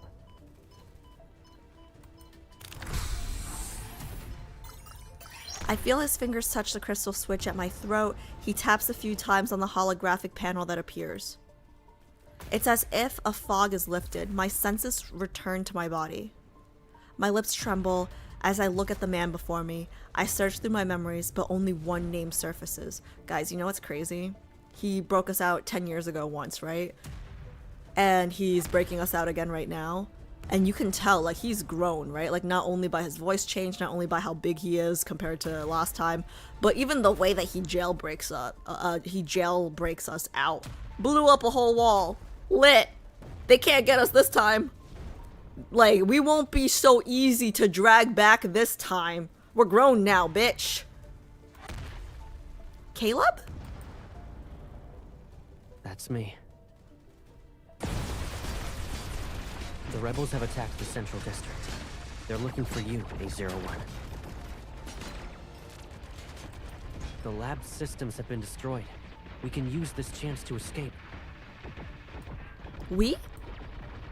I don't know who you are. I only know your name.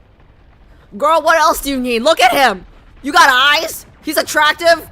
I mean, he could be evil, but like, He could, at least he's evil and attractive. Like, you know, he could be evil and ugly. Like, I'd go. I'd take my, I mean, like, you want to stay here? I don't want to stay here. Let's go. I'm Caleb, your friend. You know what it is? They can erase all her memories that they know of, right? But they can't erase his. Because remember how, like, even in main story in Chicken Wings, right? Remember in Chicken Wings? Like, he always has that one compartment for MC. Like, they try so many times and they still can't get, like, he, oh man, oof. Friend? All you need to know is that this isn't our first time escaping. He's gonna be more than a friend, but...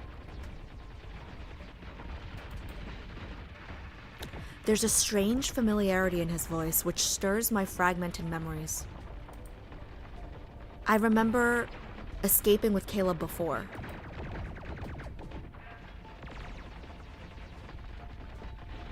He is taken aback, then he extends his hand towards me. I promise, this will be our last escape.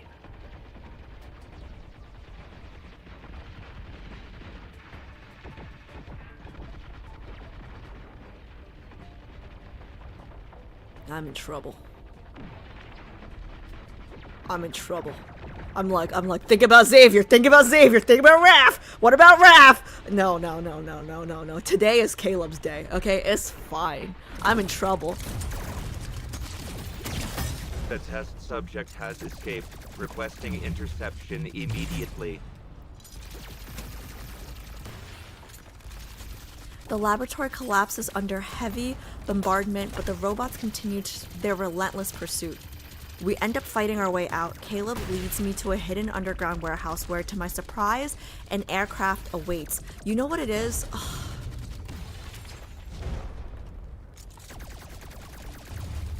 Okay, I gotta pause the shooting sounds because I gotta get my thoughts together. You know how we kind of talked about this in the world underneath?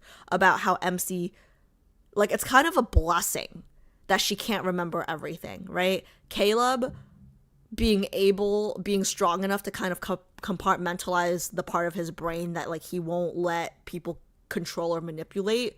The 10 years that pass by for her, right? Like, I know they're painful, right? Like, she's fighting, she blacks out, like that repetitive cycle, right? Whereas for him, like, he remembers more, right? And, like, you can see based on this, like, he busts her out, there's an escape vehicle waiting for them. Like, he's been planning this getaway, right? Like, him promising, like, this will be the last time, you know, like this time will be the last time, right? Like, the 10 years that she's been blissfully, I mean, like, not blissfully, but you know what I mean, like, blissfully ignorant, right? Like, he's, like, conscious of the fact that they're trapped, and, like, it's terrible. If you think about it, it's terrible. It's so painful. Ugh.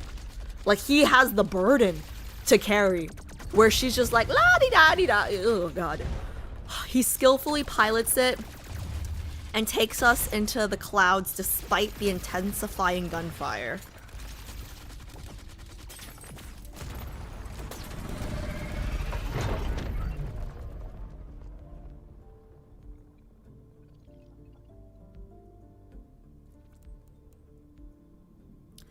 The aircraft slices through the sky and the massive laboratory is already out of sight.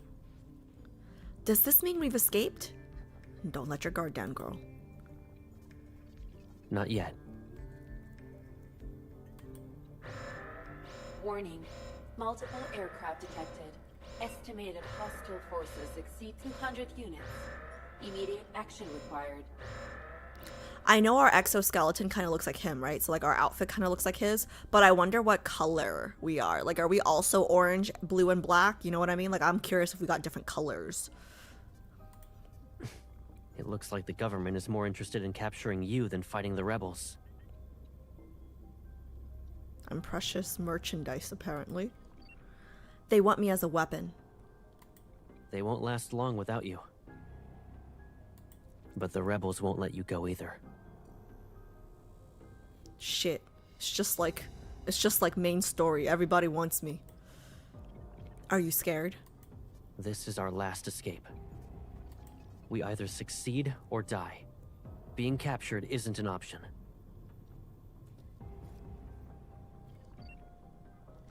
Sounds good to me.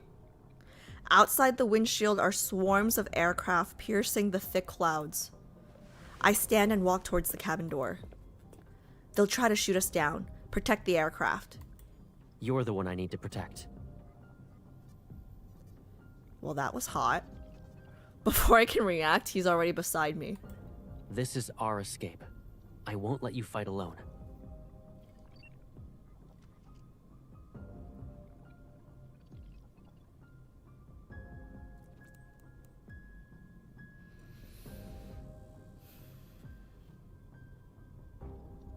Yeah, remember when we first met Caleb and I felt like he kept friend-zoning me? He's very straightforward here. Huh!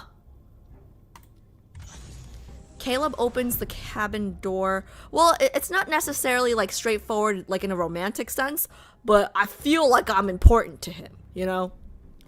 Caleb opens the cabin door. A dark, gloomy force spreads from his palm and suspends our aircraft in midair.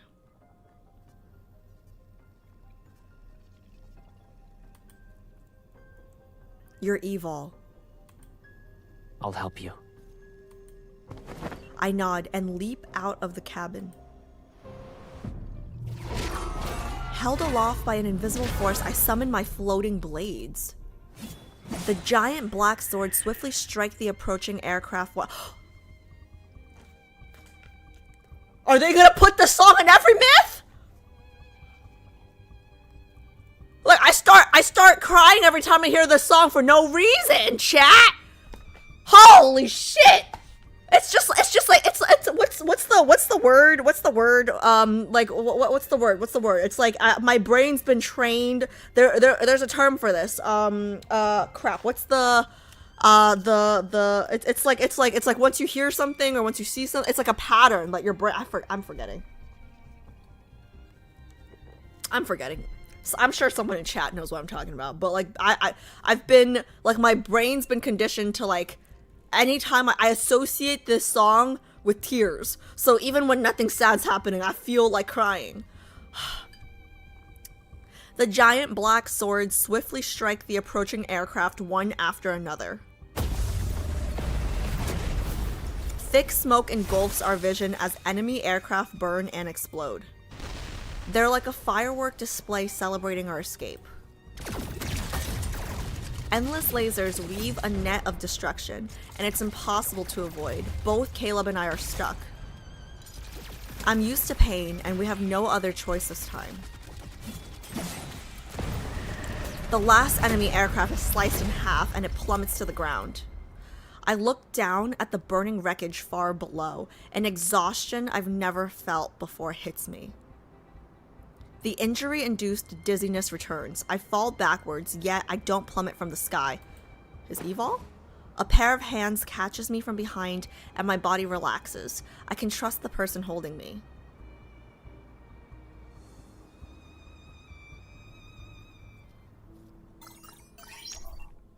Emergency protocol has been deactivated. Switching to autopilot mode.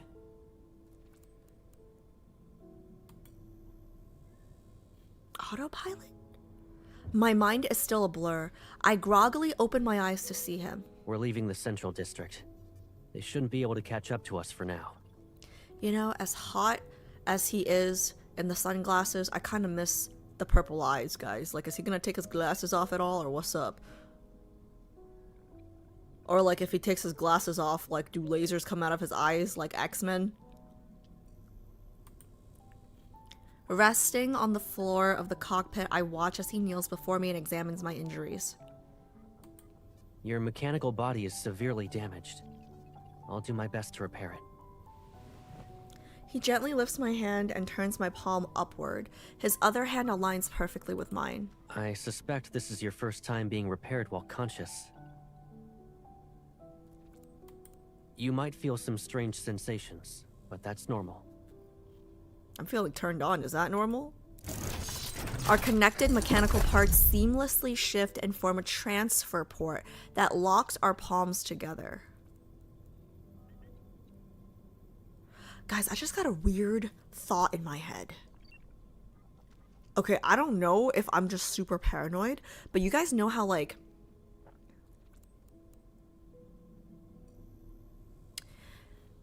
that one, the thing with the list, the 3 points that it listed out, right? Like, one of the points was, like, see how our evol and Caleb's evol are intertwined, interrelated, or whatever, right? What if they let us go on purpose to see how we interact or how our evils interact, to, like, limit test? You know what I mean? And then, like they just let us go, but they can bring us back at any time. Like, what if this is all just a fucking trap? That's probably how it is. Don't let your guard down, Atlas. There's no happy ending here. There's no happy ending here. Okay. Keep your guard up.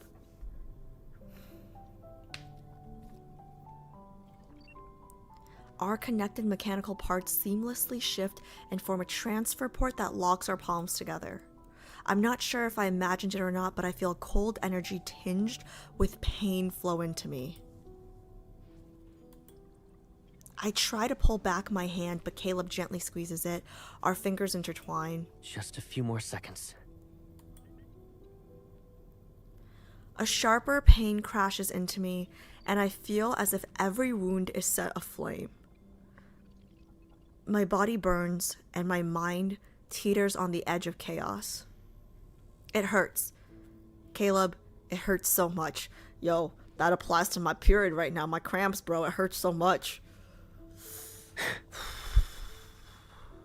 Ooh, I can't see his eyes, but you can tell, like, oh, they did such a good job. His face, you see his face? I don't know if you guys see it, but when we said it hurts, and he made that, like, sound, right? Like, I can see his face contorting. Like, it hurts him when we hurt. Like, I can't see his eyes, but I saw his face, like, tense. You see that? I don't know if y'all saw that, but they did a good job with that shit. The micro expressions are really good. He stiffens for a moment. Not his penis, just his face. Then he carefully moves his other arm to pat my trembling back. It'll be okay. I was always the one to repair you when you returned from battle. Oh my god. He was always the one to repair us when we come back from battle? Do you guys remember that time I mean, of course you guys remember because it happened 2 seconds ago. When they said, like, prioritize using Caleb to heal MC. Does that mean that as he's healing us now, he's going down in health? Like, if he's healing us, who's healing him?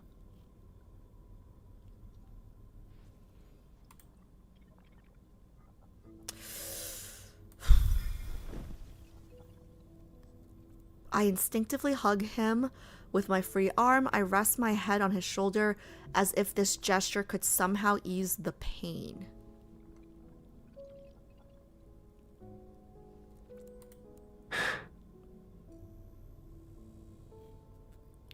Don't leave me. I won't. I will never leave you again. Oh, if this was my account, I'd be starring that line. The burning pain inside me gradually subsides. The energy flowing through me changes from freezing cold to warm. It's like I'm returning to a place that feels like home. Yo, bitch, pull it together. It's chapter 2. We are not crying at chapter 2. We are not I know you're on your period today, Alice, okay? But we're on chapter 2. Hold it together.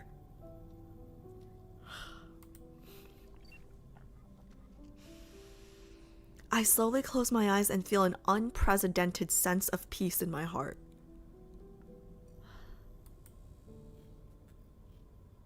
Deep down, I believe that when I open my eyes again, I won't be alone anymore.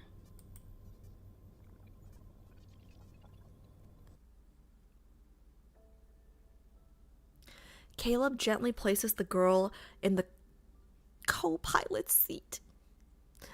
I don't know why that's cute to me. Like, you know, like he's a pilot. We're his co-pilot, like his partner in life. That's kind of cute. Okay, that's neither here nor there. Caleb gently places the girl in the co-pilot seat as a desolate landscape appears outside the porthole.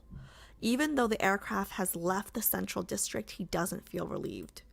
His energy is fading. He could repair her damaged body before, but now he can't even restore her to a stable state, despite using all his strength. Their powers are bound to the same source, so as one grows stronger, the other becomes weaker. That's unfortunately what I discerned. His decline can only mean one thing. The Destructio energy is getting stronger, coinciding with the escalating strife that continues to engulf this planet.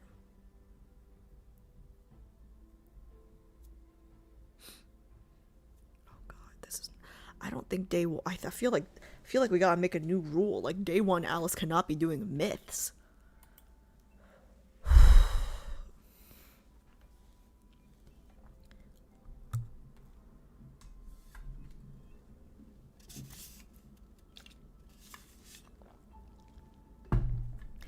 And when this energy grows unchecked, the first thing it destroys is the vessel containing it. Destructio energy. Which one of them has the... Oh my god. It was in chapter 1. It said one of them had like the Destructio. Which one of them is it? I don't remember. I have to go back to chapter 1. But I think it was MC, right? So as the Destructio energy is getting stronger, it destroys... Great, okay, it's destroying me. I'm dead. Okay, that makes sense, because you'd think that as it gets stronger, I would get stronger. But if it gets stronger and it destroys me, he and I share the same source, then we're okay. So we're both...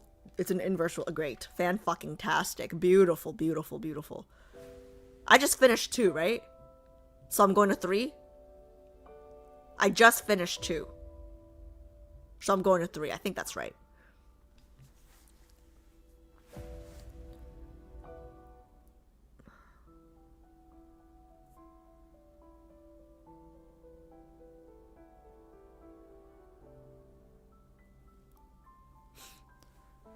Experiment ID A01UW175. Date, Philo's calendar year, we still don't know. What's the point? Recorded by Othin177799. Is it the same person? I don't remember if it's the same person. Objectives. 1. Use visual and auditory stimuli to make A01 intermittently aware of XO2's existence and observe her reactions.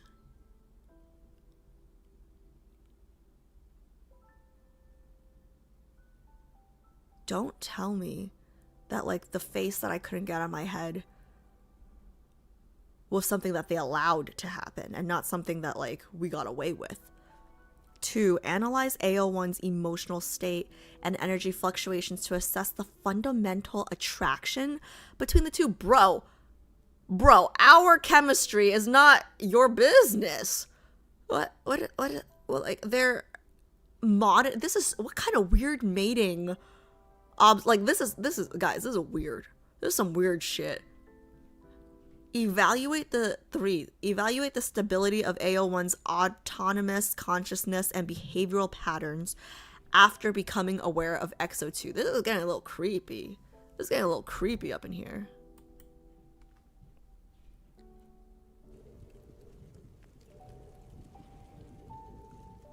I don't know how long I've slept.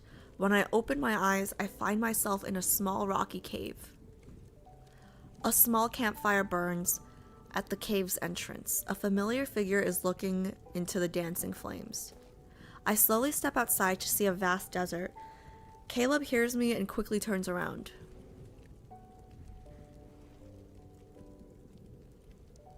His holographic visor is gone. We can see his eyes for the first time. I can't help but stare at him. What's wrong? Do you feel unwell? I've never seen your eyes before.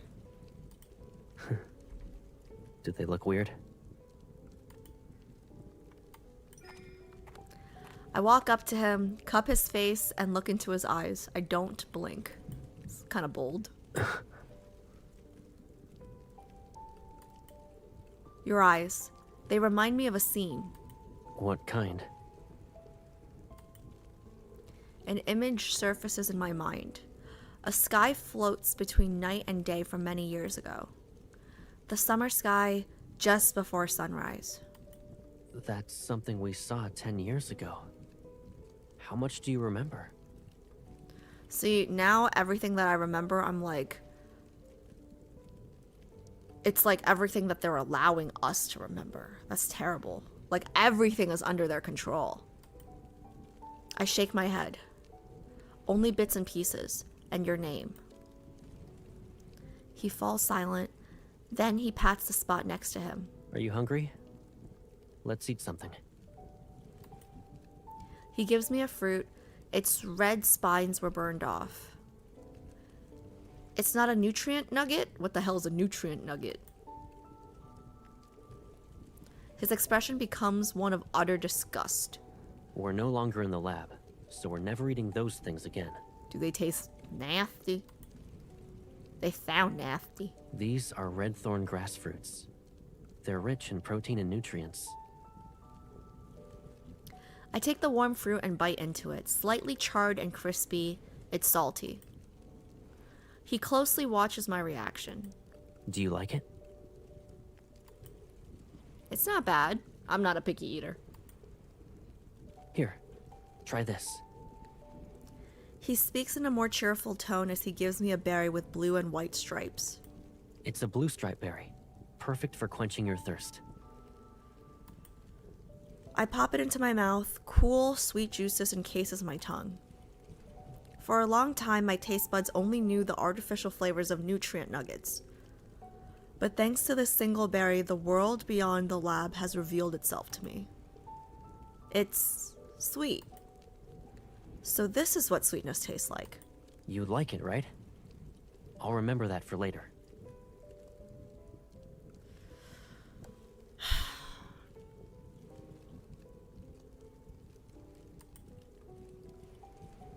You seem to be knowledgeable about these fruits. I was deployed in a desert once. The environment and vegetation were a lot like this.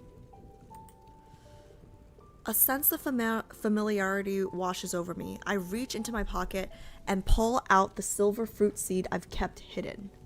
There's no way they didn't know that was in her pocket for 10 years. And also, ew, that thing's been in your pocket for 10 years? Girl.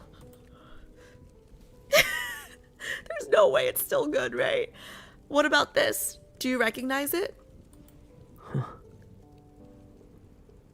Surprise flashes across Caleb's face, and his eyes light up like they've caught the fire's glow.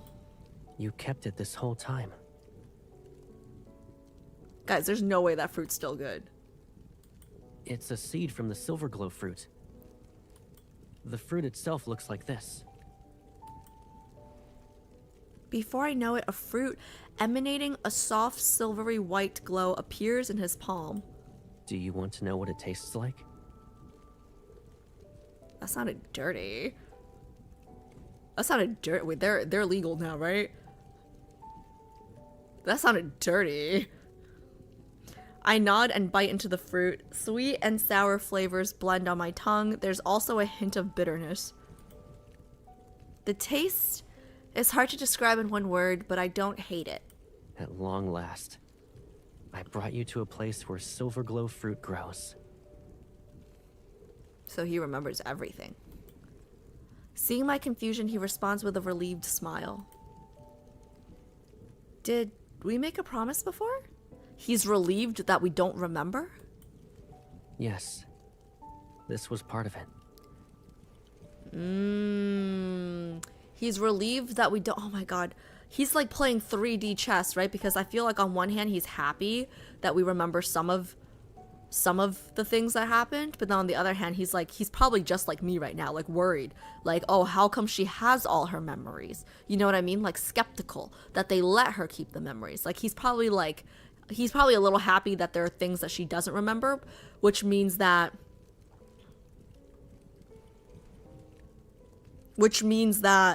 the things that she does remember truly are just like her memories and less likely of like, you know, them being controlled still, if that makes sense. It makes sense to me. I don't know if I explained that well, but it made sense to me.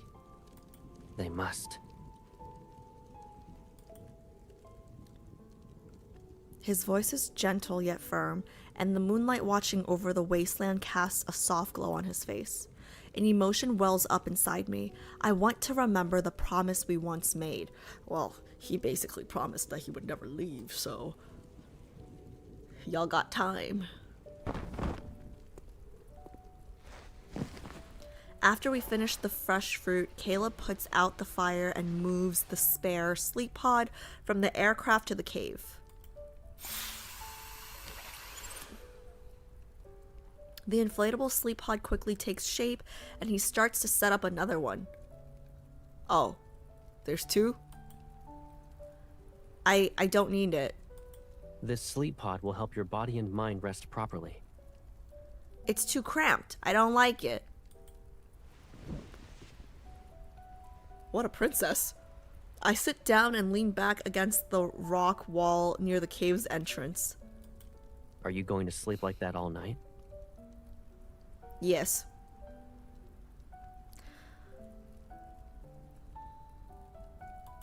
If you don't like the sleep pod, use it as a mattress inside the cave at least. Then you can stretch out.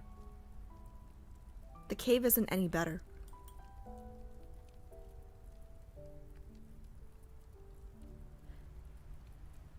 She's kind of a princess. Caleb looks at the dark, cramped cave and seemingly comes to a realization. He moves closer to the entrance and sits down next to me. He positions himself as if he were my shield. Right.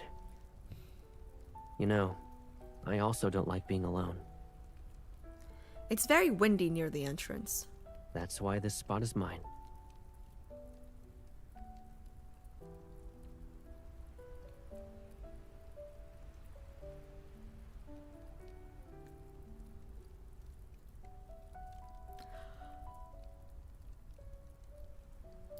Guys really should play this game. Like, guys should really play this game. Like, this shit just doesn't exist anymore in today's 2026 dating world, guys. Like, guys really need to play this game. Like, it's not that hard to be chivalrous, okay? Like, this would do so much for a girl, okay? Like literally, like, hey, you're bigger than me. Like, sit where the wind is, okay? Like, that's it. Like, guys should play this game, guys. I'm just saying.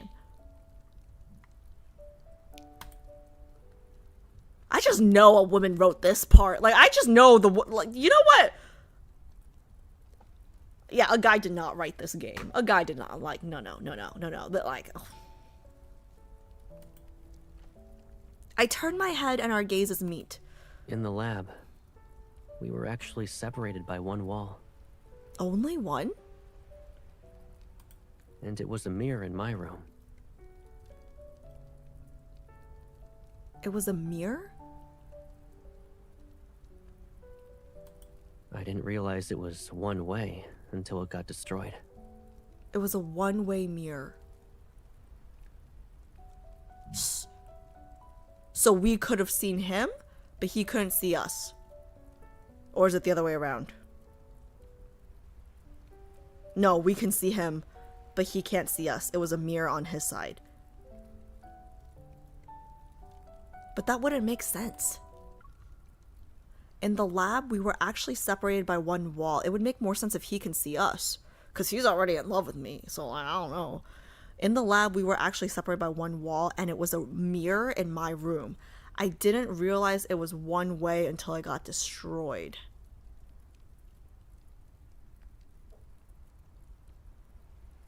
It was a mirror in his room. So he sees himself, but we can see him.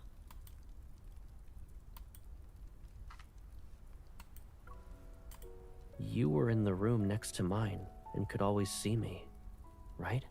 I don't know. If I saw you, I forgot.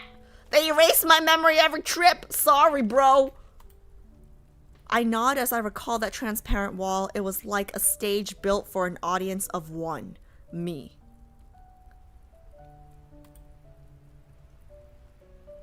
The sole actor on that stage was a prisoner.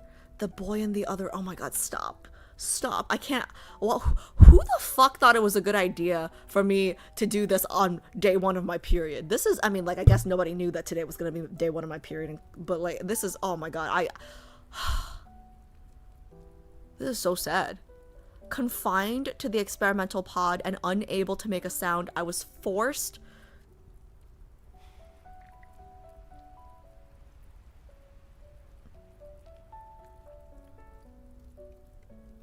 Sorry, cramp. Bad cramp. Confined to the experimental pod and unable to make a sound, I was forced to watch his loneliness and pain play out. It felt like an experiment. Were you able to hear me?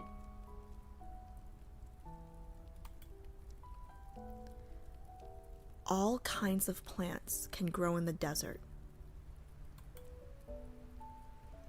These are blue stripe berries, red thorn grass, and the silver glow fruit you were curious about as a child.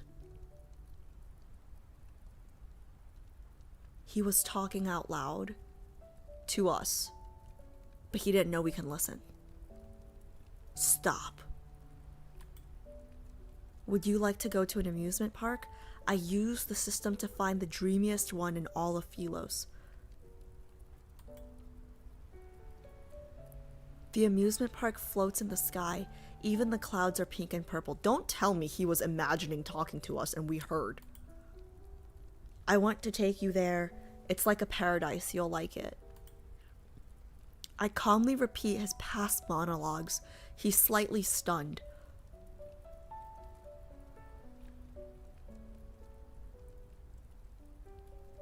Okay, see, the yearning is so deep that it's almost creepy, but because he's hot, it's hot. And this is the power of pretty privilege, my friends. This is the true power of pretty privilege. Because if he was ugly, I'd say that's a little creepy, okay? But because he's Caleb, pass! I heard everything you said in the lab. But only now do I realize you were talking to me. The wasteland's moonlight is reflected in his eyes, and his expression seems more animated. Then you must have heard what I said every night. Good night, my one and only what? My one and only what? Chat. What about you? Huh? Oh, that's it? My one and only? That's it? Then what's up with the dot dot dot?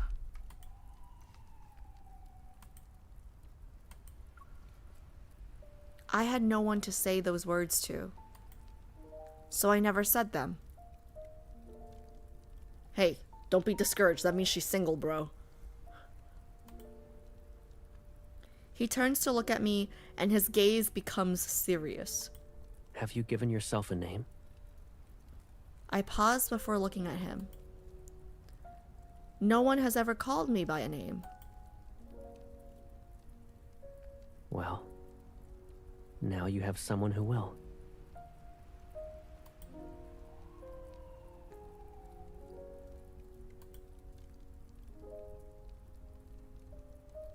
Okay. I pick Wonder Ray then, I guess. He lowers his gaze and carefully repeats the name several times. When he looks up again, his features soften. From now on, we'll hear the words we want to hear. Good night. Good night, Caleb.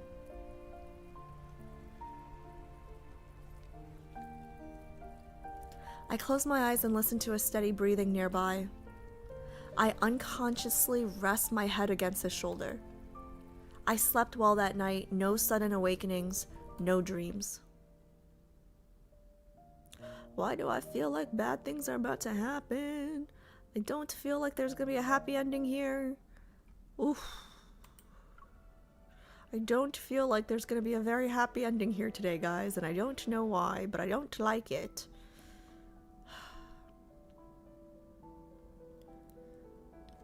Okay, another experiment. Okay, it's a different recorder. Objectives. 1. Create a simulation of the planetary threats that could arise from the energy fusion between A01 and X02. What do they mean by energy fusion? Because, like, I'm a little bit of a pervert. So, like, do they need us to have intercourse? Or, like, what does this mean? Like, energy fusion. What does that mean? Can we spell that out for me? 2. Research and design preventative measures to stop the energy fusion. But wait, now I'm confused. Do they want it to happen or they don't want it to happen?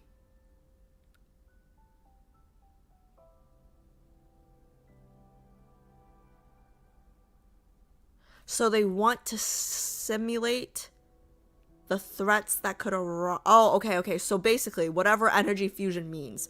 Okay, if me and Caleb energy fuse, there's gonna be a threat. Bad things will happen. So they have to stop us from energy fusing. Okay. All right.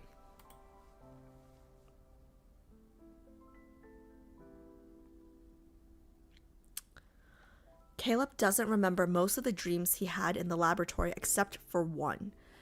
It's a vivid dream that reoccurs frequently. Past an endless tunnel of space and time at the far ends of the universe, a blue planet orbits peacefully. So he's dreaming about main story? The planet's inhabitants closely resemble the people of Philos, but everything there is full of life. It's in stark contrast to the declining Philos. So he's thinking of Earth. The images in the dream are vivid. He seems to know how the people live there and how the scenery flows. More importantly, the planet's energy always feels familiar and nostalgic to Caleb. It carries the unique aura of rebirth and pregnancy. Perhaps it's not a dream, but a distant memory.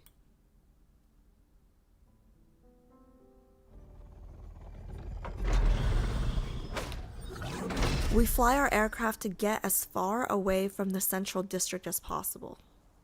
But the aircraft was hit with heavy bombardment. It's constantly malfunctioning. Eventually, we're forced to take a risk. We land on the outskirts of a ruined city to look for parts. As we enter the desolate streets, wary and curious eyes follow us. Linkshire was once as lively as the Central District, and now it's rare to see a new face. Yeah, this is a new person. I don't think we've ever met a Helen. A black market merchant greets us in an unremarkable corner of an old district. Despite her friendly tone, her sharp, scrutinizing gaze reveals her caution, especially since we're still clad in combat armor. So, where are you two planning to go with these parts? Before I can respond, a small hand tugs at my finger. Are you both robots? I look down at the little boy and shake my head. But you don't look like everyone else. She's my friend. Have you ever seen robots that have friends? The little boy shakes his head. I've always been alone. Is having a friend any different from being alone? It's different. Caleb glances at me. Having someone always be there for you, it feels different. But my grandma is always there for me, too. You brat. Sorry about that. This is my grandson, Kolo. He hasn't seen many outsiders, so he's curious. Grandma?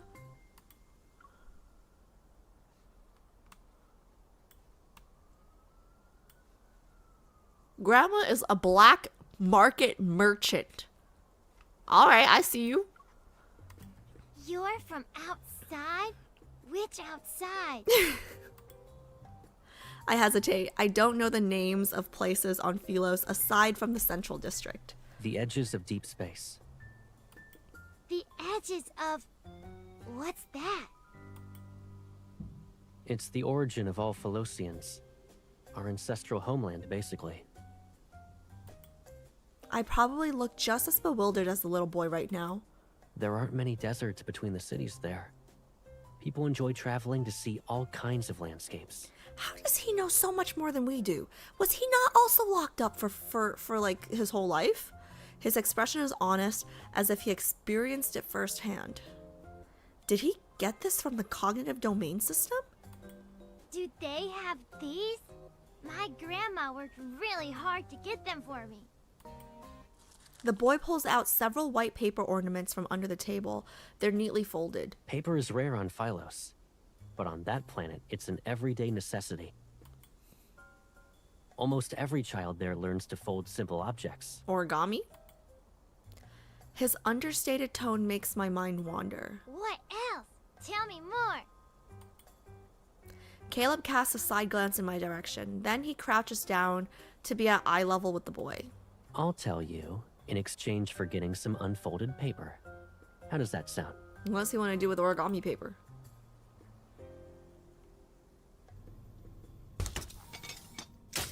When we left Linkshire? We took the aircraft parts and the precious white paper I'm holding right now. Back inside the aircraft, Caleb gets straight to work without even resting for a bit. Lying on his back under the control panel, he swaps out internal parts. Don't tell me he's doing all the work and he got the paper for us to, like, draw while he works. Regulator. I hand it to him, but my gaze keeps drifting to the nearby paper. Are you curious? Have you visited the edges of deep space? I'm not sure. I don't remember being there, but these images keep appearing in my mind.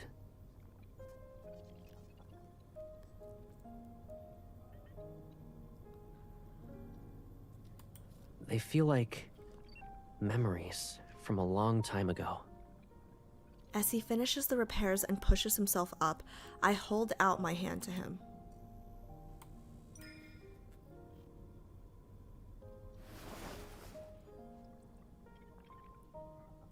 He hesitates before letting his cold mechanical hand clasp mine.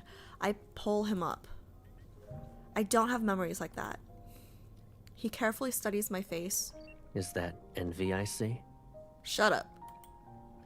I don't know. But you look happy when you talk about that place. Is it even happier than the dreamiest amusement park on Phylos? I've never been to either place. But that amusement park isn't far from here. Caleb raises his hand and taps the air to bring up a holographic screen between us. With his finger, he draws a simple sketch on the screen. There's a hover train that weaves through the amusement park. It'll pass by the Ferris wheel, the roller coaster. And the merry-go-round. You remembered that. I remember everything you've said, including the amusement park's coordinates that you kept repeating. I write out the numbers I heard Caleb say many times on the holographic screen. Okay. My hand stops exactly where his fingers rest on the other side. Do you really want to go there? I mean, you've talked about it enough. You said it's a place that makes people happy. I don't know what happiness is. Oh my god, they really are robots. It's so sad. Why is he moaning? His expression falters for a moment. In that fleeting second, I can't discern the emotions in his eyes. Caleb places his hand on the holographic screen and makes it disappear. My hand touches his palm. I'll take you to any place you want to visit. Why you look so sad? Maybe it's just my imagination.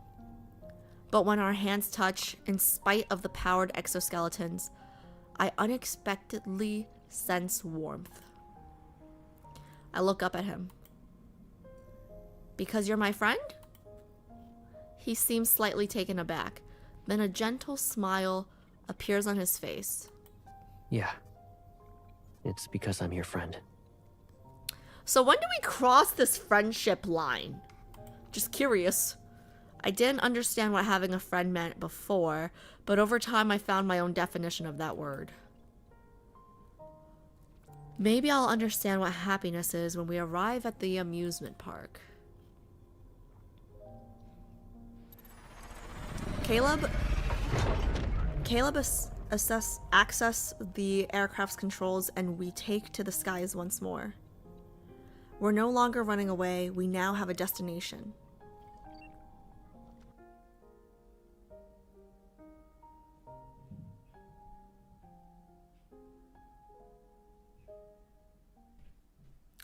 I don't know if you guys saw the puppy dog eyes he gave us at the end there, when we said we don't know what happiness is. Oh great, another one. Objectives. 1. Reconstruct the energy transmission network within AO1 to enhance the test subject's absorption and release capabilities.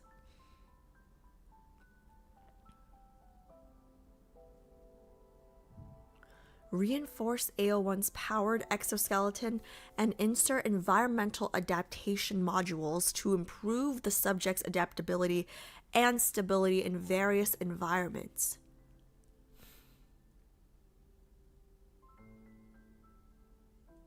Absorption and release. Insert environmental adaptation modules to improve the subject's adaptability and stability in various environments. Huh. I don't really understand. Caleb often woke up in the middle of the night when he was still in the laboratory, and there would be a severe ache in his chest. At first, he thought he was sick, but he soon realized the pain had nothing to do with his physical health. It felt like someone deeply connected to him was suffering, and he felt her pain through an invisible bond. Caleb knew she endured the wounds, the mental erosion, and the torturous modifications. She had to bear this inhumane pain because of the destructio energy she was born with. He wished he bore all that pain in her stead. This thought became a thorn in his heart that grew only inward.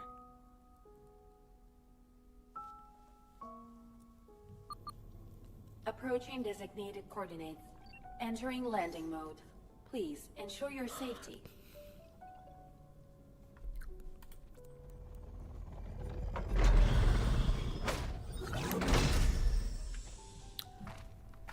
I don't know how I feel about going to an amusement park with Caleb, because we've been to an amusement park with him once, and I remember, like, I don't know, like, I inserted a chip in myself for some crazy shit. Like, I didn't like myself very much when we were at that amusement park with him last time, so let's see how this goes.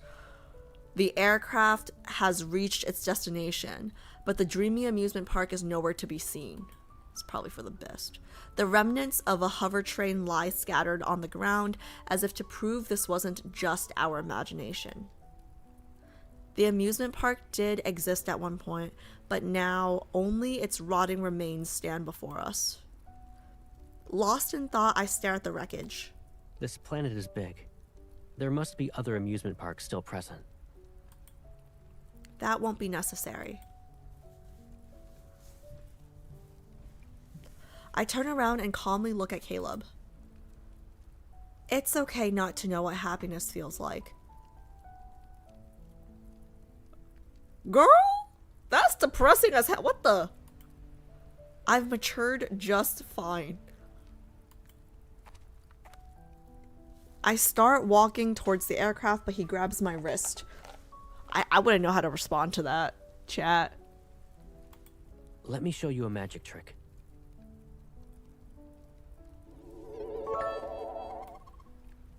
Thibex cheered X100, sorry for the interruption, but we think it's important that you know that anytime Caleb says friend you can substitute gay.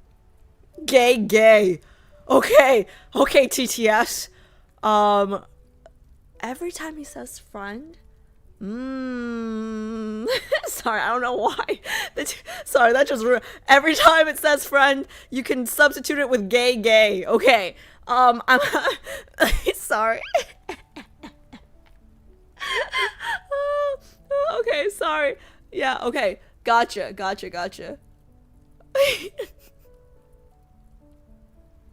Okay.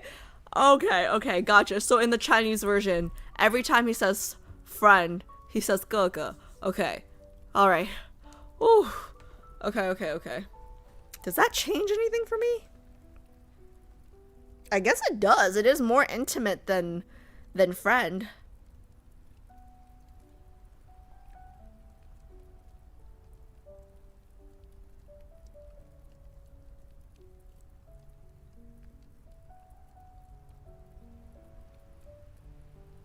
Yeah, it would be more intimate than friend.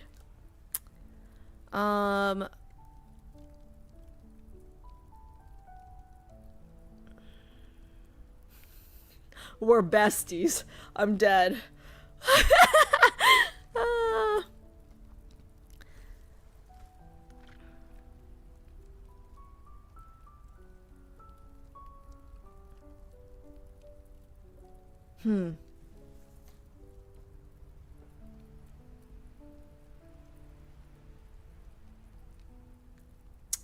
How do I... Yeah, Gaga would be a lot closer, like a lot more intimate than friend.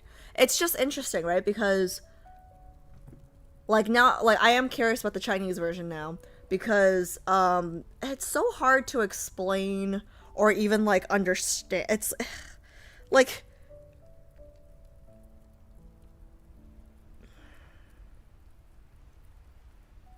no, it's a lot more intimate. It's a lot more intimate because like the word like it means older brother, but when there's no blood relation, it's not uncommon. It's not uncommon for someone who you call older brother to kind of go from like just childhood friends or like purely somebody you look up to into the romantic box eventually when you're older. So like that's a pretty, you know, that's a lot more intimate than just friend for sure. Yeah, that's a lot more intimate. That's a lot more intimate than just friend. Yeah. Okay. No, that does make a difference.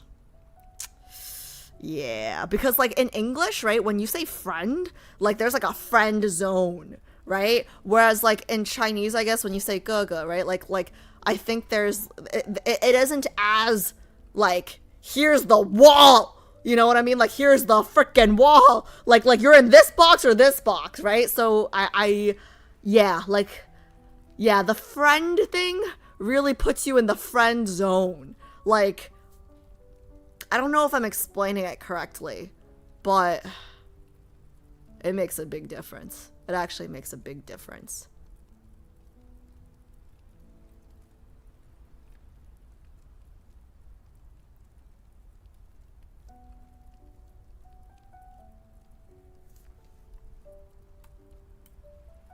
Okay, what's the magic trick, bro?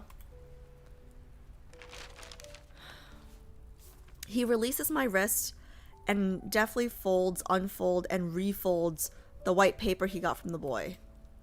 Ah, is he doing one of those, no? Oh, paper crane? Okay, fine. Let's see how far it can fly. Although I'm confused, I play along.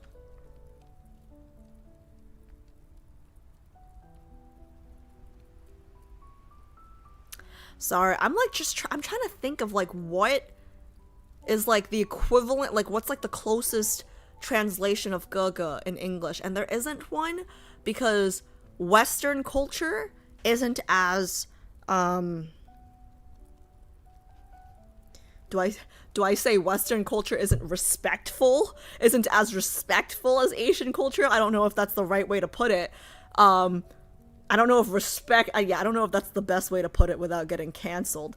But like even if like in Asian culture, if I'm 1 day older than you, you call me jie, right? Like you call me Nuna. Like if I'm 1 day older than you, I am jie, right? If I am 1 second older than you, you will address me with like a what do you call it? Like what's the word? What's the word I'm looking for?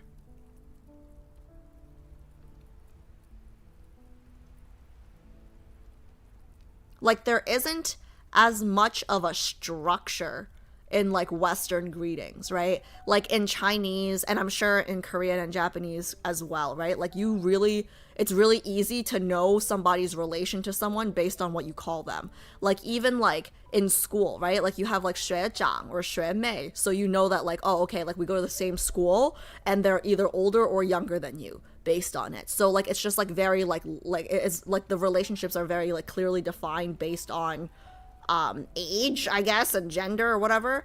And then like, I don't know, everything's grouped into friend. So I guess it's just weird. I don't know. There is no good translation for what ge is, because like if I'm dating someone older than me, I would call him ge. But if I have a brother, like a blood one, I would still call him ge. Like my cousin, my older cousin, right? Like growing up, I called him Goko because I'm Cantonese. Goko is Cantonese for ge in Mandarin, right? But I also called the friends that he brought home ge, right? Like his friends, like my cousin's older than me. When he brought friends, like when he was hanging out with his friends and I'd be around his friends, I'd call them all ge. You know what I mean? So like it's not even like just blood. It's just like any male figure in your life that's older than you, but like not old enough to be an uncle. Right? So you like, I don't even know how to describe it, but like if I had like I've dated older guys, they would be gogos too, right? So it can literally be your husband, you can call like if he's, as long as he's older than you and like not old enough to be called shu like that would be uncle, like sok, right? Like as long as he's not old enough to be called a shu, he would be called a gogo. So I don't even know what the fuck we would like. Everybody calls everybody by name in English, so I give up. I'm moving on. All right. I'm moving on. This is too complicated, right? Like just this is why English is like not, it's just like everybody's a cousin. Although I'm confused, I play along.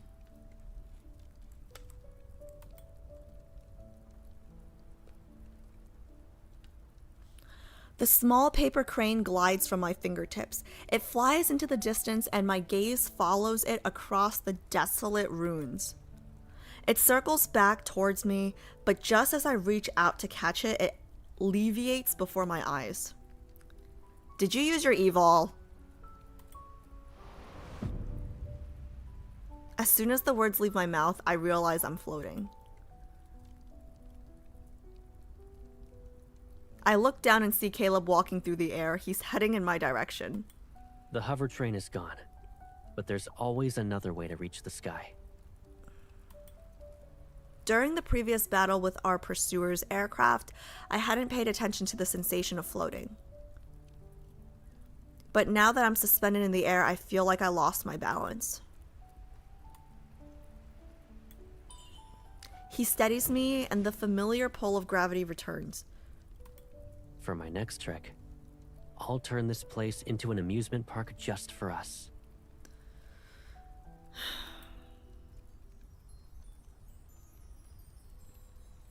The paper crane levitates and leads the way. Caleb holds my hand and guides me through the night sky.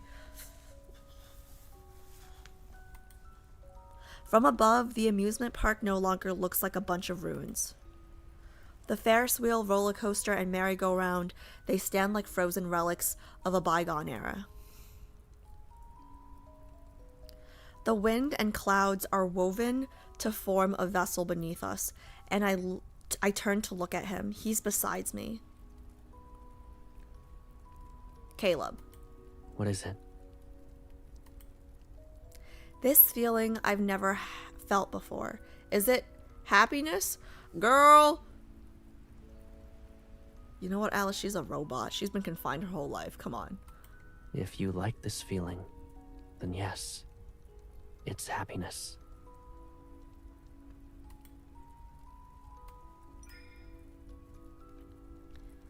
After thinking for a moment, I gently pull him closer. He leans down. I see my lips curve into a smile in his eyes. I like this feeling.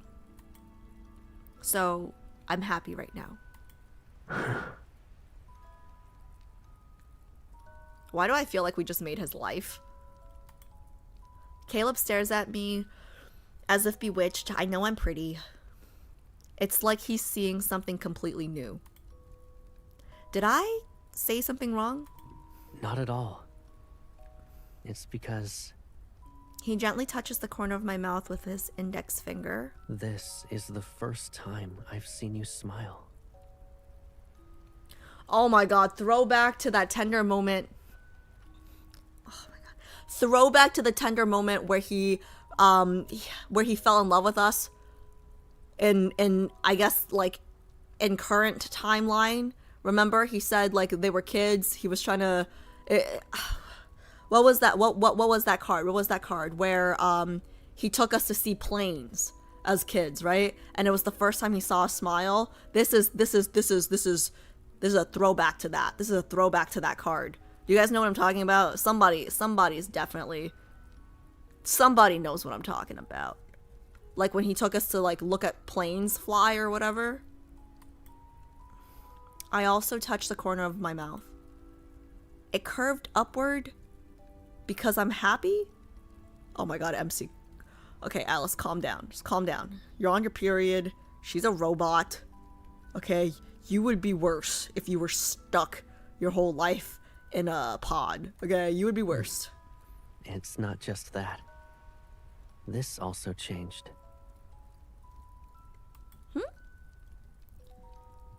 His fingers move from my cheek to the corner of my eye.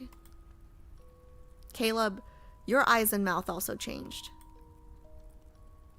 I touched the corners of his eyes and lips.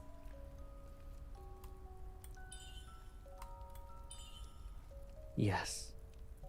Now we can see our happiness reflected in each other's faces. You know what's ironic? I would have thought like a robotic cyborg type of theme would have fallen more under Zane's storyline. But this makes a lot of sense too. But I still don't know what makes you happy. You.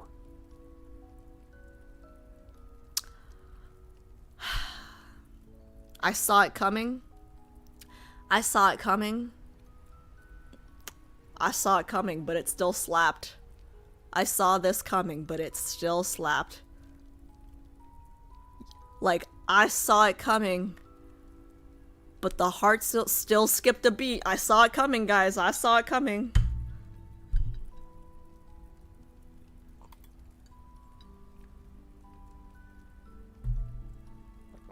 Good job, VA. Good job.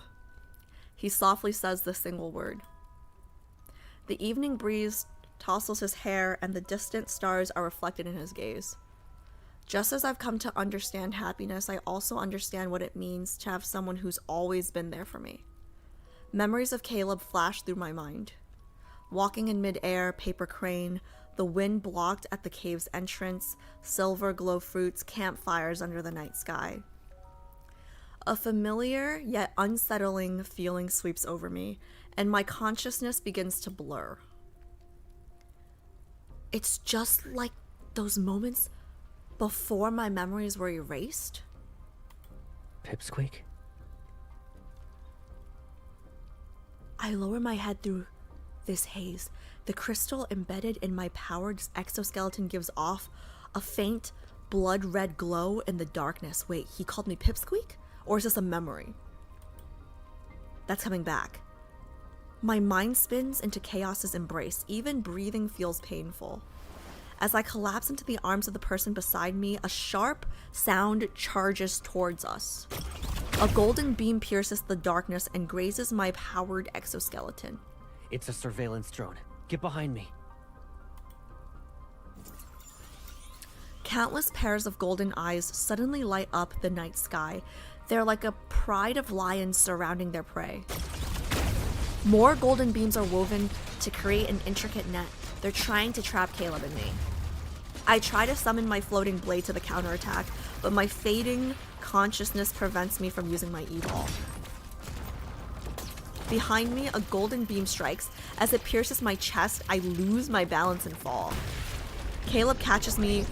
Focus, he uses his e-ball to lift the passenger railroad car into the air. It serves as a makeshift shield. He carries me into the floating passenger railroad car, while lasers relentlessly attack its exterior. I can hear the muffled explosions. My senses are about to disappear. Even the pain in my chest feels like a distant, phantasmal sensation. Listen, I know your mind is in disarray. I'm fine. You need to go. I try to push him away, but he pulls me back into his arms using an even greater force. He leans down to my ear, his calm voice is steadfast. You must remember what I'm about to tell you. Don't go back to the aircraft. It's most likely being monitored. Return to Lingshire and take shelter in an abandoned house. I can't leave you. The passenger railroad car buckles inward under ruthless gunfire. The increasing number of strikes is a warning. It won't hold on for much longer. I don't like the idea of us splitting up. Caleb presses his hand against the back of my head. Our foreheads touch. There's no fear in his eyes, only a burning light belonging to someone who's ready to face death. You won't be taken back there, and you won't die. This is our last escape, I promise. His other hand grasps mine, and the transfer ports in our palms connect. A flood of energy surges into me. It's not the cold, soothing kind I knew before. Caleb, it hurts. The energy burns like a raging wildfire. It consumes every fiber of my being as if to hollow me out. Don't be afraid. This won't take long. Oh my god, his eyes, guys. I can't stand his puppy dog eyes.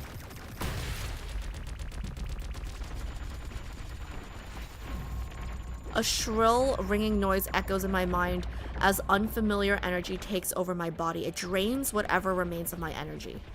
I struggle to break free, but his arms hold me tightly. Forgive me. This is the only way. I suddenly realize he's exchanging his energy with mine. No, Caleb, you can't bear it. But I'm willing to do it. He pulls me closer, our heated breaths mingle as our bodies seem to merge. I will give you my fate, and your fate will become mine. This is the... What's the word? Not intercourse. This was the energy whatever that they were talking about before. The energy whatever. The energy courses through my very being to claim every part of me. In a matter of seconds, my body accepts this new presence as if welcoming back something it had lost. A dull ache throbs in my heart as I desperately fight to stay conscious. Why? He responds with a small smile, and his warm lips brush against my eyelids.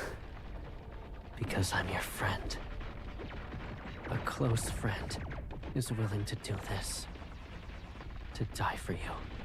Yeah, see, if I replace all the words with gaga instead of friend, right? There's significantly more romantic feelings suggested than if it was just friend. Right? Because, like, friend is, like, it's strictly platonic. If you replace all the friends with Goko, right? Like, I feel like it's like, oh, like, he's interested in me. Like, we might not be sleeping together yet, but, but that's a future possibility down the line. Like, he's clearly interested in me. You know what I mean? Whereas friend, it's kind of just like, I'm a fist bump you and peace out.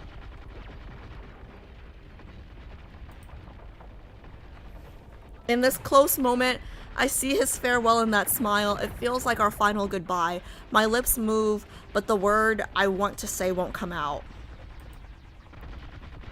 Caleb. He's not gonna die. It's only chapter 4. It's 4 or 3, I don't remember. As my world slips into darkness, I see Caleb turn and walk out of the passenger railroad car. Yeah, I know he's not gonna die. It's chapter 4. He levitates in the air as massive black swords materialize behind him. Great, this song.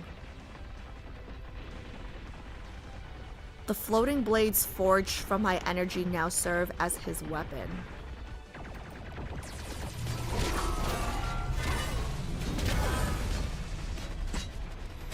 A massive swarm of drones surges towards him to attack the newly reborn combat android.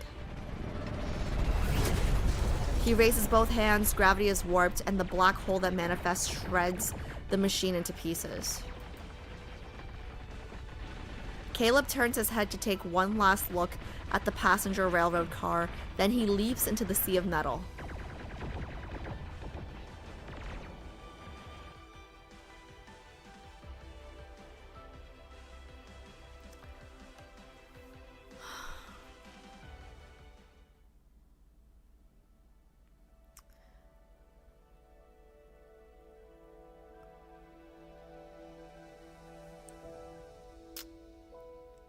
As dissatisfied I am, I can imagine how much more emotion, right? Like, if I did the Chinese version, I can imagine how much more emotions there would be because of, you know, without the friend thing, right? I can't even be mad at Infold. There's no better word. You know, you can only be mad at the English language. Because, like, if you say because I'm your brother, it just doesn't have the same connotation as Gaga would in Chinese, right? Like, it would hit weird, too, in English. Like, if you translate it directly, right, it still wouldn't carry the connotation. Like, it wouldn't work. So, like, you can't even be mad about the translation because there's no fucking word in English that would there's no word. I wake up in the wreckage of the hover train's passenger railroad car. I wake up in the wreckage of the hover train's passenger railroad car.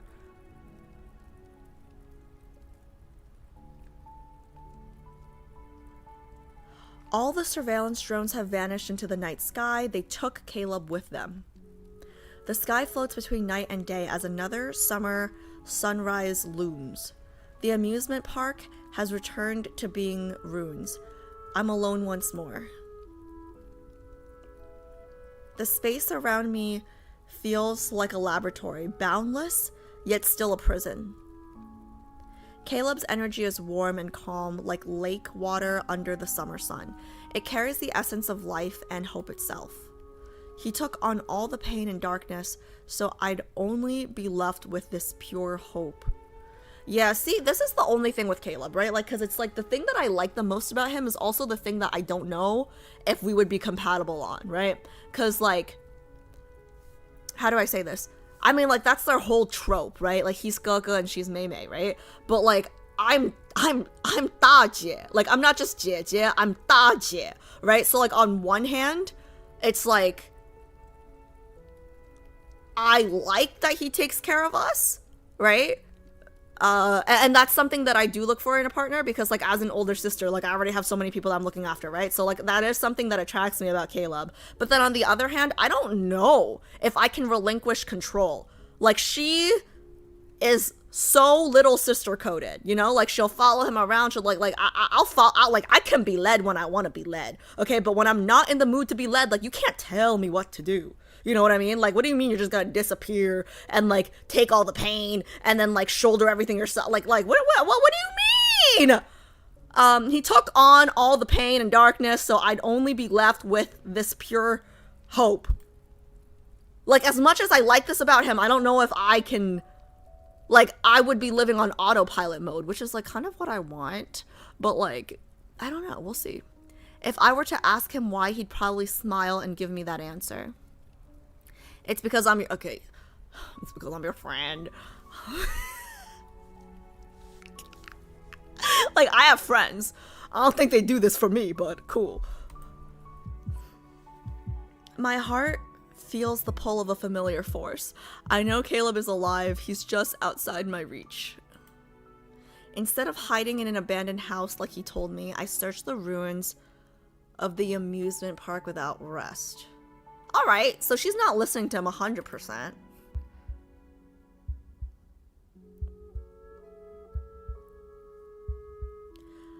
The pull my heart feels grows weaker.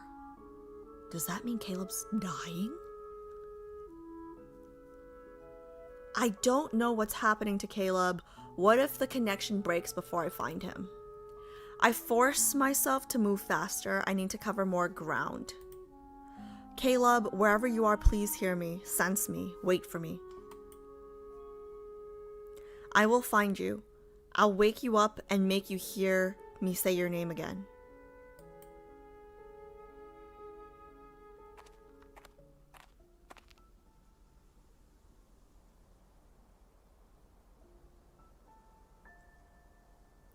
I lost count of how many days and nights I've traveled. I don't know how far I've gone. The ruins of a city rise in the distance. It looks like the outskirts of Lingshire. Light fades from the weathered buildings as another night approaches. A feeling swells in my heart. Caleb is nearby. Climbing over the rubble of a building, I see the setting sun casting light on the lonely wreckage of an aircraft. My heart races as an invisible force pulls me. The person I've been trying to find is close.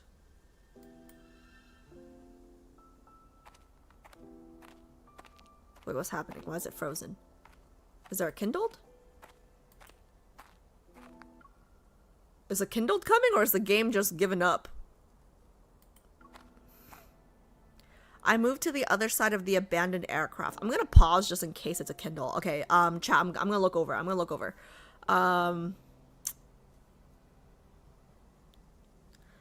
Feel the same way, kind of, for me. Even Silas is too controlling for me, so I don't really vibe with Caleb's MC as much. I don't feel like Silas is too controlling for me. I feel like he's much more... I don't know, I feel like he lets us do our own thing. He's much more like, you do your own thing, you fuck up, I'll clean up your mess. Whereas Caleb's very much like, I'll do everything. You know what I mean? Which, like, I appreciate, but I'm not used to that.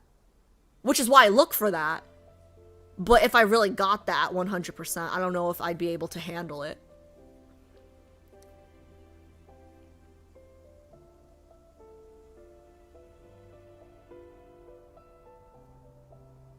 I think it's a Kindled coming up. Okay, thank you, Becky.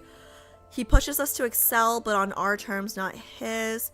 Yeah, that's what I'm... Oh, even with Silas, you're too... Ah, okay. Wait, so then wait. Wait, Hanny, who's your main? Is it Raph? Is it Raph, or did I make that up? Who's your main? Silas loves to have control, caution wise, but he's deaf, a brat enabler. Huh. Oldest daughter syndrome. Yeah, that's a thing. That's a real thing, guys.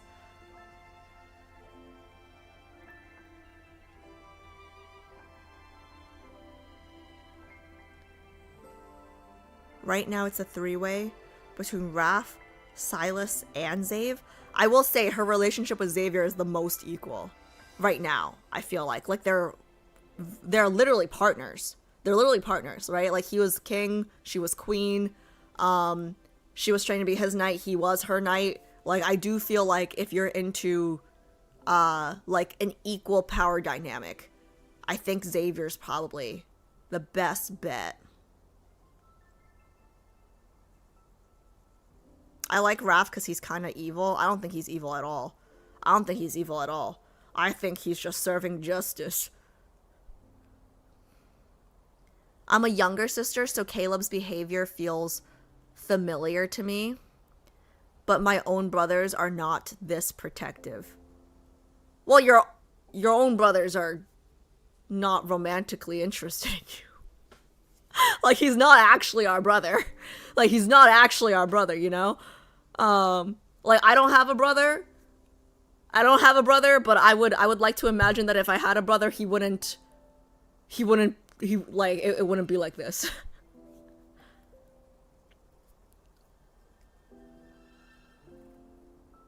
No, JHP, no unless. JHP, don't make it weird, no unless.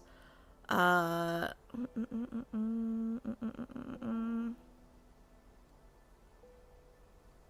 makes sense, Pips. That makes sense. Like the bratty younger sister growing up and wanting to be an adult. I can see that. I heart Zave. Just his jealousy is kind of an ick. Lord, forget. Are you kidding me? His jealousy is like, are you kidding? That's an ick for you? It's adorable for me. Like, are you kidding? Like the who do you like more? Lumiere or like me or Lumiere? Are you kidding me? That's an ick for you? That's an ick? I mean, like, listen, I'm not judging you. More Zave for me, but I liked it. I like as long as you're not like throwing punches and ruining my night, like I'm okay with a little jealousy. Okay, like as long as you're not ruining my night, I'm fine with it. I don't have a problem. Okay, all right. I think we're good to do the Kindle, right? Let me see. I think even okay. Let me just get to the end of chat. I think even with the eldest daughters, it depends on what your eldest daughter mileage was, depending on what your experiences were. You'll probably, yeah, that makes sense. And I agree with that. Cause like, even like it's like a range, right?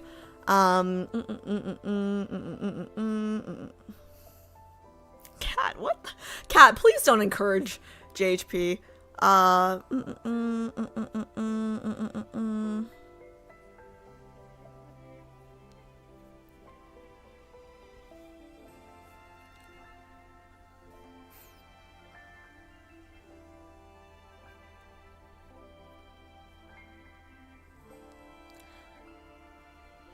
Zave's jealousy might be why I fell for him. Oh, I find it so charming. Yes, the word 兄妹 is used a lot to address Caleb MC in the Chinese version, and it's only for family members, not honorific. Wait, what do you mean? They're not blood related. Are they blood related in the Chinese version? There's no way. They're foster. They're foster siblings in the Chinese version too, right? I think Alice will have a rude awakening once she realizes he is actually our brother. What?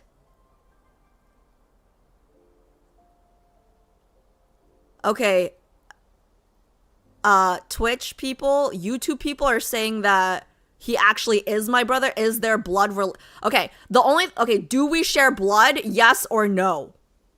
Do we share blood?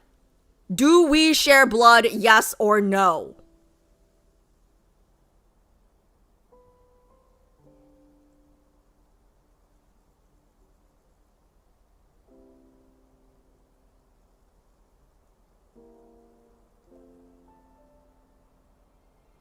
Guys, it's not even, like, there's no way China would allow that.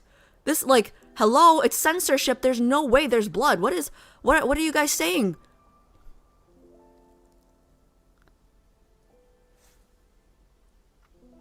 Not blood related as in they came out of the same hoo-ha. It's just they were raised as actual siblings. Yeah, wait, so I'm so confused. Quake. I'm so confused. The only way I'll have a rude awakening is if they actually share blood. If they don't share blood, I don't know what the rude awakening is. Does that make sense?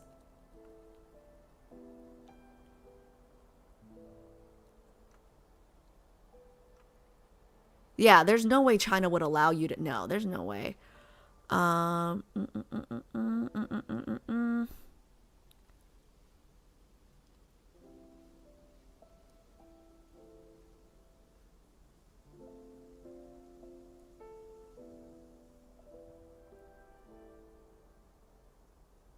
Yeah, okay. Yeah, no, I'm reading all your, okay, Adam and Eve. Yeah, no, but you're raised together as if you do. Okay, no blood, no problem. Okay? If there's no blood, there's no problem. Why? I'm curious why Quake thinks, yeah, I am curious, Quake. Why do you think I'd be rudely, like, why would I have a rude awakening? I watch Chinese dramas where you marry your foster brother all the time, okay? Or, I mean, I've even watched, like, historical Chinese dramas where you marry the older brother dies, so you marry the younger brother. Like, what's the issue? No blood, no problem. No blood, no why would I, like, am I missing something? I don't think there's an issue. Like, I mean, I know here it says, like, same energy source, right? I know it says same energy source, but I just thought it meant, like, the same battery. Like, the same battery, you know? Because they're robots, but,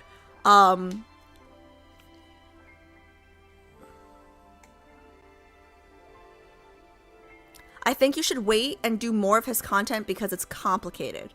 Okay. Alright, Pips, I'm gonna listen to you. I'm gonna listen to you.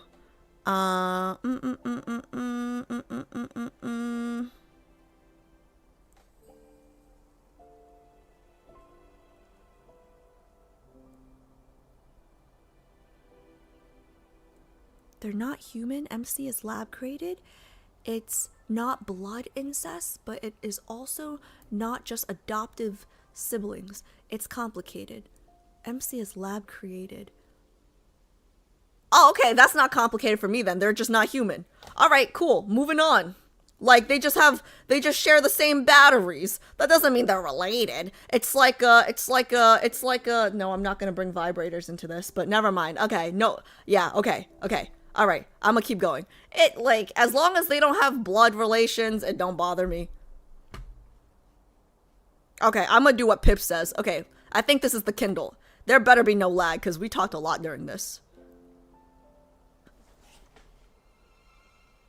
Where does the slit of his pants start? Where does the slit of his pants start, guys? Caleb leans against it, his eyes are closed, and the cockpit's cables are connected to his back. Yeah, I guess I'm just gonna have to keep doing Caleb content, and then Quake, stick around, okay? Like, whatever yeah, I appreciate how nobody's, like, I've been reading chat, there's been no spoilers. I appreciate how everybody's keeping chat spoiler-free, Twitch and YouTube. I'm really excited to do more Caleb stuff because Quake says I might be in for a surprise later on. So I'm excited to be surprised, potentially. Let's see. The aircraft's energy isn't enough to repair his system. The scene mirrors the moment he found me in the laboratory. It's as if our fates had been switched. Keeping my emotions in check, I approach him one step at a time. Oh shit, do I need my blanket for this kindled? It's too late.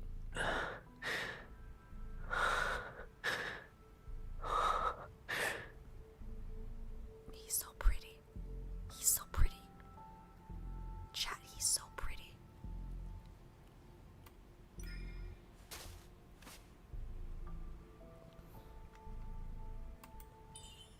His breathing is steady. Let's see if he reacts.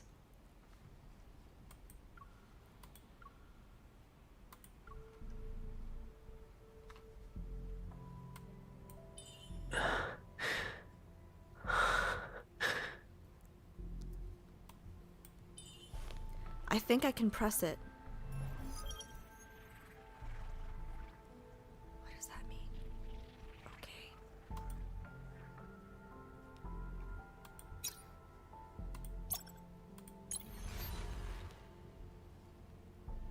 What does that do?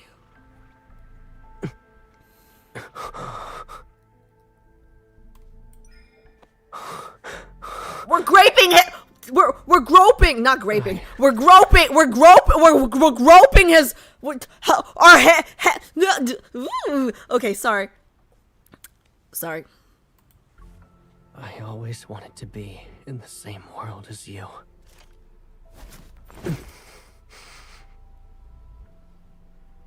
Instead of just watching you and imagining you. I want to feel your warmth, your heartbeat, everything. I want you to stay with me forever.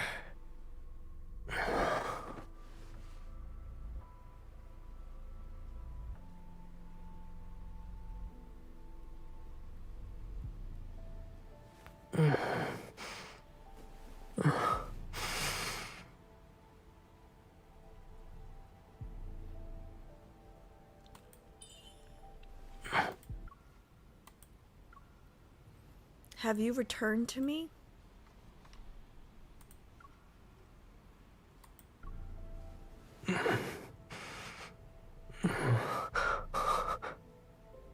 Are you hurt? He grunts the most.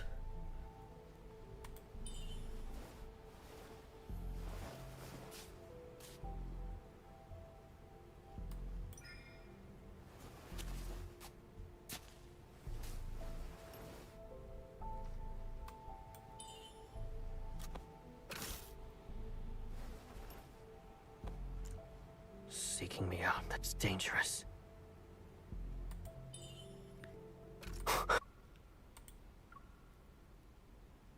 You didn't want to be woken up?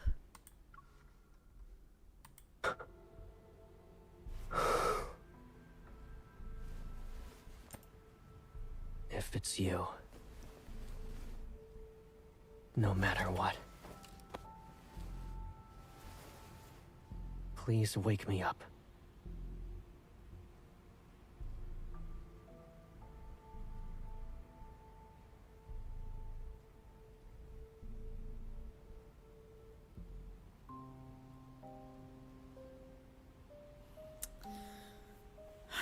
I can't deny that it seems like he yearns the most. Although I don't know, because Raph was pretty damn yearny too in his third myth.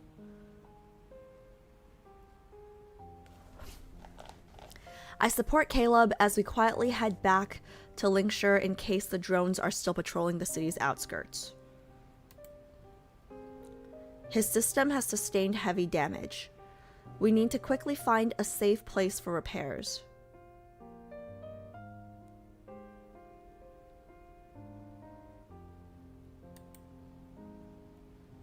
The black market merchant who sold us aircraft parts kindly let us use her old house for now. Oh, Helen. Although it's worn from age, the room is tidy. A vintage floor-to-ceiling window takes up an entire wall, so this place is flooded with light. Caleb, utterly exhausted, collapses onto the bed.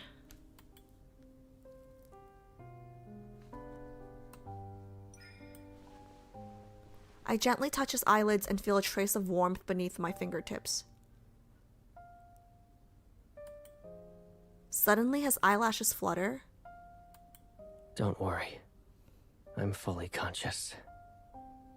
He takes my hand and turns it over. The various cuts and scrapes I collected from those days of looking for him in the ruins are revealed. His grip loosens as if he's afraid to cause even the slightest discomfort. Were you uncomfortable these past few days? Well, I wasn't staying at no 5-star hotel resort, I'll tell you that. Without saying a word, that's fine. I press my palm against his. He understands and tries to pull away. My system is fine.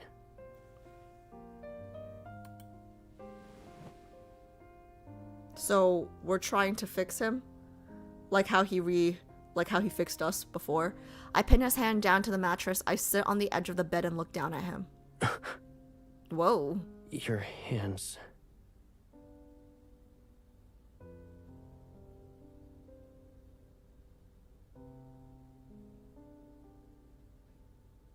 I don't know. On one hand, I'm like, oh, look at his puppy dog eyes. And then on the other hand, I'm like, hey, stop looking so sad. That might be my period. My pain receptors have been modified. But you're not like me. I force my palm to align perfectly. I force his palm to align perfectly with mine, and my powered exoskeleton shifts as our transfer ports connect. Energy flows into his body. His wounds seemingly burn as they heal. Let go of... I use more of my strength to stop him from moving. His face slightly pales from the pain. This is how you repaired me before. I'm just returning the favor. Don't waste your energy on me. Shut up and take it. The energy transfer suddenly stops. I stare at my palm, shocked beyond disbelief. He could just refuse? Caleb's system isn't fully repaired, but my energy is already drained. Unease creeps into my mind. Our energy levels are mismatched? Ah, so this is where she realizes that every time he heals her, he's draining his energy. You knew? He turns his head away to avoid my gaze. I'll recover. I just need more time. Oh, I hope she's pissed. 'Cause I'd be pissed. I hope she's pissed. Hello? Hello? I grab his shoulders and make him face me. Our gazes meet. Oh, she's pissed. You lied to me. Yes, I did. Where's the remorse?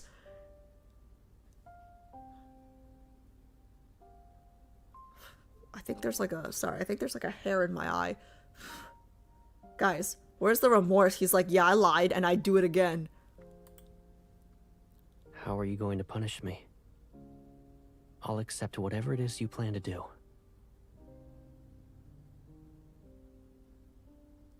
I'm not rewarding you with kinky favors from this. What the hell is he saying?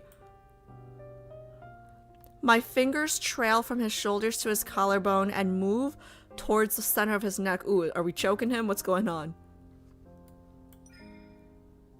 Your punishment, promise me that you'll never leave me again. That's true. He promised that he would stay with us and he left. Ever. What if I break it? Then I'll break you. My fingers stop just above the crystal on his throat. All it would take is one push to transform him into something else. I know your weakness. If you break it, I'll make you my prisoner. He hesitates before taking my hand. He sits up. Knowing this bitch, he'd like that. What kind of punishment is that, MC? Come on. Where will you imprison me? I will shackle you to a place only we know about. Yeah, girl, you really don't know. Like, she's saying the same thing. She's basic. This is mirroring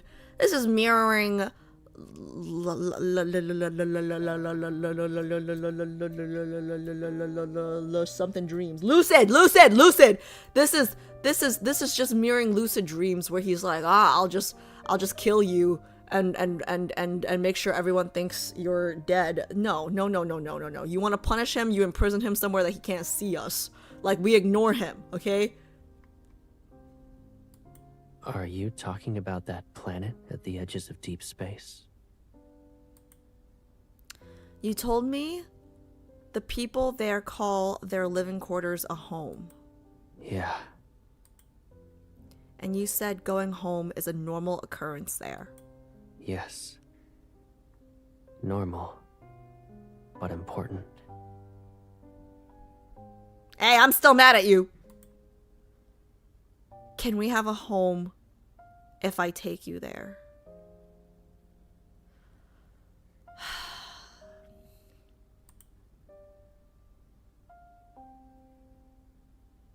Why do you want to go to that place with me?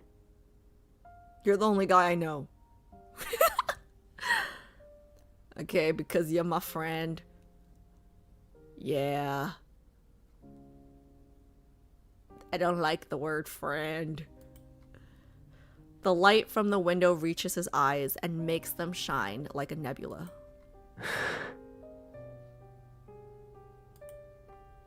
Can I call you that? Of course. Whoa! Guys, voice actor A+ right here. Of course. Of course. Yo, that was A+ voice acting. I move closer and wrap my arms around him. His presence surrounds me. For a moment, the cold metal of his powered exoskeleton feels seemingly warm. Caleb. I'm here. I rest my head against his shoulder. Now I understand what it means to have a friend. He wraps his arms around me, his embrace is ever so gentle, as if he's afraid his powered exoskeleton might hurt me. Yeah, I don't know if I would have been more or less annoyed if Bex didn't tell me. I think I'm less annoyed. I think I'm less annoyed because Bex told me. I think I'd be more annoyed if she didn't tell me, because I'd be like, wow, okay, we're just gonna friend zone me, you know? No, okay. Yeah, the Chinese version would feel a lot more intimate. Okay, so I just have to wait for the second time we do this in Chinese. Yeah. Okay. What does a friend mean to you? Oh, I don't sleep with my friends, so we're gonna have to move you out of the friends bucket. This is like, hello?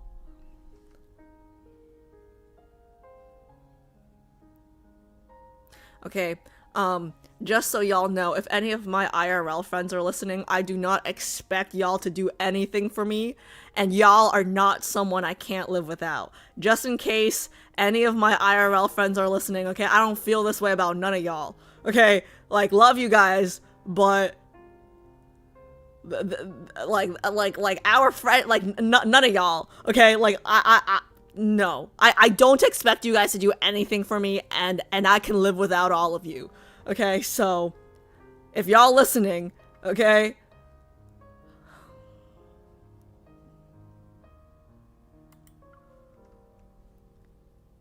There's someone I can't live without. I mean, I'd be sad if, like, my friends weren't here, but, like, I wouldn't say I can't live without any of y'all. I'd be really sad.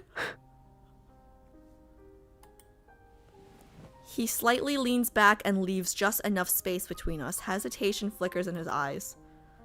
Is that not true? You'll be older one day.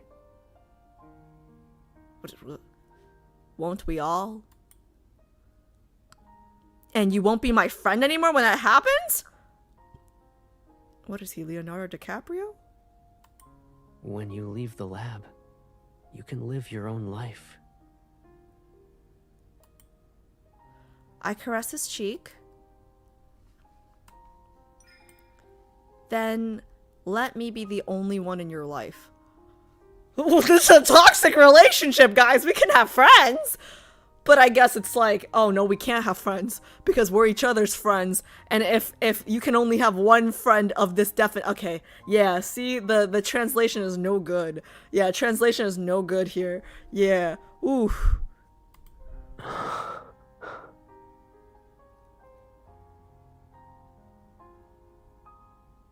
He pauses before turning his head. His warm lips brush my fingertips, and his voice is as soft as a whisper. That's not the answer I expected.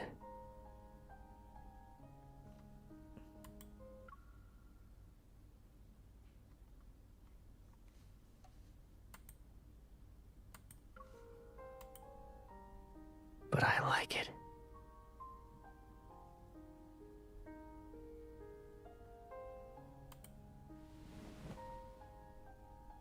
I sit up straight and extend my right pinky finger to Caleb. Back then, you taught me about promises. So you remember? His voice kills me here. Where he said he likes it, and then so you remember. All our memories are tied to the name Caleb. His eyes sparkle as he extends his pinky finger.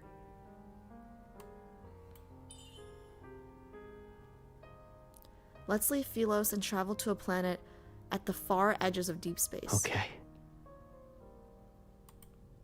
Our pinky fingers, both encased in armor, hook together just like back then. It was summer at that time, and now it's currently summer. The season has finally become an inseparable part of my life.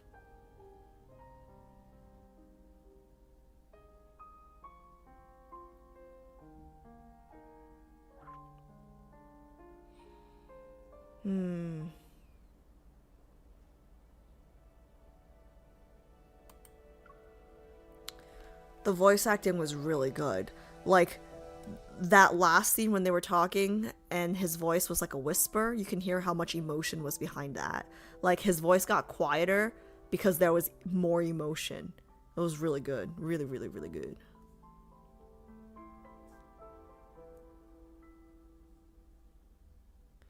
Objectives. 1.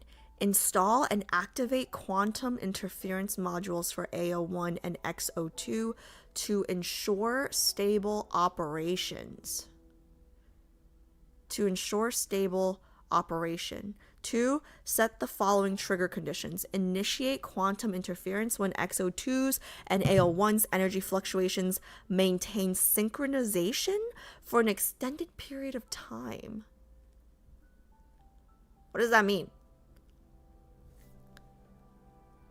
Install and activate quantum interference modules for AO1 and XO2 to ensure stable operation.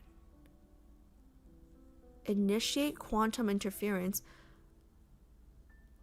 Energy fluctuations maintain synchronized for an extended period of time.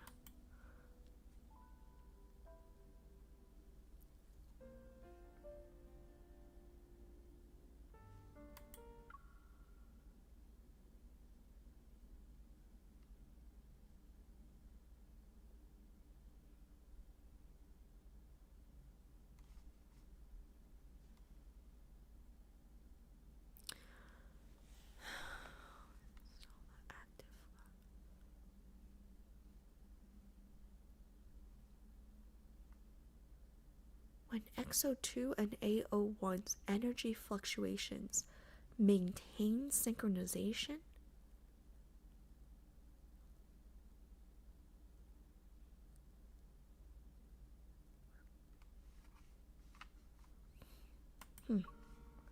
For those on the run, a destination is like a beacon, a spiritual anchor guiding every step of the way. To reach our homeland at the edges of deep space, we still have much to prepare.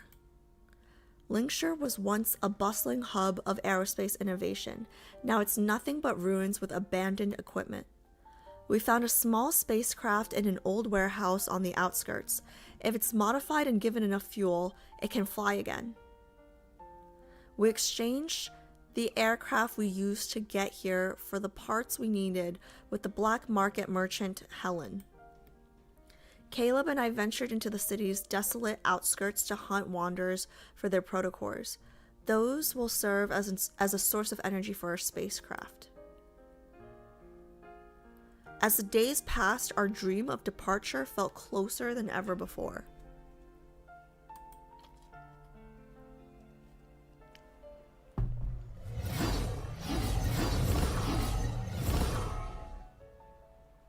After working very hard, we finally filled our pouch with protocores. It's currently midnight. Why do I feel like they're never going to make it there? But instead of heading back with our loot, Caleb and I are captivated by the scenery before us. A nameless lake sits on the far reaches of Lingshire's outskirts. The humid night air clings to our skin, and the calm lake mirrors the brilliant moonlight in the sky. I saw this before in the lab's system logs. Philosians missed the moonlight of their homeland, so they built an artificial satellite to mimic it. We sit by the lake, I touch the water, and the cool ripples curl around my fingers. They soothe the heat coming off from me. When we finally see the moonlight in our homeland, we'll remember this night. This is the calm before the storm. It's so far away. I really want a happy ending, but I don't feel like we're gonna get one. Yes. Anything could happen. We might not even make it. Okay. I place my hand deeper into the water and watch the ripples spread out. It doesn't matter so long as we're together. Oh no! Oh no, I just had a thought.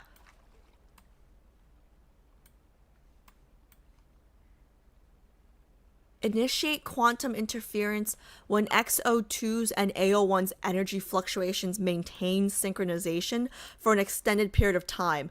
Could it just mean that, like, are they in danger the longer they are like in the same, like are they in danger? Are they in more danger when they're together than when they're apart? Because when they're together, whoever the fuck is experimenting on them can initiate quantum interference, whatever quantum interference means. I don't know what quantum interference means.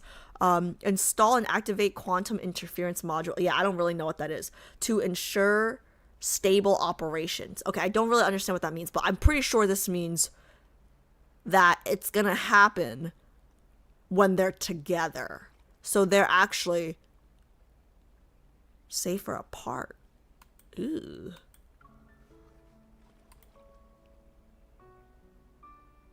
Caleb looks at me, then he tilts his head towards the sky. No matter what happens, we'll always have the memory of tonight to hold close to our hearts. Yo, why are you saying that like you already know something bad's about to happen? He raises his hand and a tiny spinning black hole forms. The small ripples on the lake's surface gradually turns into waves. They're drawn upward by an invisible force. The water hovers above the lake. It forms a massive transparent sphere that sparkles with reflected moonlight. On that planet, they have something called a crystal ball. They're often given as gifts.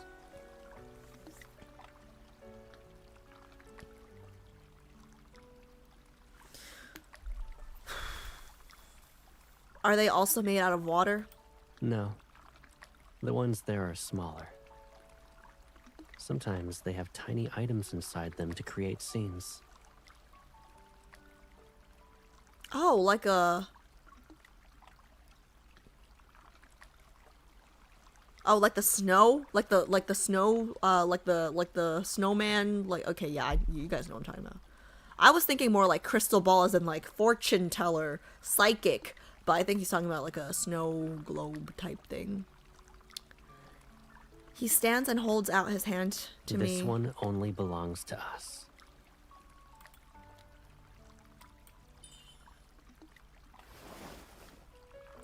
Having floated before, I've gotten used to the feeling of my feet leaving the ground. Caleb pulls me effortlessly into the sphere. The transparent water around us shimmers with iridescence under the silver moonlight. Hold on tight. He guides my hand to rest behind his waist and wraps one arm around my shoulders. Our crystalline bubble begins to flow even higher. Caleb, is this another one of your magic tricks? A magician relies on illusions. But I want to make all your wishes come true. A sweet talker, this one. I don't like sweet talkers. Why are you so good at talking? You talk to a lot of girls? Got a lot of practice in? Okay, I'm on my period. I'm sorry. Prismatic lights dance around us, refracting and reflecting endlessly. They make me feel like I'm inside a giant crystal ball. Yet his eyes shine as pure and bright as tonight's moonlight. All my wishes will come true? Yes. All of them. I'm doubtful. I hold him even tighter. The wish I have right now has already been fulfilled.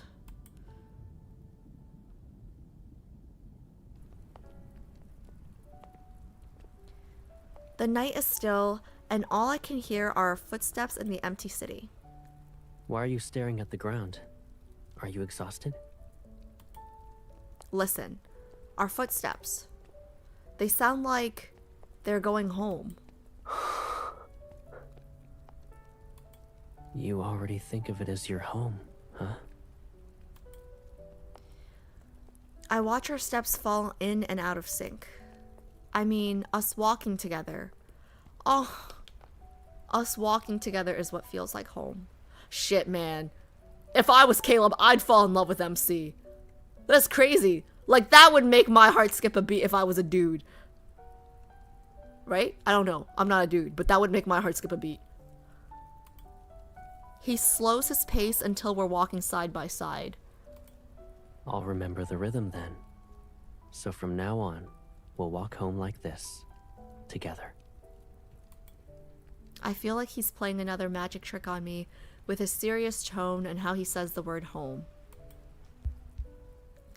My heart is racing as if I'm engrossed in an enchanting performance. Now you're the one who's slowing down.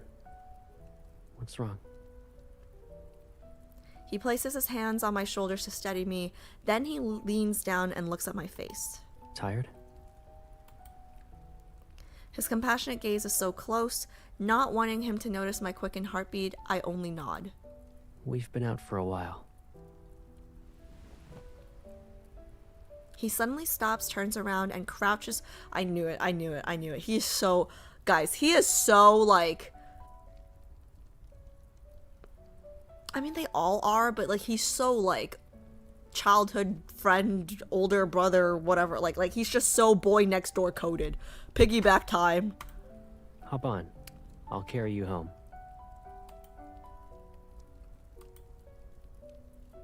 I don't move, instead opting to stare at him. It'll be faster this way.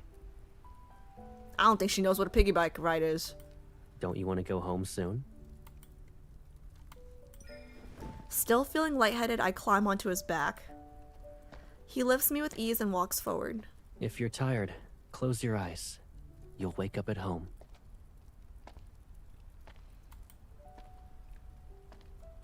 I lean my head against his shoulder and let myself relax. Caleb. What is it? I like it when you say home. Guys, I've said this since the beginning. Like, I've said this since, like, chicken wings or whatever, right? Like, I don't know what it is about this word with Caleb. It's so comforting. Then I'll say it every day. Let's go home. Like, I fear... No. I'm just brainwashing myself. I fear that he's the end destination. Like, no matter how many loops I go around with the other 4 love interests, like, home is Caleb, right? But no, he's just saying the word home a lot, Alice. That don't mean nothing. I no longer care if he notices my racing heart, because I can feel his heart too, as my chest is pressed against his back. Like mine, it's beating just as quickly. Our hearts are perfectly in sync. Oh no! Our hearts are perfectly in sync. The rhythm is exciting and comforting. That's not good. The more in sync we are, the more likely they are to initiate whatever whatever quantum. Oh no! Oh no! Oh no! Oh no! It's gonna. Oh no! This. Oh no! This is the calm before the storm. Oh, the storm's gonna hit in 2 seconds. Oh my god. Oh no. Oh no! It's gonna happen! I can't look at this. I feel like, yeah, something bad's gonna happen. Good night, Caleb. Good night. Content, I close my eyes and fail to notice the faint blood red glow from the crystal embedded in his powered exoskeleton. Something bad's gonna happen, guys. Their heartbeats are synchronized. You can't get more in sync than that. Okay? Ah, shit. Shit's about to blow up. Oh no. Oh no. Shit. I can't be biting my nails. They're done. Okay. Objectives. 1. The interference control module via feedback signals will adjust the patterns of entangled particles to generate specific quantum states. Come the fuck again? These will target the neural networks of A01 and X02 to disrupt their consciousness. Okay, one more time. The interference control module via feedback signals will adjust the patterns of entangled particles to generate specific quantum states. What the fucking hell did I just read? The interference control module via feedback signals will adjust the patterns of entangled particles to generate specific quantum states. These will target the neural networks to disrupt. Okay, basically something's gonna happen. They're gonna knock me out. All right, I'm blacking out. I'm blacking out. That's all I need to get from that, okay? 2, monitor and document the destructive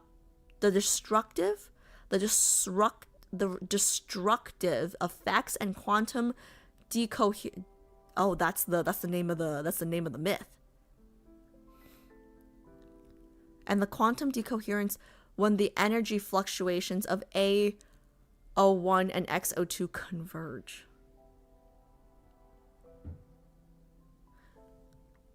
When the energy fluctuation... So they're going to knock me out. And then they're going to take notes when bad things happen, when our energy fluctuations converge. Okay, yeah, that's what I got from this. They're going to knock me out and then take notes.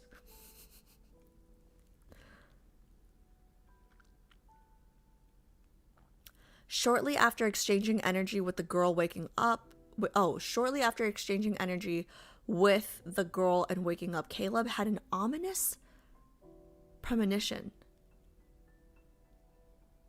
Oh, so it happened already. The color change in his powered exoskeleton crystal and the brief haze clouding his mind made him remember the ruins of the amusement park. The girl underwent the same process, the crystal discoloration and the mental fog. These symptoms have been transferred to him. After their failed escape as children, the two had undergone many modifications. Maybe this was a fail-safe, a mechanism the laboratory had implanted to prevent another attempt. But what was the trigger? When he carried the girl back to the old house on his back that night, he finally realized the answer. The trigger was each other.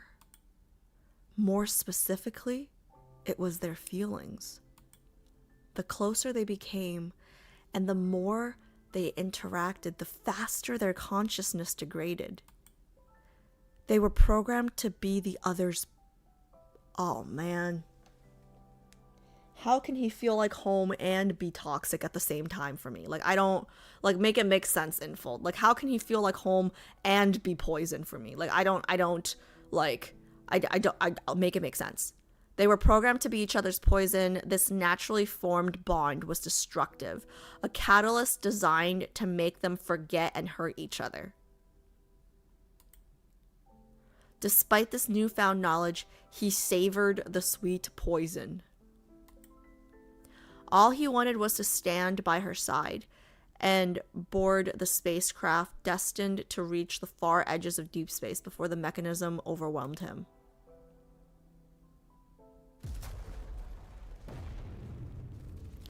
The war between the government and the rebels had reached a precarious stalemate. The central district has been reduced to rubble. The flames of conflict spread to every part of the planet. Lingshire was no exception. Outside the window, an ominous red glow lit up the night and was accompanied by faint, distant explosions. It's me. What's up, Helen? Helen rushes in with her grandson, Kolo. Both are disheveled from their journey, and her usually calm demeanor can't mask her fear. The rebels are already at the city outskirts. It's sooner than I expected. Shit. We'll be boarding a large evacuation ship. You two should come with us. It's safer if we stick together. If they find us, everyone on board will die. Caleb and I exchange a glance. We know that we are thinking the same thing. Thank you, but our fuel is ready. We'll be leaving soon. Helen's like the nicest old person we've met in this game so far, and she is a merchant on the black market. Sometimes I love how this game really doesn't have like black and white, you know, it's like very gray. But your ship is a private spacecraft. It has never traveled that far. What if... Do you really have to go? Where are you going? Caleb pats the boy's head. We're going to a place where the seasons change. We'll see life grow, a summer sunrise, and real moonlight. Does this world have such a place? It's all just a dream. It's all just a pipe dream. Caleb shows a slight smile as he glances at the boy. He turns to look at me. If this world doesn't have it, then we'll find one that does. Helen sighs and hands the metal box to Caleb. Take this. It's the best warp drive I could get. And this is the communication key for our ship. Just in case. So long as you're within range, we can send a rescue shuttle. That's so sweet. After Helen nods, Kolo places a small communicator in my hand. Thank you. You need to go to that world you're looking for. Take care, children.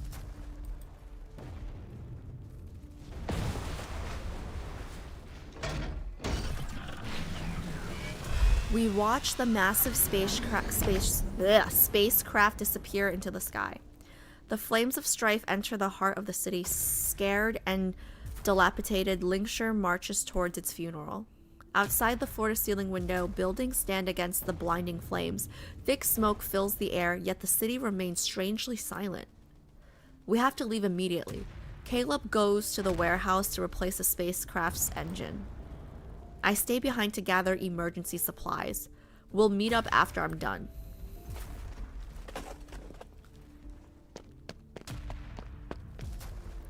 I rush to the warehouse with everything I can carry, yet I see Caleb standing outside the spacecraft with his back to me. I have nutrient nuggets, supplement concentrates, and... X-02. Command confirmed. Huh? Huh? Did they take over his brain? The crystal embedded in him emits a faint, blood-red glow. I realized this happened to me when we were in the ruins of the amusement park. Caleb? Are they gonna order him to destroy me? Do we have to fight each other?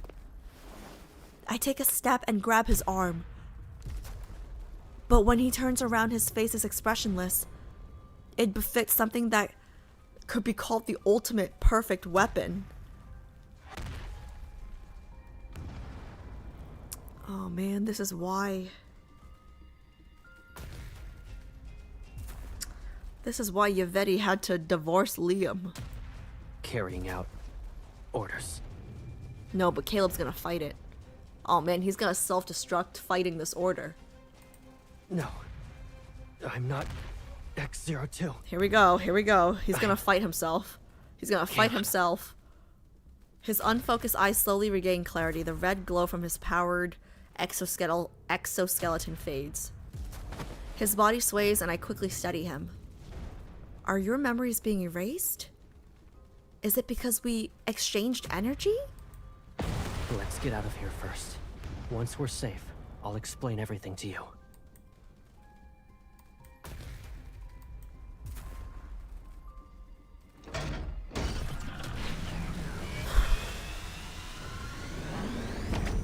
Outside the spacecraft's viewport, Linkshire, whatever, consumed by warfare, shrinks into a speck of light in the distance. As the spacecraft ascends, the entire planet seemingly spirals into an inferno. I pilot the ship, but my heart races as if it's feeling someone else's pain. We have interference modules inside of us. When triggered, the one with the destructive energy will experience a degradation of their consciousness. Until they lose it completely. Then they must wait to be reactivated. It's clear what those people feared. Weapons with a will of their own. Suppressing the bitterness in my chest, I force myself to stay calm. If we leave Philos, the module won't be activated. Is it that simple? He lowers his gaze to avoid looking me in the eye. That's when the truth hits me. Am I the trigger? Whenever our energy synchronizes, it activates the interference module. So we can never have sex? My body trembles, but a soft smile appears on his face. It's not your fault. They knew I couldn't stop myself from wanting to synchronize with you.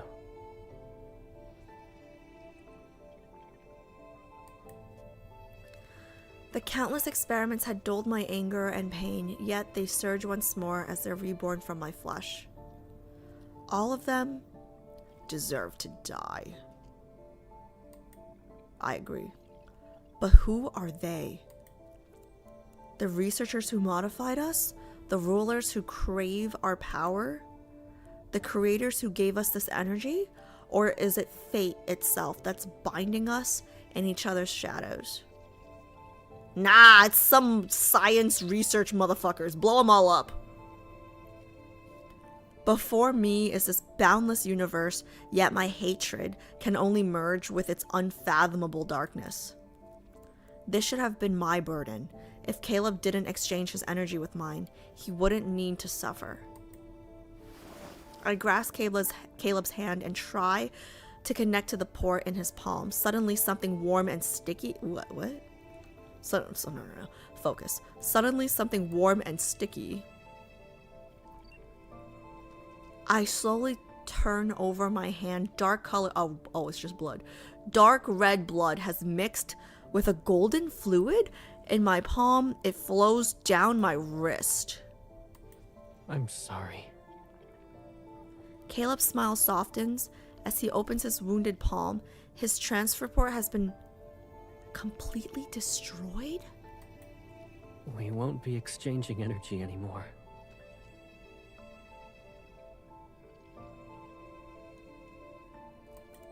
But at least I got you onto this ship before I was taken away. I promised this would be our last escape, and I meant it.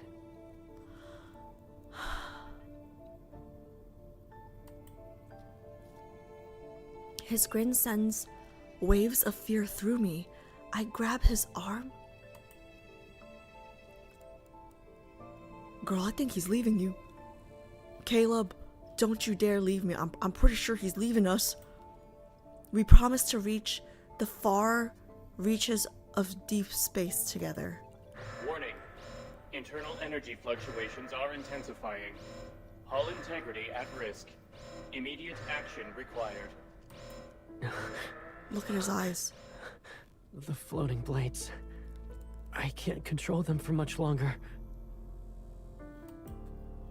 Even if you lose consciousness, it doesn't matter. I'll always be the one to wake you up. Warning. Spacecraft is under heavy bombardment.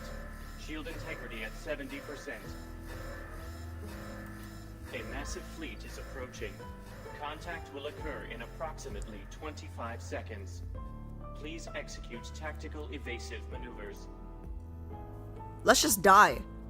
I'd rather we both die together than go back. This is perfect. Ah?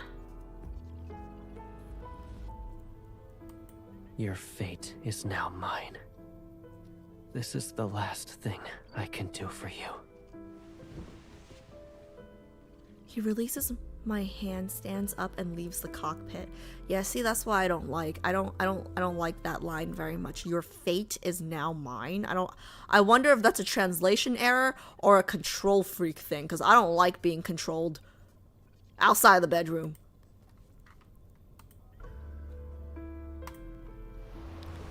I try to follow him, but gravity pins me in place. A transparent door separates us.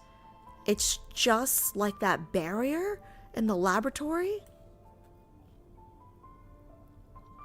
But he won't be waiting for me on the other side this time. Caleb, no, I'll hate you forever.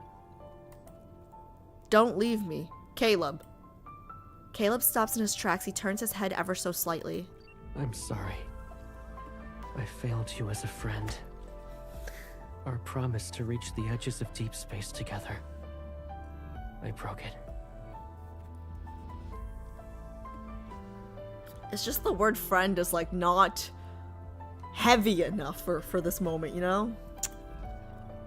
I can only see one of his eyes. Within it lies a gentle resolve that destroys my heart.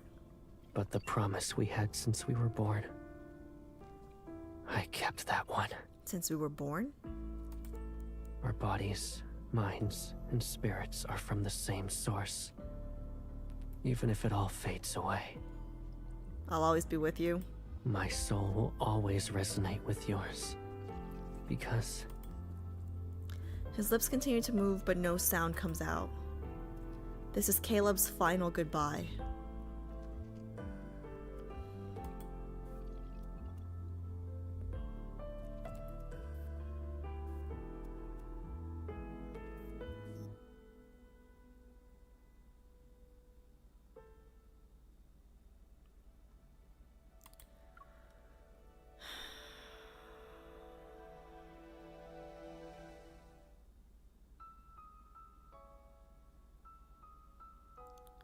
Caleb has a secret he never told anyone about. It was born the moment he became aware of her existence in the laboratory. He didn't know if it was related to their shared origin, her being the center of his world, or the fact that she was herself. Yet in the end, none of it mattered. Every reason began and ended with her. God, I kind of love and hate. No, it's delicious. Like, it's part of his trope. Like he's a little obsessed. The secret was a seed buried in his heart, and over the years it grew into winding vines that formed an invisible net. It bound him and made him want to bind her just as tightly. At the beginning and end of those vines was a single thorn, one that grew inward. Their shared connection meant his soul was always destined to recognize hers. His soul resonated with hers again and again because he loved her. That's what I thought. Like, when he walked away, like the where it said his mouth was moving but she couldn't hear anything, pretty sure it was "I love you."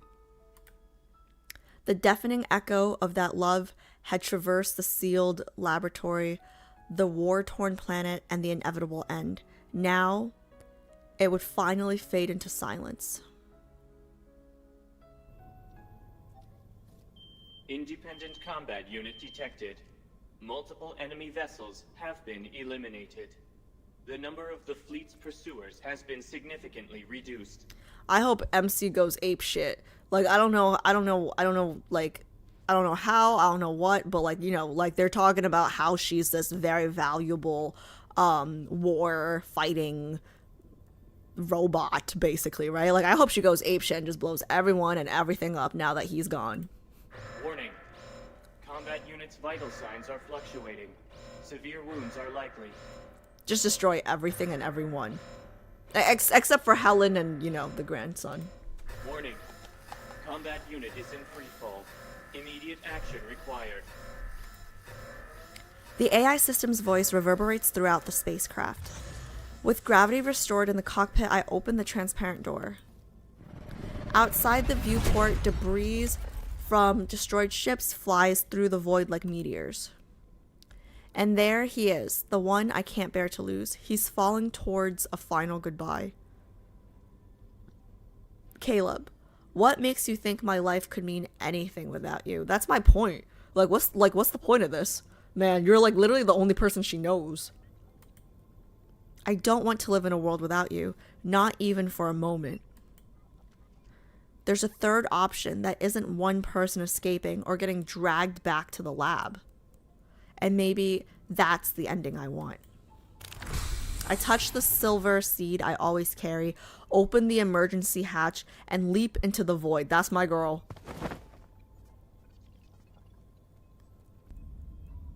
Controlling my powered exoskeleton, I drift through space. In the distance, ships explode in silence. Their remains streak across the emptiness. The receiver built into my ear picks up a sound. The piercing screech almost makes me think it's an auditory hallucination. Isn't this Caleb's receiver? My intuition makes me look down. That figure in black is quickly falling.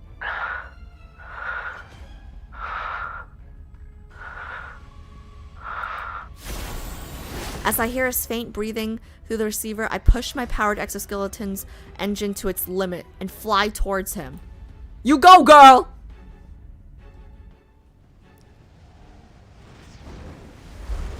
Is this a kindled? Wait, 2 kindled? Okay.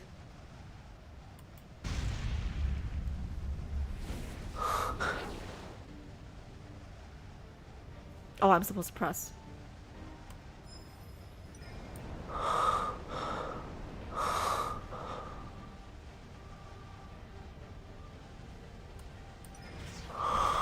Give me that shit.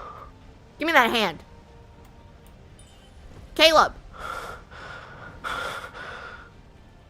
You. How? I just jumped. Give me that hand, bitch! Hold my hand!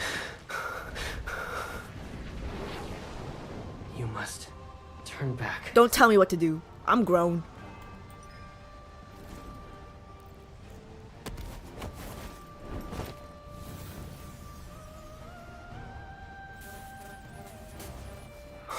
%.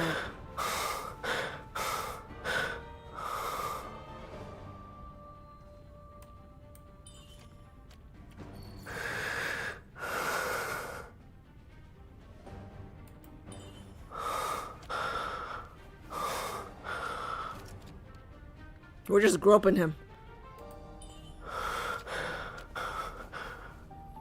His own power? His own power is consuming him. Resonating?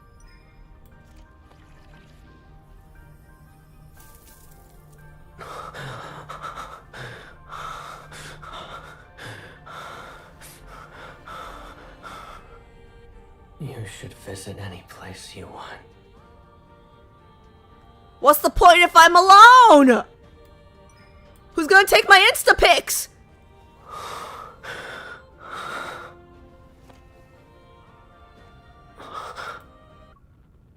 This is where I want to be. This path will only lead to destruction.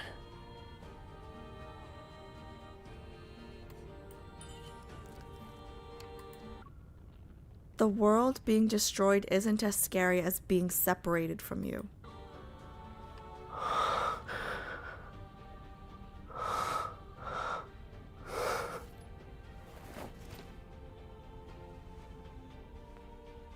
We're from the same source.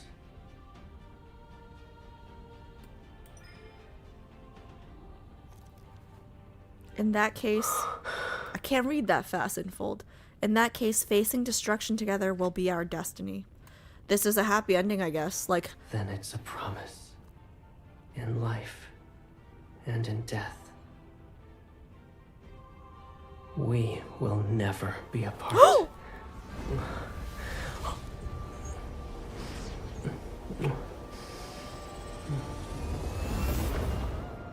Caleb makes the most noises. I'm just saying. I'm not mad about it, but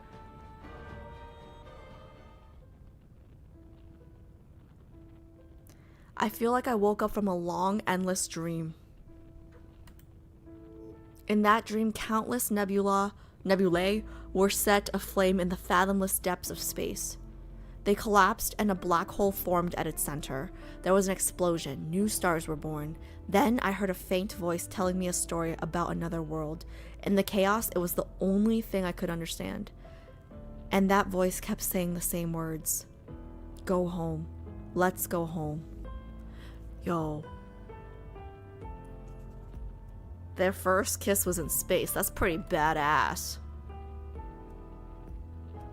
Construo and Destructio are two forces that drive the evolution of civilization. These intertwined forces are interlocked in a perpetual cycle.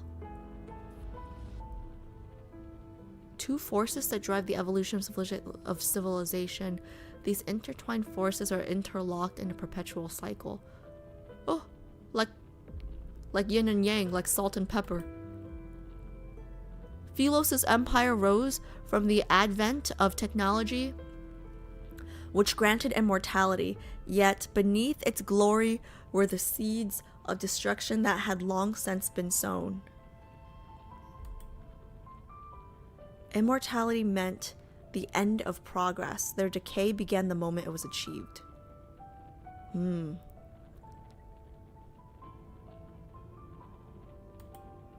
Immortality could not sustain an immortal civilization. As destruction pushed this world towards its final moments, flames of hope were ignited elsewhere in the universe. It is a testament to the endless cycle of rebirth.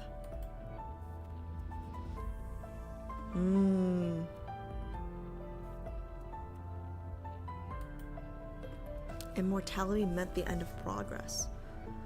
You know, I will say,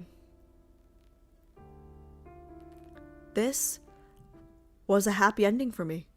This was a happy ending for me. I don't know. Yeah, chat, I don't know what you guys think, but I think this was a happy ending for me.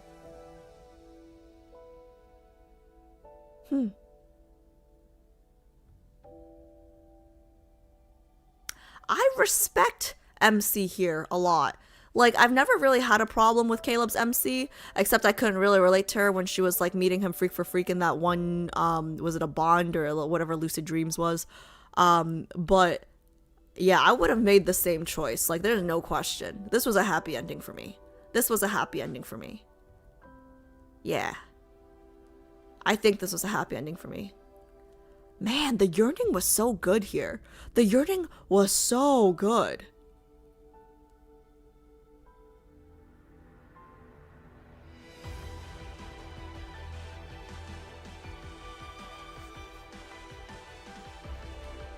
Oh, did we get raided? Oh, Rolla, thank you so much for the raid. I thought you were in chat earlier. You must have left and then came back. Thank you so much for the raid. I hope you had a good stream.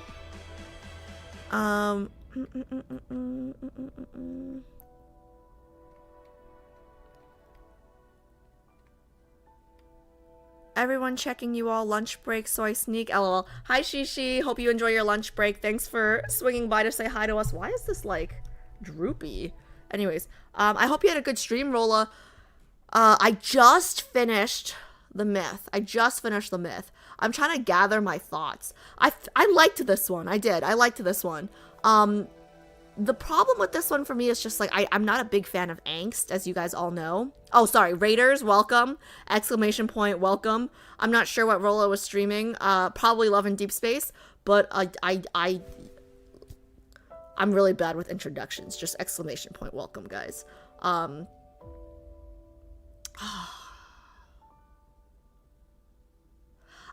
did like this one. Because it started off pretty damn depressing, you know? And it started off pretty damn depressing. But, oh, whoa. What is this bright ass yellow?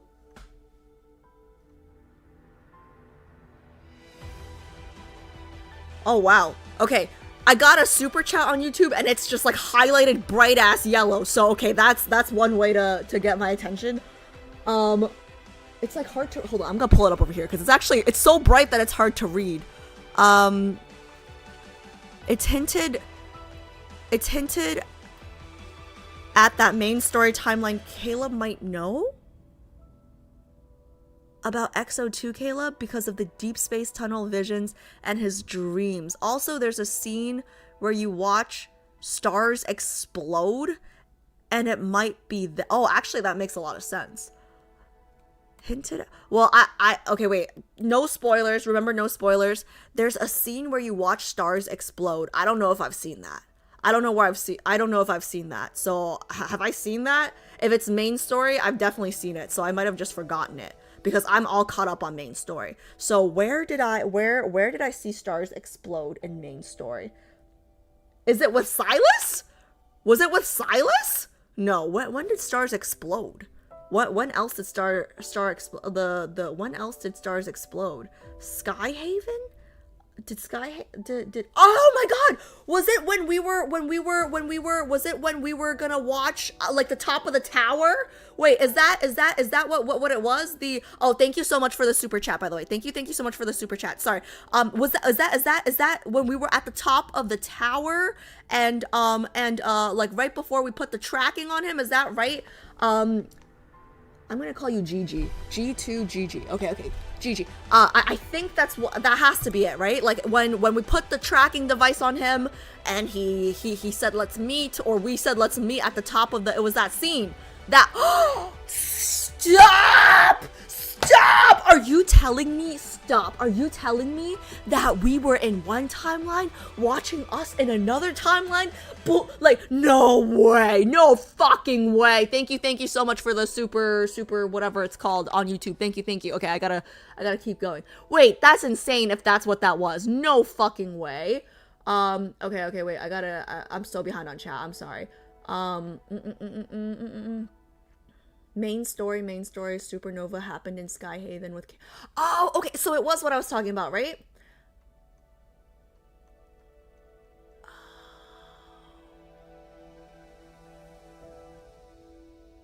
Stop, guys. Did that just happen? Me and Caleb watched me and Caleb explode? Me and Caleb watched me and Caleb explode? You can tell it's the same event because it's the same overly loud music playing. That's true. I remember the music. It's implied but not confirmed. No, implication is enough in this game. This is a very subtle game. You know, like the details matter. Implication is enough to confirm. Whoa. Wait, JHP, you can gift subs? You can gift memberships on YouTube? Sent one. Wait, I've never seen this before. What is this? Sent one Wonder Egg gift. Who did you send it to? It doesn't show me who you sent it to. Okay, somebody got a community membership YouTube sub from JHP. I don't know who you sent it to, but somebody thank him. Thank you JHP and whoever got it. I can't see who got it for some reason, but it's bright as hell. I think, yeah, it's bright as hell. Okay, so super chats are bright yellow, and memberships are bright green. Okay, that's good to know. First time I'm seeing these. Where is the I was getting there. Thank you, you asshole. I was getting there. Who wants to explain how light travels and what we're seeing is something that might have happened billions of years in the past? Guys,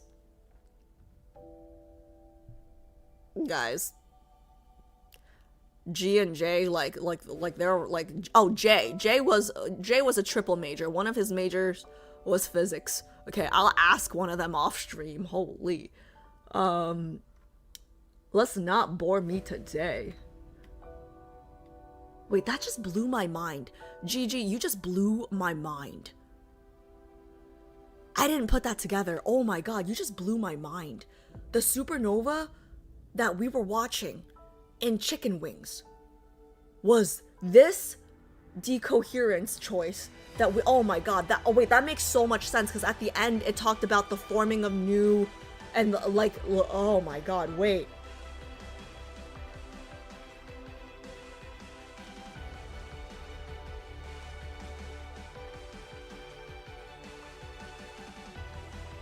Guys, that blew my mind. That just blew my mind. We were watching us from a, oh my god, wait, that just blew my mind. That just blew my fucking mind.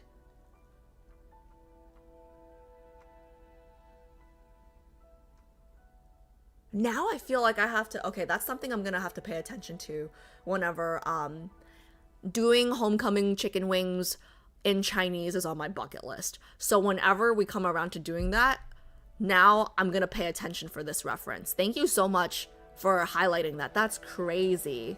Wait till you see his third myth. Even more details you'll notice.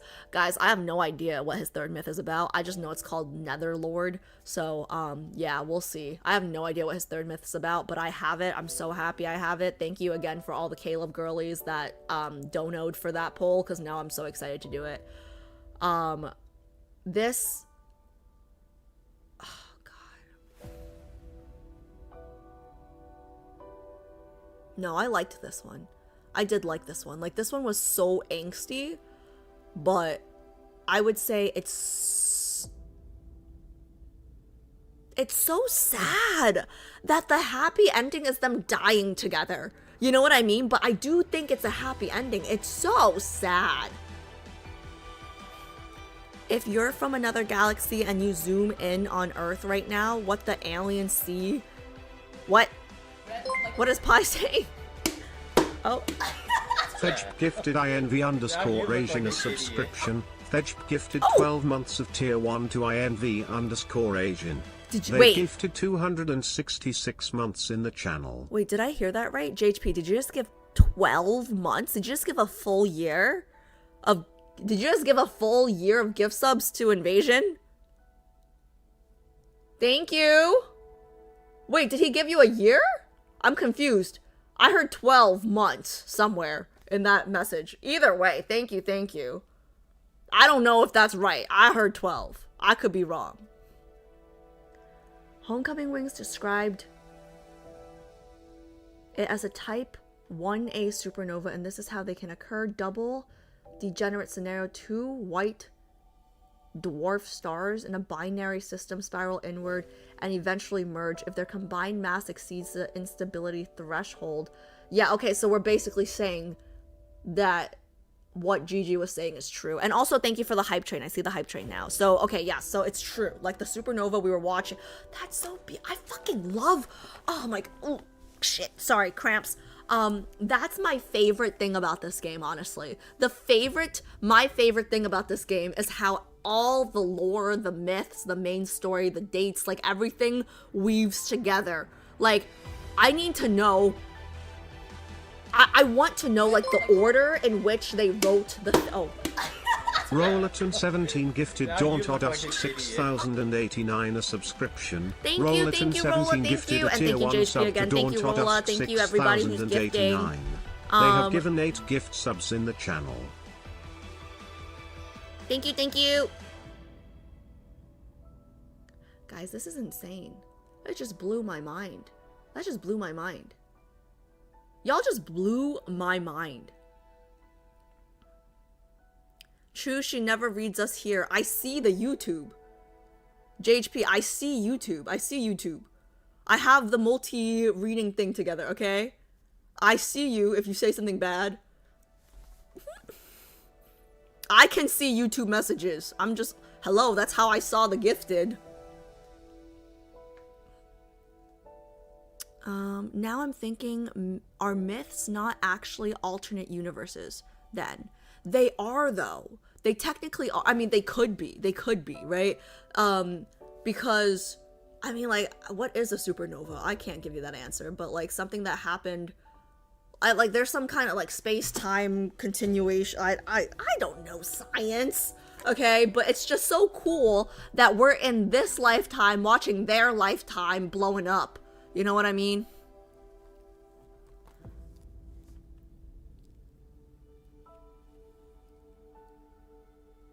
And then when you complete this myth, you get the silver glow fruit seed as a decor.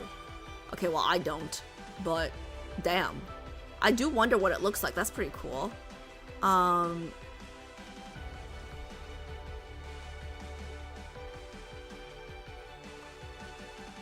They get weird physics stuff about it.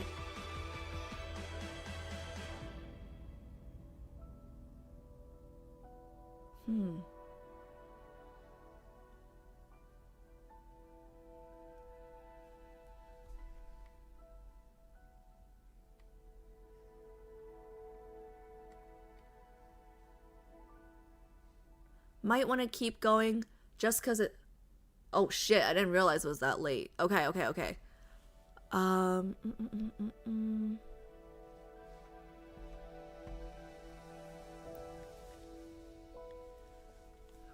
Let me see. We're basically done though, right? Let me see. What is this? What is this? Caleb Myth Accompaniments? Okay, let's see. Okay, thanks for the time check, June. Let me turn off this. I don't have work tomorrow, so I'm a little less stressed today, thank God. But I do have cramps right now, so this is not good. But let me switch the layout real quick. This is, what is this? YouTube? Yes. Okay, let me just switch. It makes me so sad for them though. Like, I feel like this was a good myth. This was a good myth. I really wish Kayla, like, I need a date. I need a date, guys. I need a date. Like, it's just depressing myth after myth after myth. We're starting with a date next stream, right? Like, I need a date. Like, I want to do a Caleb date. Oh no, we're gonna do a Caleb date before the third myth, right? Yeah. I need a damn date, guys. These are fucking depressing. I need some damn fluff. Let's see, where... These are so sad. These are always so fucking sad. Where is the screen? This one. Okay, this one.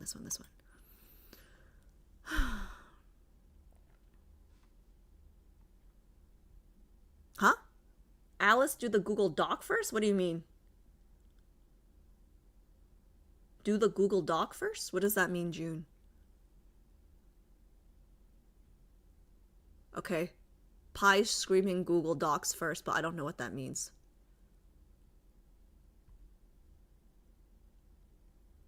I don't understand. I have the Google Docs open. Like the roadmap, right? What do you guys want me to do?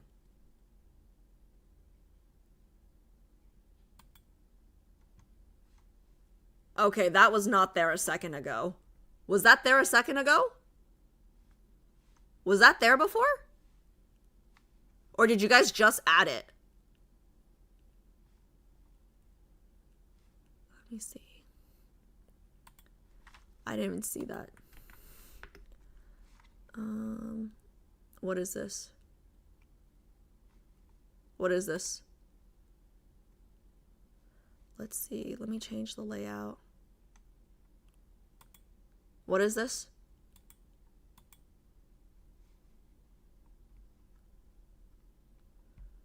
Let me see. What is this?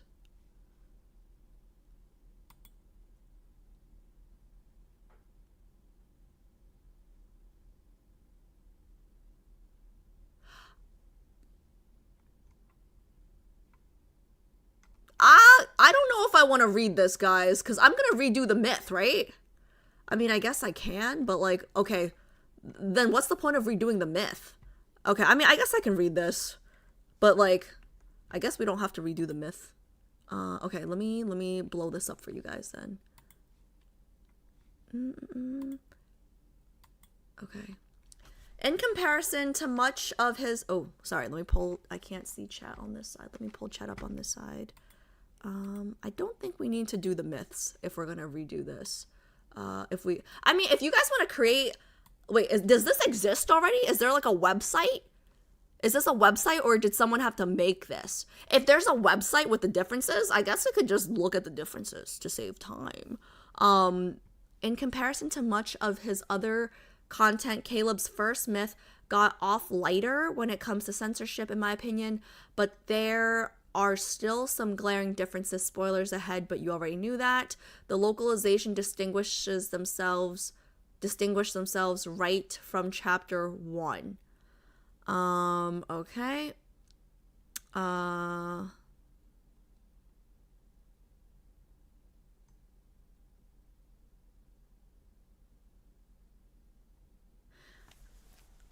Who wrote this? Who wrote this, guys? Let me see. Let me see. Pips made it? Okay, yeah, so I don't know if I want to read this. I don't know if I want to read this because I already see her opinion here. So pause, LOL, you're telling me he willingly brother zones himself here, not to mention it's something he still takes very seriously. I would rather form my own opinions based on my playing of the game. Like,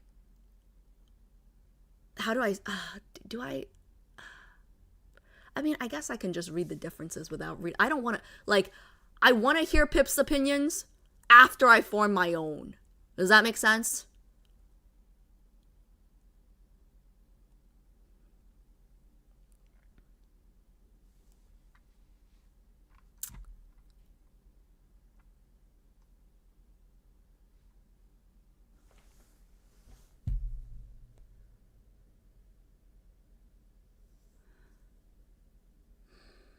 I mean, good for me. I can read every single one of these words.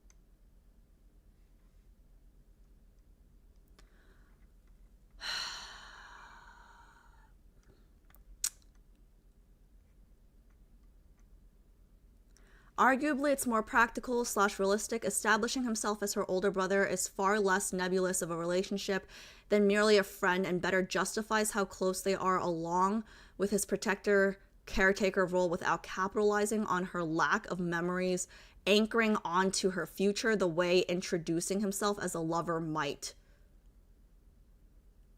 Well, he can't introduce himself as a lover because they're not lovers yet, right?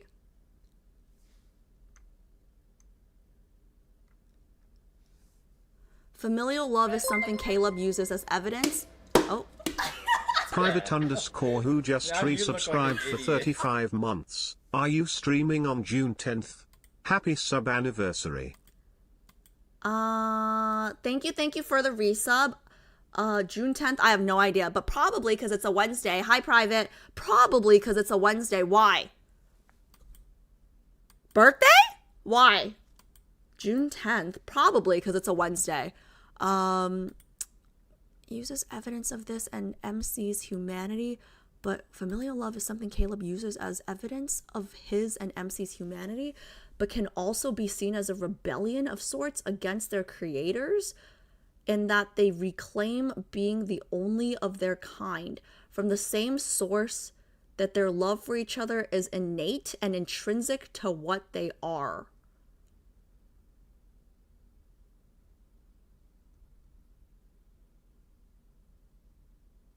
她是我妹妹，你看过机器人分哥哥和妹妹吗？ What? Like, I don't...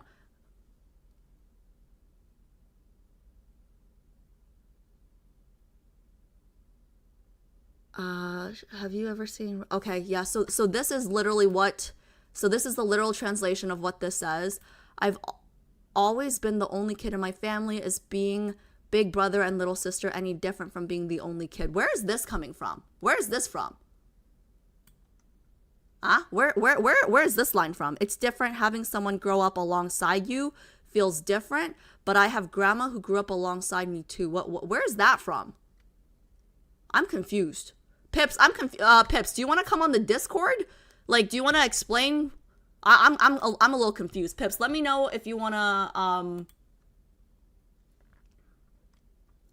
hop on the Discord. Let me know.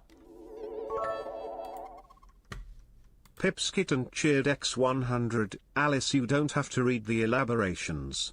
Lamau, we were just under the impression that you were only doing HW again. I don't think that I've decided what I'm going to do again and what I won't do again. I think it'll be up to mood and time. Like, I think like the replays will be less of urgency, if that makes sense. Like, I want to get through the main, I definitely want to get through the main things that I haven't gotten through yet. But then when I revisit, I definitely think, like, out of all the guys, Caleb's probably the main one I want to visit, just because he has the most... No, I'm sure there's mistranslations for all of the guys. But hey, but what is this about? I've always been the only kid in my family. Where's that? What is that?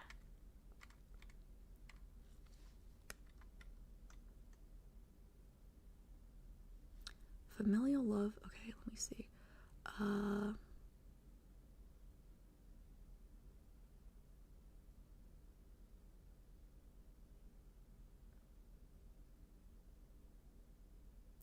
So we have that character again, Yao. Minor detail here, but this idea remains. Well, Yao. Wait, what's the difference? So we have the, okay, minor detail here, but this idea remains another nuance that I find poorly represented in English, where the expected familial duty / sacrifice of an eldest child loses context and sometimes becomes a one-note sense of masculine protectiveness.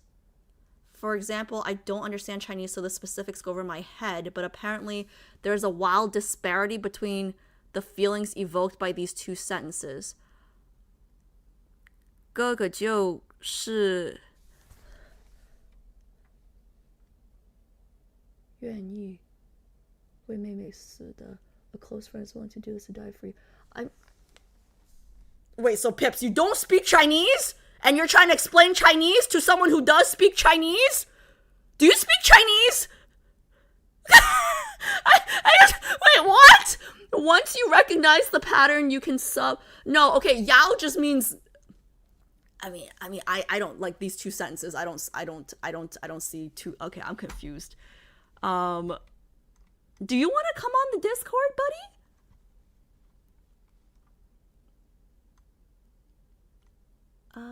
Pips, let me know if you want to come on the Discord to explain any of it, because I'm a little confused right now. I can drag you in if you want to, oh, she doesn't? I just summarized it? What did you summarize?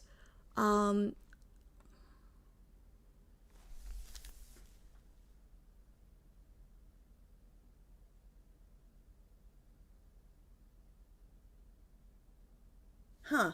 Okay, so I guess you're saying, like, I would translate Yao as need. So I don't see, like this would not be one of the lines that I'm like, okay, this is wildly different. Unless there's something I'm misunderstanding. Hold on, let me pull up. It's okay if you don't want to come on. I know you put a lot of work into it, so I just don't want to misunderstand it. But yeah, these two lines are very different, obviously. These two lines are very different. Once you recognize the pattern, you can sub in brother for friend at any point in the myth, plus her calling him Gaga instead of his name half of the time. So I haven't included every instance by the blunder by a long shot. But yeah, the line they repeated over and over again, it's because I'm your friend, was always, it's because I'm your, yeah.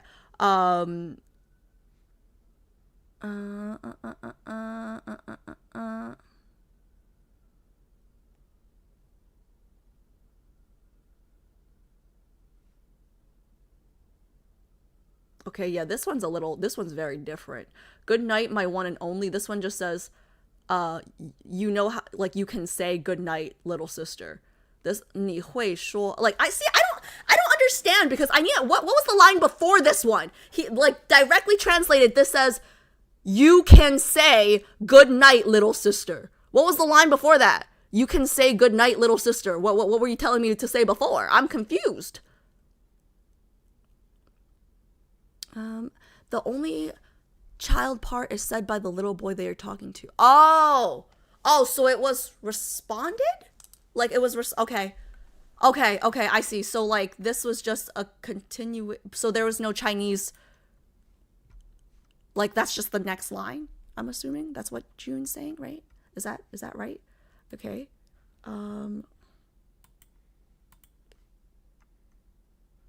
But wait, there's more. In Chinese, Cretio. is where what are the characters? Or new life or reborn, okay?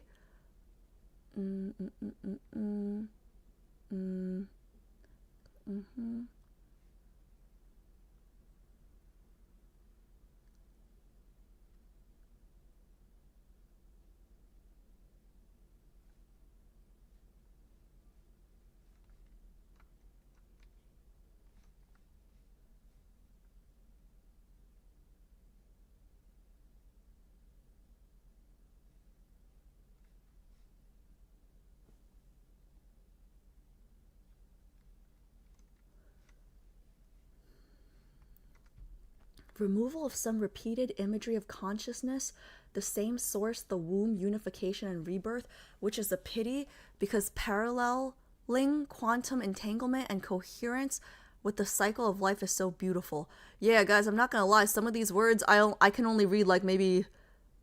There are a few words I can't read here. I'm assuming those are the ones that have to do with the physics. Like I can read them, but I don't know what they mean together. If that makes sense. I would classify this as trivia rather than another fault of the translation team, but here's how MC names him in Chinese. You gotta hand it to them. They tried with the calming, encouraging, bright, etc., but it just doesn't hit the same.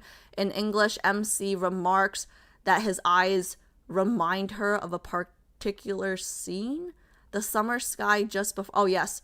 This being the backdrop of her memories with Caleb's time and time again from the first time they tried to escape to the last. Oh, so like his Chinese name is what you're saying here, okay? One last add-on. This comes up in lucid dreams first, by the way. Contextually, Le Yuan is used as an expression that means both paradise and amusement park.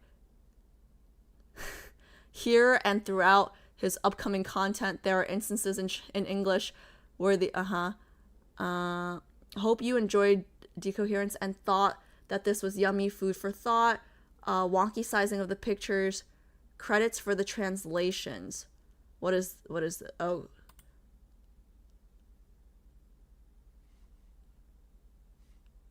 So is this a YouTube video that translated this?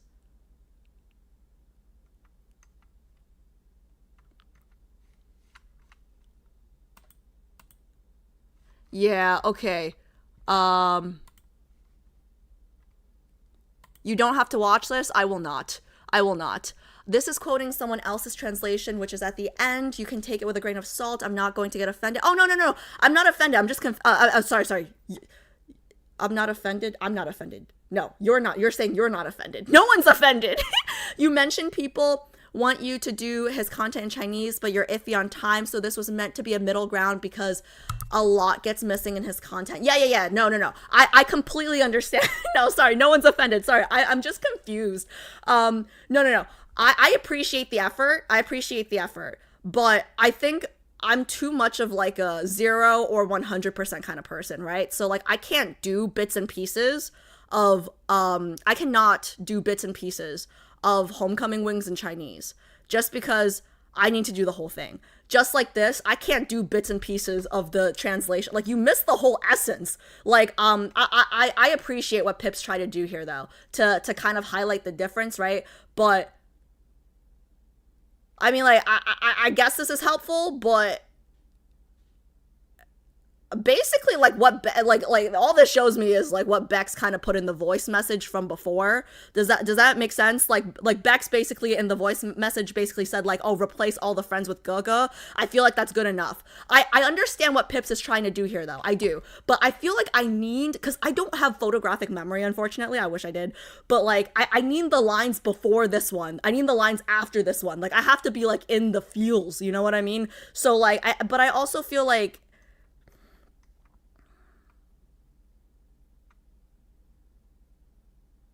I don't necessarily agree with the interpretation of the familial protectiveness. Like I don't know if I would interpret it that way. If that makes sense. I don't like reading other people's interpretations before I have my own. So I know Pips is saying that this is not her interpretation. It's whoever made the YouTube videos, right? But it's hard for me to I can see how some of the like this line is very different. Like obviously this line in Chinese and this line in English is very, very different.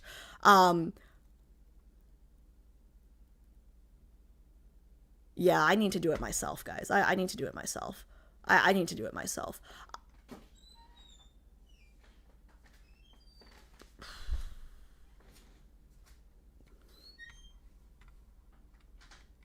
Yeah, I need to do it myself. Like, if I didn't speak Chinese or if I didn't know, like, my Chinese is not 100%, right? I'm sure the person that Pips got the video from, like, I'm sure their Chinese is way better than mine. But I still think I'd wanna do it myself because I think my Chinese is good enough. My Chinese is good enough where I would have an opinion. I don't think it's good enough where my translations are accurate 100%. Does that make sense? But I think it's good enough where I'd have an opinion. And if it's good enough where I have an opinion, I prefer to come to it myself first. But I appreciate you putting this together. It does help.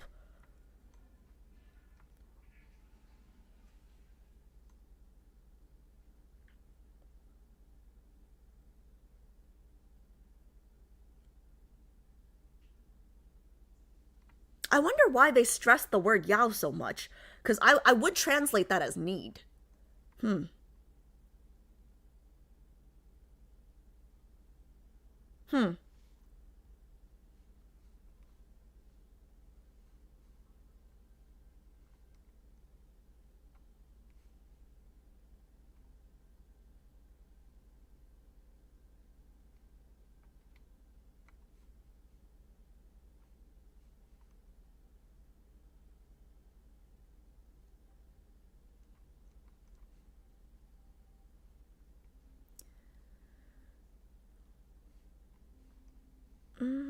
The translator is Chinese Jie, who retranslates most of Caleb's stories, including Decoherence, and uploads the videos on YouTube. Yeah, you know what? I don't know. Maybe instead of redoing it in Chinese, we just watch her video. Like, if you guys have seen the video and you guys think it's good, right? That's another option. Like, instead of I'm open to that. I'm open to that. Like, maybe instead of replaying the game in Chinese myself, we can watch the video that Pips used to make this document whenever we come around to it. You know what I mean? I'm flexible. I'm flexible. I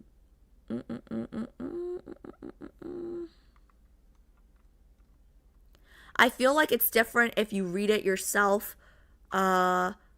We'll add it to your run map at some point. The only thing that I find tough is that when you read it in English with, ooh, that's true. That's a really good point. Cause that's true. That's a really good point. Because like even here, right? Like when Pips screenshotted the Chinese, like we have like the words in Chinese, right? Like we have the characters in Chinese. But even when we did Caleb's like ebb and flow, like it was his English, right? And then when I read back the MC, like when I read MC's responses, it's in English. So that's a good point. Yeah, maybe, you know what? Maybe it makes maybe it makes more sense instead of playing it back in Chinese. Maybe it makes more sense to watch the video that Pips did this document on. Does that make sense?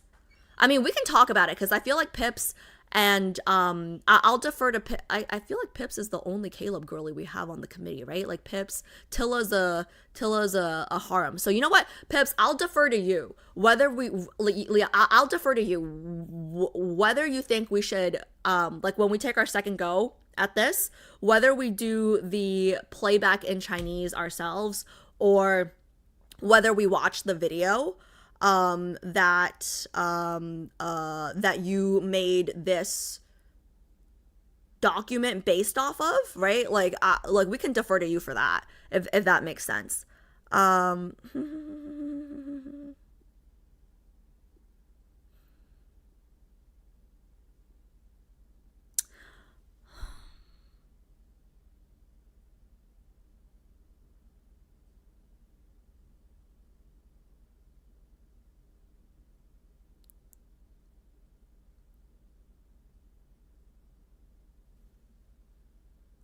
Wait, why are you in danger? Why are you in danger? No. I'm wait. Why is Pips in danger? I'm glad she. I mean, I appreciate you putting this together. What do you mean you're in danger? Sorry to interrupt, but I was wondering, are we reacting to Silas's solo trailer tonight? I don't know. Is it on the agenda? I can if it's on the agenda. I think we are. Oh yeah. Okay, we are. Yeah, I don't mind doing it because I don't have work tomorrow. I can stay up a little later today. Let's see.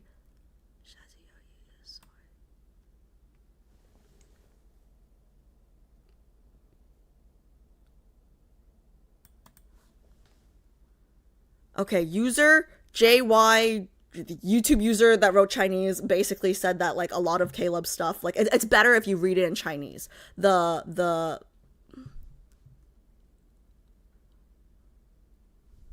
just want to know if you're going to. Oh, okay. Wait, there's a new Silas. Wait, should I? Wait, is there a new Silas? Wait, there's a new Silas. What is it? What? There's a new Silas. I just said like, yeah, we can do it, but I didn't even know there was one. What's it called?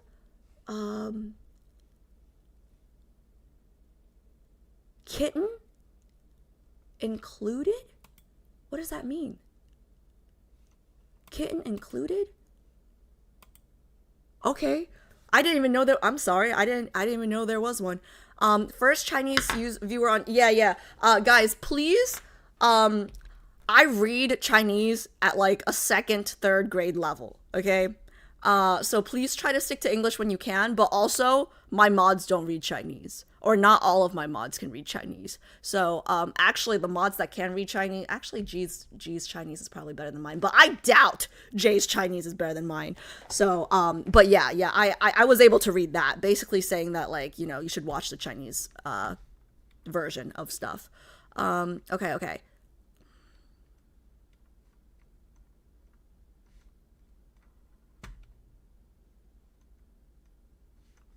Shut up, shallow. Okay, Pips, thank you for putting this together. Sorry, I am very grateful. I was just confused because I wasn't sure what I was supposed to do with it, but this, I understand what you were trying to do with it. This was very helpful. Basically just saying that the translation for this was really bad, I think is her point. Okay, let me, and then Pips, we can talk about it when we come around to doing it a second time. I'm open to playing it myself, or I'm open to, you know, playing the video that you got this translation from. So we can talk about that when we're closer. As our designated Caleb main on the committee, I will defer to you on that decision. Okay. What is this? Thank you.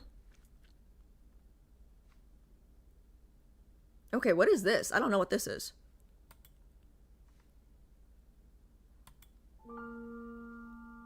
Nine minutes? All right, Lloyd, what is this? Let's see what it is. Oh, man. Bound by gravity, united by resonance, the universe's embrace unveiled through gravitation. Oh, don't tell me you're going to make me learn physics at 12:30 a.m. Are we learning physics today? Holy shit. Are they really going to do this to me? Dude, like, really gonna make me learn. 凌空市的各位，大家好，这里是来自深空频道的问候。当苹果垂直落地，物理学家牛顿引发了对万有引力的深度思考。自此，科学史上立起一座里程碑，人类也紧抓住了开启宇宙奥秘的钥匙。万有引力无处不在，无时不在。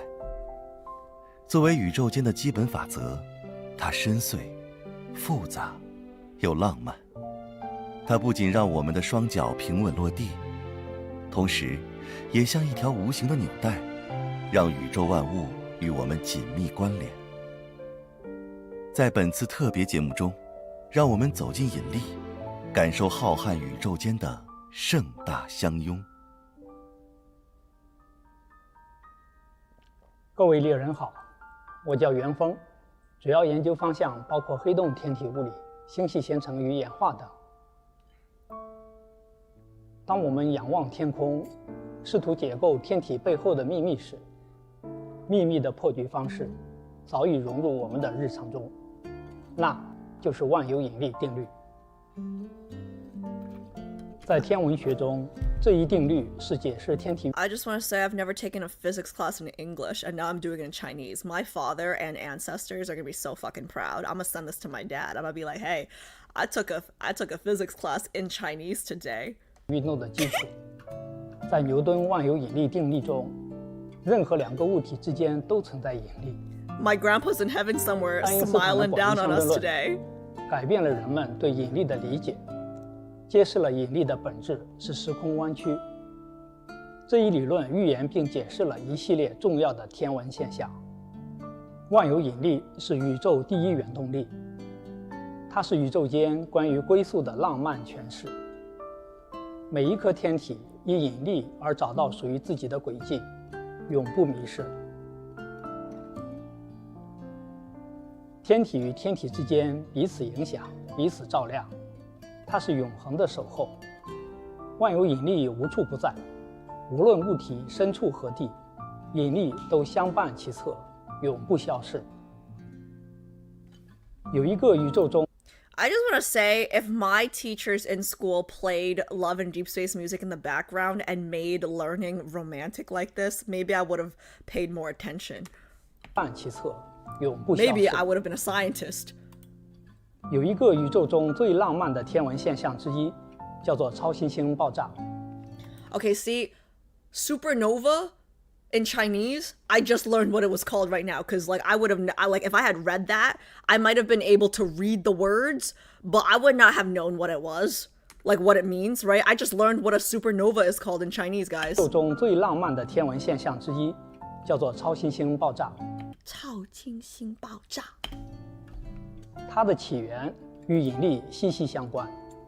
恒星 I'm gonna just when I go home next and we have dinner, I'm gonna just try to work that into a conversation with my dad. I'm gonna just drop that knowledge. Casual dinner, okay? Like, hey, I know how to say this word in Mandarin now. 在燃烧过程中，内部的核聚变反应无法再维持其稳定，无法抵抗自身的引力时，将会发生引力塌缩。一场宇宙级别的爆炸就此绽放。恒星奏下生命中的最强音节，持续的时间或为数周，或为数月。超新星爆炸所释放出的巨大能量，将照亮整个星系。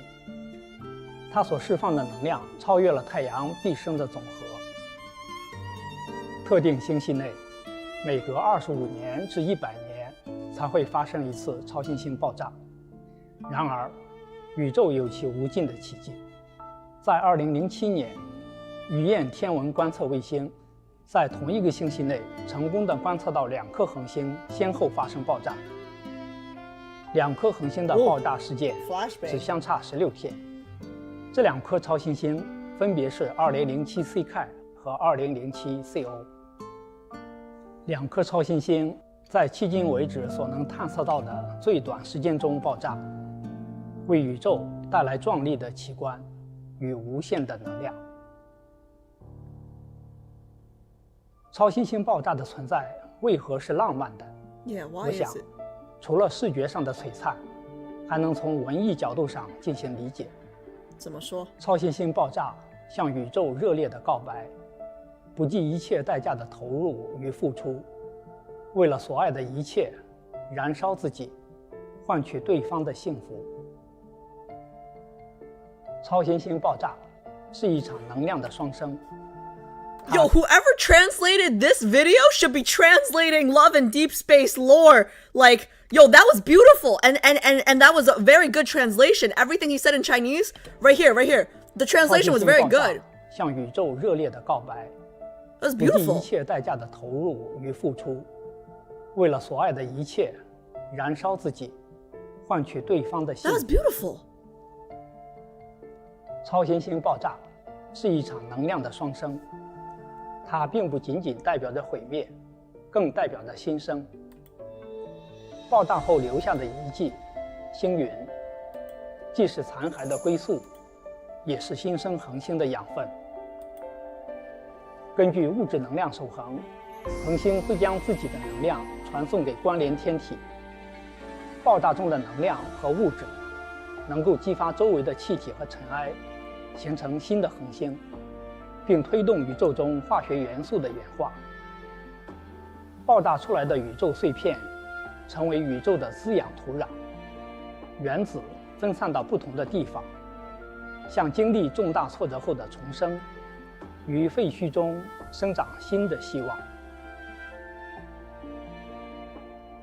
恒星爆发出来的原子都会与超新星产生关联，即使身处不同的空间与时间，也能共享着同一份回忆。在天文现象上，黑洞的形成通常与大质量恒星的超新星爆炸相关。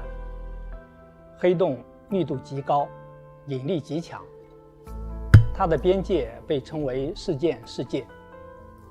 任何物质或光线一旦越过了这个界限，它们将无法逃逸，被黑洞永恒地吞噬。黑洞是热烈的，无法逃脱的，一旦陷入就难以自拔。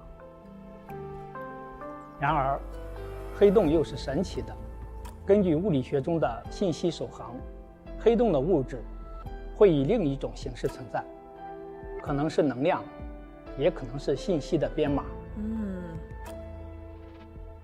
看似无法追回的东西，其实从未真正消失，它们依然存在，它们永恒存在。2015年，科学家通过 LIGO 探测器首次观测到了 JW150914 黑洞事件，两个质量分别为36倍和29倍太阳质量的黑洞，在引力的作用下彼此靠近，最终释放出巨大的引力波。这一过程不仅为爱因斯坦的广义相对论提供了证明，也诠释着黑洞的浪漫。黑洞彼此吸引、相伴，从毁灭中迎来新生，从分离中迎来连结。黑洞是深邃神秘的，也是包容梦幻的。物质成就了黑洞的接纳性，黑洞成就了物质的永恒。即使面对未知的深渊，物质依旧被不断吸引。本以为一切会在黑洞中走向毁灭，物质却与黑洞达成了永久的能量守恒。除了超新星爆炸与黑洞以外，在天文学里还有一个诠释彼此吸引、极致相拥的概念，它叫洛希极限。因为万有引力的吸引，天体会不断靠近，但是它们之间有一个保持安全的最短界限，即洛希极限。一旦超过洛希极限，较小的天体会幻化成星辰，渐渐聚拢在主行星侧，变成一个圆环，将行星环抱。在突破洛希极限前，行星和卫星虽然始终在星轨上相伴，却无法相拥。突破洛希极限后，即使代价是毁灭，它们将永恒拥抱，向宇宙宣告：当吸引的力量足够强大，就能永远相守。That's beautiful. Yo, that's 万有引力 beautiful. 常被用来形容爱，引力引导宇宙万物互相靠近。正是这种密不可分的相伴，让万物之间的羁绊无法割断。爱亦是如此，即使面临挑战和困难，只要互相吸引，无论身处何方，都能感受彼此的陪伴。爱无处不在，无论身处何地，都有可能与爱相逢。就像万有引力不会在宇宙中消失一样，真正的爱也会永远存在，走向循环往复的永恒，诠释极致相拥与守候，奏响宇宙的浪漫诗篇。彼此吸引，不离不弃。Yo, I've never thought of science as like something super romantic before, but they made it so romantic, right? Like, this made me want to, like, buy a book about physics or some shit. Like, that was beautiful, guys. That was beautiful. Like, I don't know if it was the background music or like the explanation, like obviously, you know, like, now having seen this video, we know for sure, like, I mean, even without the video, right? But like, I understand the physics behind it a little bit more, the way he explained it, right? Like, how that one scene where, you know, the embrace that they played, and like, that was beautiful. It was beautiful. That was beautiful, guys. Huh. 23K views. I feel like this is low for Love in Deepspace, right? These videos, I actually, like, thank you, like committee, thank you for including this. I feel like this adds a lot of background that I don't have as a business major, right? That's kind of beautiful. Yeah, I feel like people should watch more of these. I feel like that was kind of beautiful. Let's see.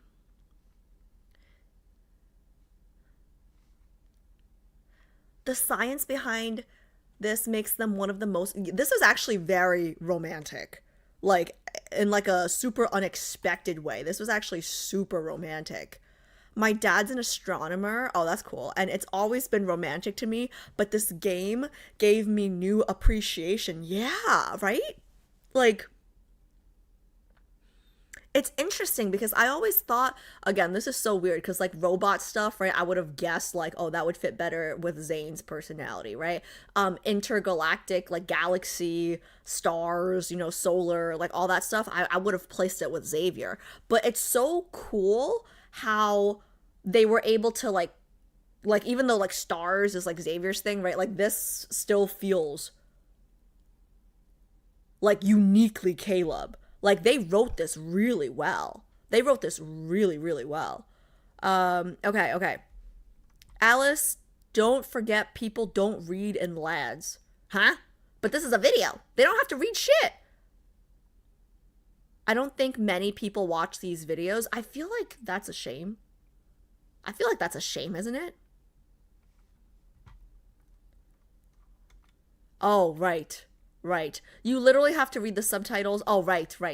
No, I mean, I had to read the subtitles a little bit here and there too, because, like, I understand the Chinese, but there are terms that, like, I wouldn't understand. Like the supernova, whatever, you know, like black holes. I mean, like all that, the science stuff, right? Like, I still have to read the subtitles for those.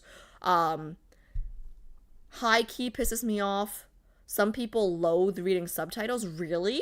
It's weird because I feel like, how do I say this? I don't really read subtitles for Chinese dramas as much, but, like, anime. Like, I watched anime growing up, right? Like, I feel, I don't know why, I feel like a lot of people that play Love in Deepspace grew up watching anime. That could just be my bias. So, like, some people don't watch anime if it isn't dubbed. Ew. I mean, like, I've watched anime dubbed, but only if it's, like, I don't know, I'm doing my makeup and I really just, like, need background noise. But, like, my first watch through, I would never. Del Wolf been tipped $20. PS for Silas. Huh? PS? Thank you so much for the 20. For Silas. Oh, yeah. We're getting to it. The trailer, I'm assuming you're talking about. We're getting to it. We are 2 away. If you guys have the roadmap open, I just have 2 things to watch before the trailer. I didn't even know there was a trailer. So we're getting to it. We're getting to it, guys. I promise. I'm not sleeping until I finish. Oh my god, my stomach hurts. Some people don't even know Lads is a Chinese game. Is that possible? Is it possible that you don't know? Then what do you... Oh, I guess it is possible, right? Because it's like, if you don't, like, info, like, you'd have to, like, Google that info. I guess it is possible. Huh.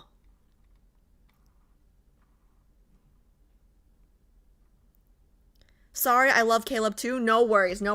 We're just wrapping this up. We're just wrapping up Caleb first, and then it's on the roadmap. So let me just, for anyone on Twitch, there we go. Possible, I guess. Understandable, absolutely not. Probably. I would, yeah, I don't know. Some people are, yeah, that's bad. If they don't know that this is a Chinese, that's kind of bad. Ooh, okay. Okay, so we just have 2 more videos before we get to Silas.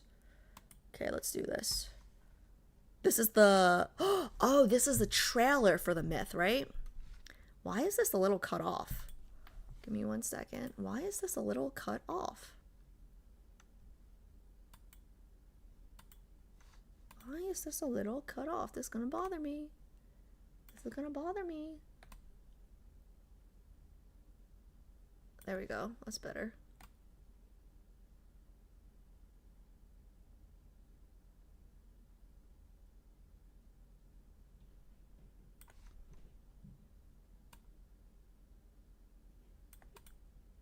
Good enough. Okay. Just make sure the top... Is the top cut off? No, right? Yeah, I think this is good enough. Okay, let's see.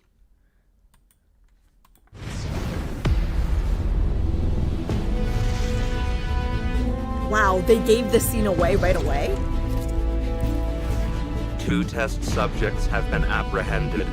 Commencing full examination. Modify and repair A01. Memory extraction complete. Target acquired. Activating elimination protocol. Execute. No. Command. Wait. Rejected. Whoa! Wait, when did that happen? I always He didn't wanted choke to me. be in the same world as you. Instead of just watching you. And imagining you.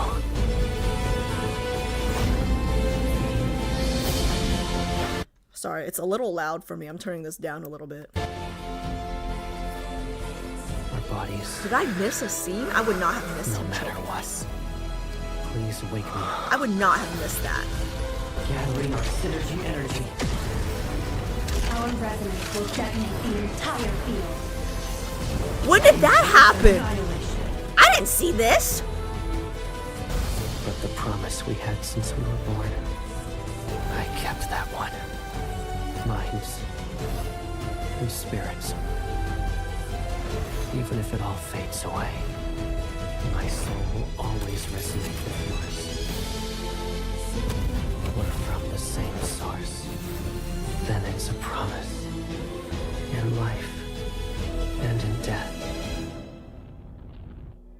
We will never be apart. Oh man, the music is so epic. That one rest of silence right there.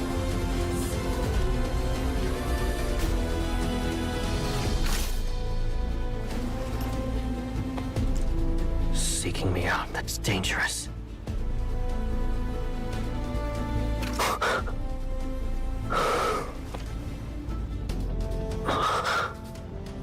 Yeah, this path will only lead to destruction. Man, it gives everything away. Ooh, the white outfit.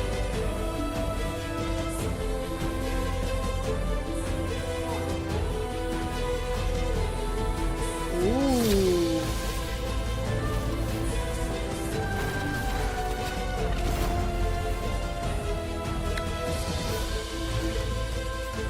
Don't let it stand in our way.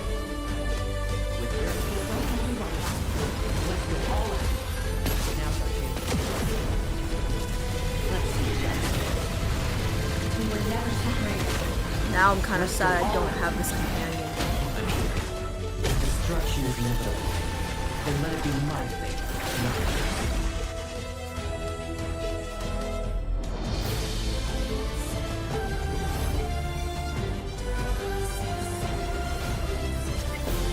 He's attractive. Now I'm sad I don't have this companion. Alright, well, that's one way to get FOMO. Guys, I have a question. The choking scene, why did I not get that? I did not get this. I would have Activating remembered elimination this. protocol. Hello? Exit. If you failed that 3-button picking, you get Caleb, you were unfortunately too good and picked the right story of my life. I'm too good, too perfect, too smart, too can't relate to the failures. No, I'm kidding. Wait, seriously? So I could have gotten, okay, so I'm gonna have to go back. Great. You could go do the Kindle again. You bet I will when I'm in bed and can't sleep tonight because of the damn cramps. Yeah, no, it's too late to do it on stream, but I'm going back. I'm going back. Damn it! The one time I don't fail? You're telling me I missed out on that? Well, now I'm upset. All right, well, now I'm kind of upset. You can report your thoughts to start Friday's stream. Now I'm upset. Okay, okay, what is this? Life-size sculptures trailer. Okay. Life-size sculptures trailer. Okay, give me 1 second.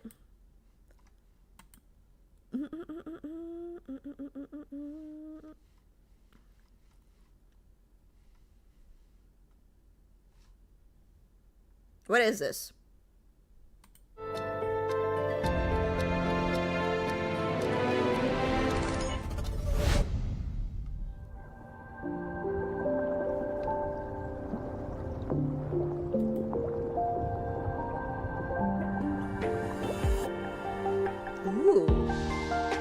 Ooh. Oh. Hey, where do I get one? The sea god's heart, mine heart. Dost thou want it? Yes. Give it to me. Ooh. How much? Ooh.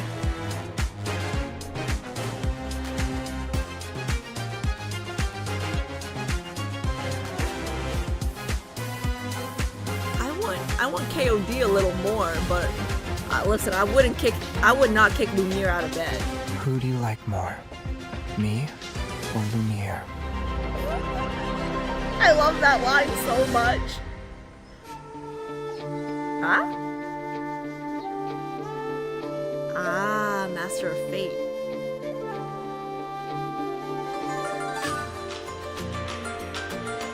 Ooh, I love the music in this one. Ooh, the flute. As long as the snow on the umbrella doesn't melt, you don't need to be afraid of anything. I just got over the freaking umbrella.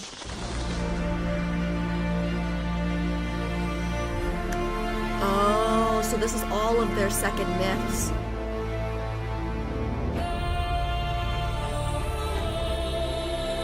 Hello, Cloudfall. Once we hold hands now, our lives will be bound together, along with our deaths. This is pretty fucking epic.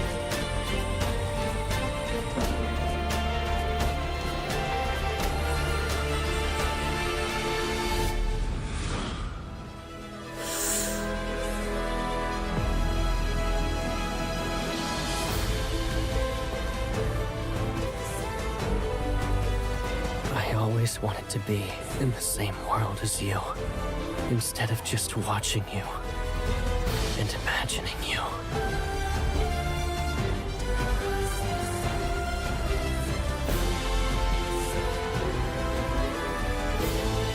Ooh.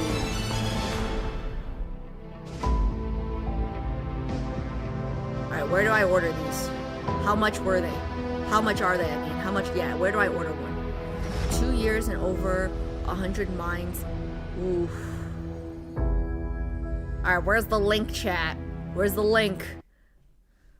How much? How much? How much? How much? How much? How much? How much? Where do we buy? Where's the link? I need to see the links. Hello? Did anyone buy these? Do they look as good? Shipping alone would be unreal. They weigh like, oh really?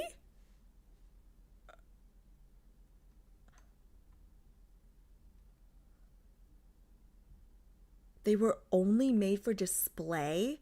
They are not for purchase. Okay, where are they displayed? Where are they displayed? IRL stream incoming. Where are they displayed? They are not for sale, only for... Where's the museum? Where's the fucking museum? I've been to Shanghai. I didn't see nothing. I didn't see shit when I was in Shanghai.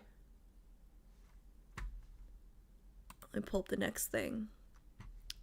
Oh, okay. It was supposed to be part of the lad's 2nd anniversary trailer stream, but it spoiled the look of the first... Oh, I see. So that's why we didn't add it until now. Ah, okay, that makes sense. Okay. That was pretty epic, so I can't buy it. I think they were only on display for a short time. Holy shit, that's gonna be expensive one day. Yeah. Why have a trailer for something you can't buy? That's a very good question. Ooh. Thank you so much for the follow. Thank you. Okay, that's a very good question. All right, Silas time. I didn't even know that there was a new card. Am I a bad streamer? I feel like I'm a bad lad streamer. I didn't even know there was a new... Ooh! What's this about? We get a pet? Silas gets a pet? Oh. We buy a cat together. And then I get mad that he's calling the kitten kitten. I get it.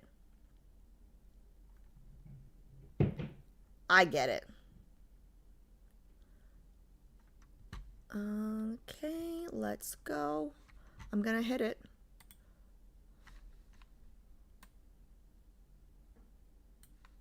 There's a new criminal group in the N109 zone, boss man. They ambush people, inject them with a homemade gene product. Biomodifico evolver.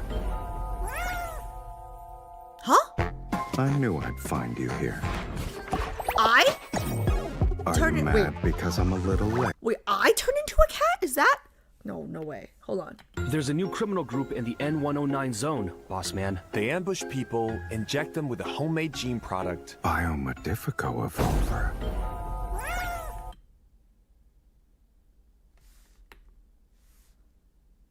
Inject them with a Oh, so I got injected. There's a new criminal group in the N109 zone, boss man. They ambush people, inject them with a homemade gene product. And turn them into cats? Biomodifico evolver. I knew I'd find you here.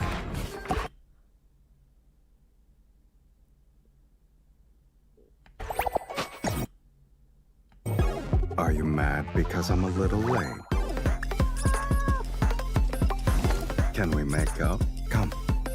Cats are good at entertaining themselves. I see someone is still upset. I'll rest before appeasing my kitten. Yeah, break his shit. Yeah, knock it over. Naughty kitten, huh?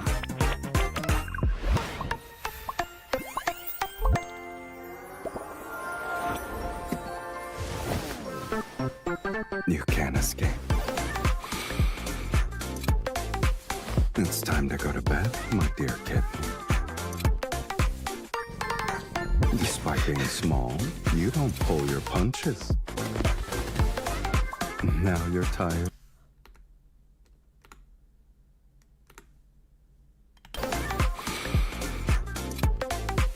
It's time. You can't escape.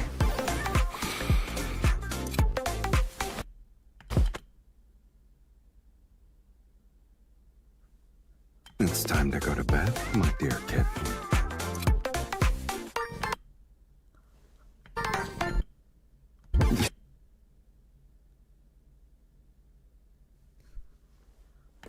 By being small, you don't pull your punches.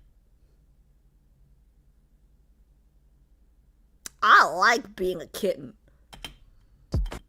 Guys. Now you're tired. Can you let me break this curse with true love's kiss, please?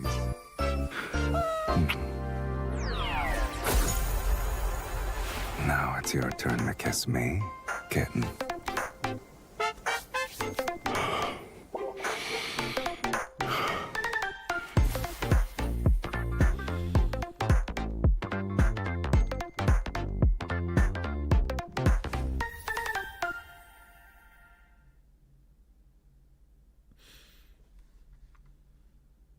There's a new... Yeah, I need more dates, guys. I need more dates and less myths. I don't know what I was thinking. Like, it's not my committee's fault, guys. I told them I wanted to get the myths over with. Okay, and now I regret it because I need some fluff in between the fucking depressy spaghetti.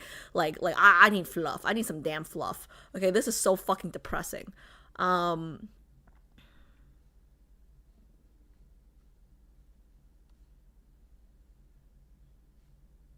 When I watched this trailer with my boyfriend, I told him to pretend he's Silas and I'm the cat. And I hate to tell you, I would actually do those things if I turned into a cat, not even kidding. And he would find it cute as fuck. Why can't you do it now as a human? I mean, if y'all already dating, I mean, I know why they had to turn her into a cat, because otherwise it'd be censored. Like, she can't, like, MC can't be doing that as a human, you know? But this was really cute, actually. This was a very cute card. This was very cute. This was, oh. I wish it was a Caleb card, though, because I need some Caleb fluff after doing XO2. If you guys have any fanfics without spoilers, I need some aftercare. I need some Caleb aftercare stuff, pips. Okay, send me some shit. This was really cute, though. There's something about, like, just like, you know, the big scary N109 boss man looking at us like that, you know? Moon Amarok tipped $50. Get the kitty cat. Stop, Moon. Oh, thank you so much for the gift sub. I'm gonna pull Friday. I'm gonna pull on Friday's stream, Moon. Oh man, now I have to pull. Oh man, I was always gonna do 10 because that's my rule, but now man. Did you get the card first? Because I don't dono to me. Don't dono to me until you get the card first. Did you get the card first? Please tell me you got the card first. I would feel really bad if people donoed before they got. Okay, she did. Okay. Thank you, Moon. Yeah, I wanted the card. Did you guys see the nipples? Did you guys see the nips?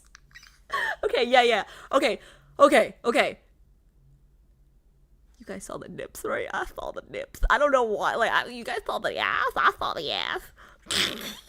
Okay. Now I'm happy. Okay, I usually have pretty good luck with the solos, so I think I can get it. Hopefully. Okay. So,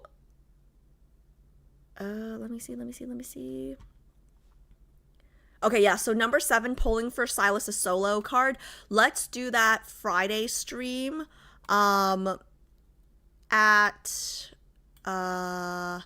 do that for Friday stream, maybe at the beginning. Maybe we pull, let's pull for Silas's card in the beginning, and then, so that it doesn't interfere with Zane's stuff. Yep.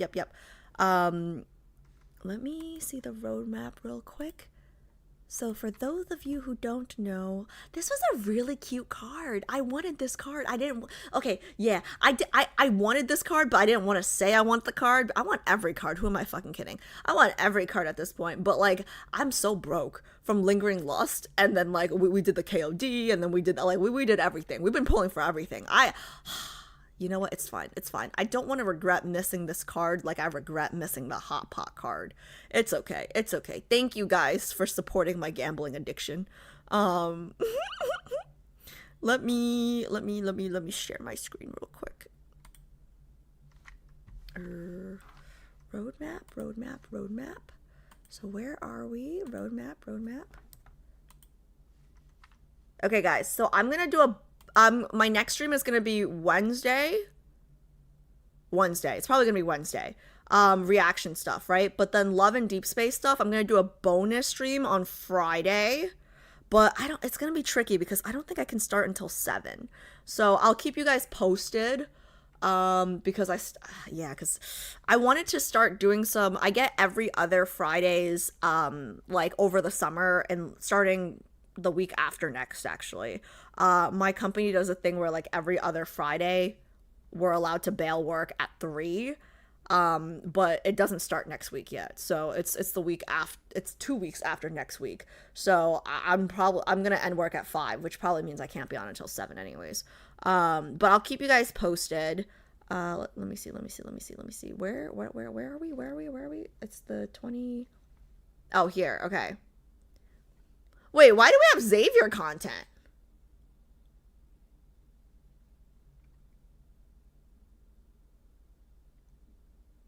Oh, this must have been newly added. Okay, whatever. So we have 2 Xavier 4 stars. Zane 4 star, 4 star, 4 star. Limited. Oh, a date. Okay, a date. And then another 4 star. Second limit. Oh, third. Oh, okay, that's the next stream. Okay. Yeah, sorry, that's Sunday stream. Okay. So this would be the Friday stream. 1, 2, 3, 4, 5, 6, 7. Hopefully we can finish. If I start at 7, hopefully we'll see. We'll play it by ear. Okay, yeah. I'll communicate with my lads committee about this. I'm assuming. I hope we can. It's fine. I'm assuming they added the Xavier things, the Xavier cards, because they probably think we have enough time. Okay. Anyways. A lot of these are really short if you look at the. Oh, okay. No, I trust you guys. I trust you guys. But yeah. So next Friday, I'm not sure why we decided to do next Friday. I think that's just how the timing worked out. But I'm not gonna be streaming every Friday. But once I start getting the every other Fridays off, I would probably try to stream the every other Fridays that I get off at 3, so I could start at 5. Does that make sense? But next Friday would be probably closer to 7, like kind of like what I do on my Wednesday and Thursday streams. But next stream will be Wednesday, and next stream will be Wednesday reaction stuff, bonus stream Friday, and then regular stream Sunday. Yeah, I'm hoping with the added like bonus Friday streams here and there this summer, I'm hoping to catch up on everything before my year-end IRL stream. Does that make sense? My IRL travel stream. So no stream on Sunday. No, hi Alice. No, like Fridays streams, we're not gonna have a stream every Friday, but the Fridays that we do have a stream, those would just be bonus streams. So I would still be keeping my Sunday streams. Yay, one step closer to Alice becoming a full-time streamer. So far from being a full-time streamer. But yeah, Zane girlies, tell all your friends. Third Myth is coming next Sunday. So Third Myth is coming next Sunday. Yeah, I'm really excited. I can't believe how patient Bex has been, because I remember when God of Annihilation first came out, she was like, no, Alice, like, you have to get this card. And like, I didn't want to get the card, right? Because I'm like, I don't want to spend money on this. And then she just like donoed. And I'm like, I don't want to, okay, fine. Like, I guess she what's the saying? She like pulled my arm, grabbed my arm, twisted my arm, and now I'm so grateful. I cannot be more grateful. I feel like I was pretty grateful like the moment I saw what Zane looked like, in the card, right? But now that I understand what a Third Myth is, I'm just really sad that I didn't get Silas's too, because now I have all of the Third Myths except for Silas's. So we'll wait for that rerun, because I was in Asia when that was happening.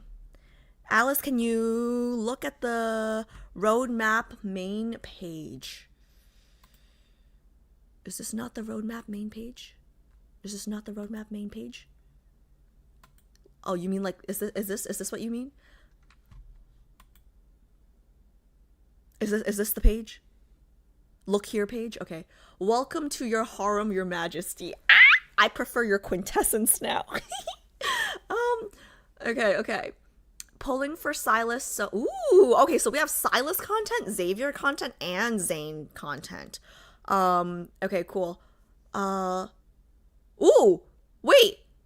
Del Loaf pin. Wait, was that also for Silas? Yeah, thank you so much for the I saw the dono before. I didn't realize it was also for Silas's card. So thank you.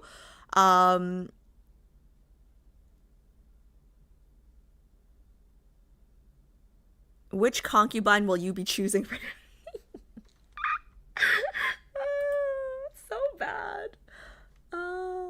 Thank you. I want this cat card. So thank you guys so much for donating. I asked how she would feel about me donating for that, and she was flip-flopping about it. You said just to do it, and she would pull, so oh, JHP was the one that told you? It's guys, I feel guilty because like I want it's fine. I'm not gonna share my weaknesses on stream, okay? Because if I share my weaknesses, you guys will just use it against me. But no, I'm very glad I have it now. Zane's third myth was the only one, like was the first one I got. Zane's third myth was the first one that I got, so I've just been holding on to it, and we're finally gonna get to play it, so I'm excited.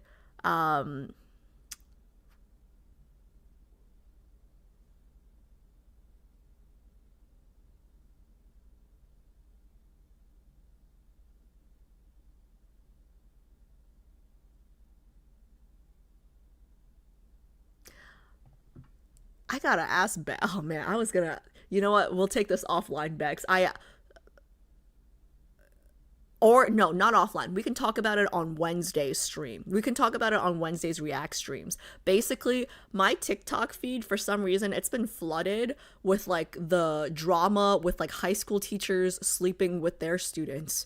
And I just want to get a teacher's perspective on this because like, I don't know if your perspective would be any different from my perspective, but it's a wild and I want to talk about it. Okay, so we'll talk about it on Wednesday's stream where there's no YouTube VOD saved. So I'm gonna save that convo for Wednesday's React stream. OMG, I've been keeping up with those. Oh my god, really? Okay, yeah, so we'll have to talk about that on Wednesday's stream. But guys, thank you so much for hanging out today.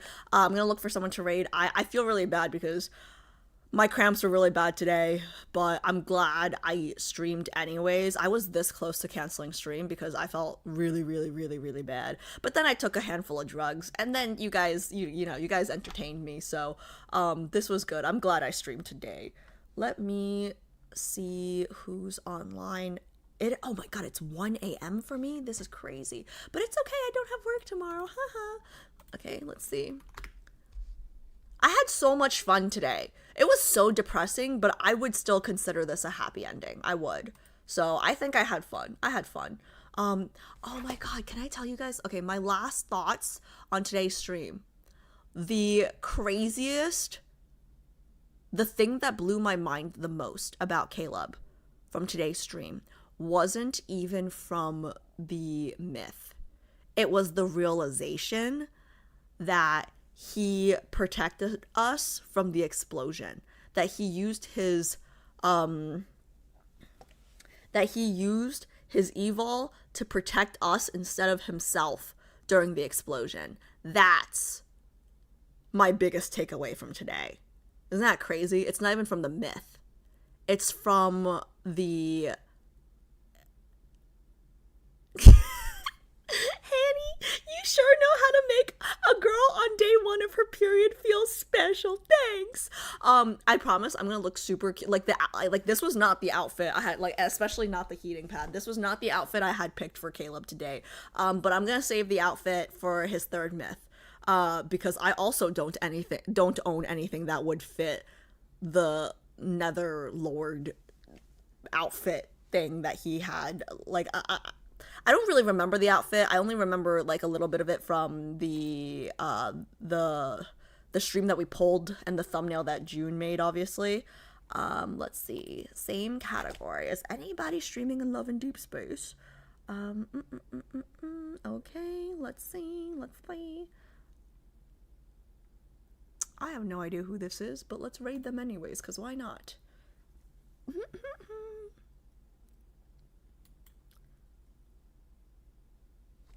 Yes, I do have this apple. I have to eat this apple now.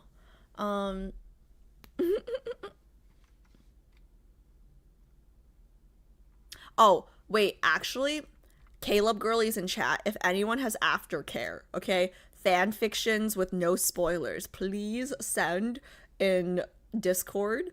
Okay, please send in Discord. What else? I don't know. June sent me a Raph video that really cheered me up afterwards. Not the porn, the just the one of him dancing on Instagram. June, you know the one I talked about. You know the one I'm talking about. I've been rewatching that one for like 100 times. I only got porn. Well, yeah, I want that too. I want that too. So is the apple real? The apple is real. I just didn't want to eat it. But it's real. Not the porn, she says. June has been sending porn, confirmed. She wants that too. Yeah, no, Bex knows me. I want that too.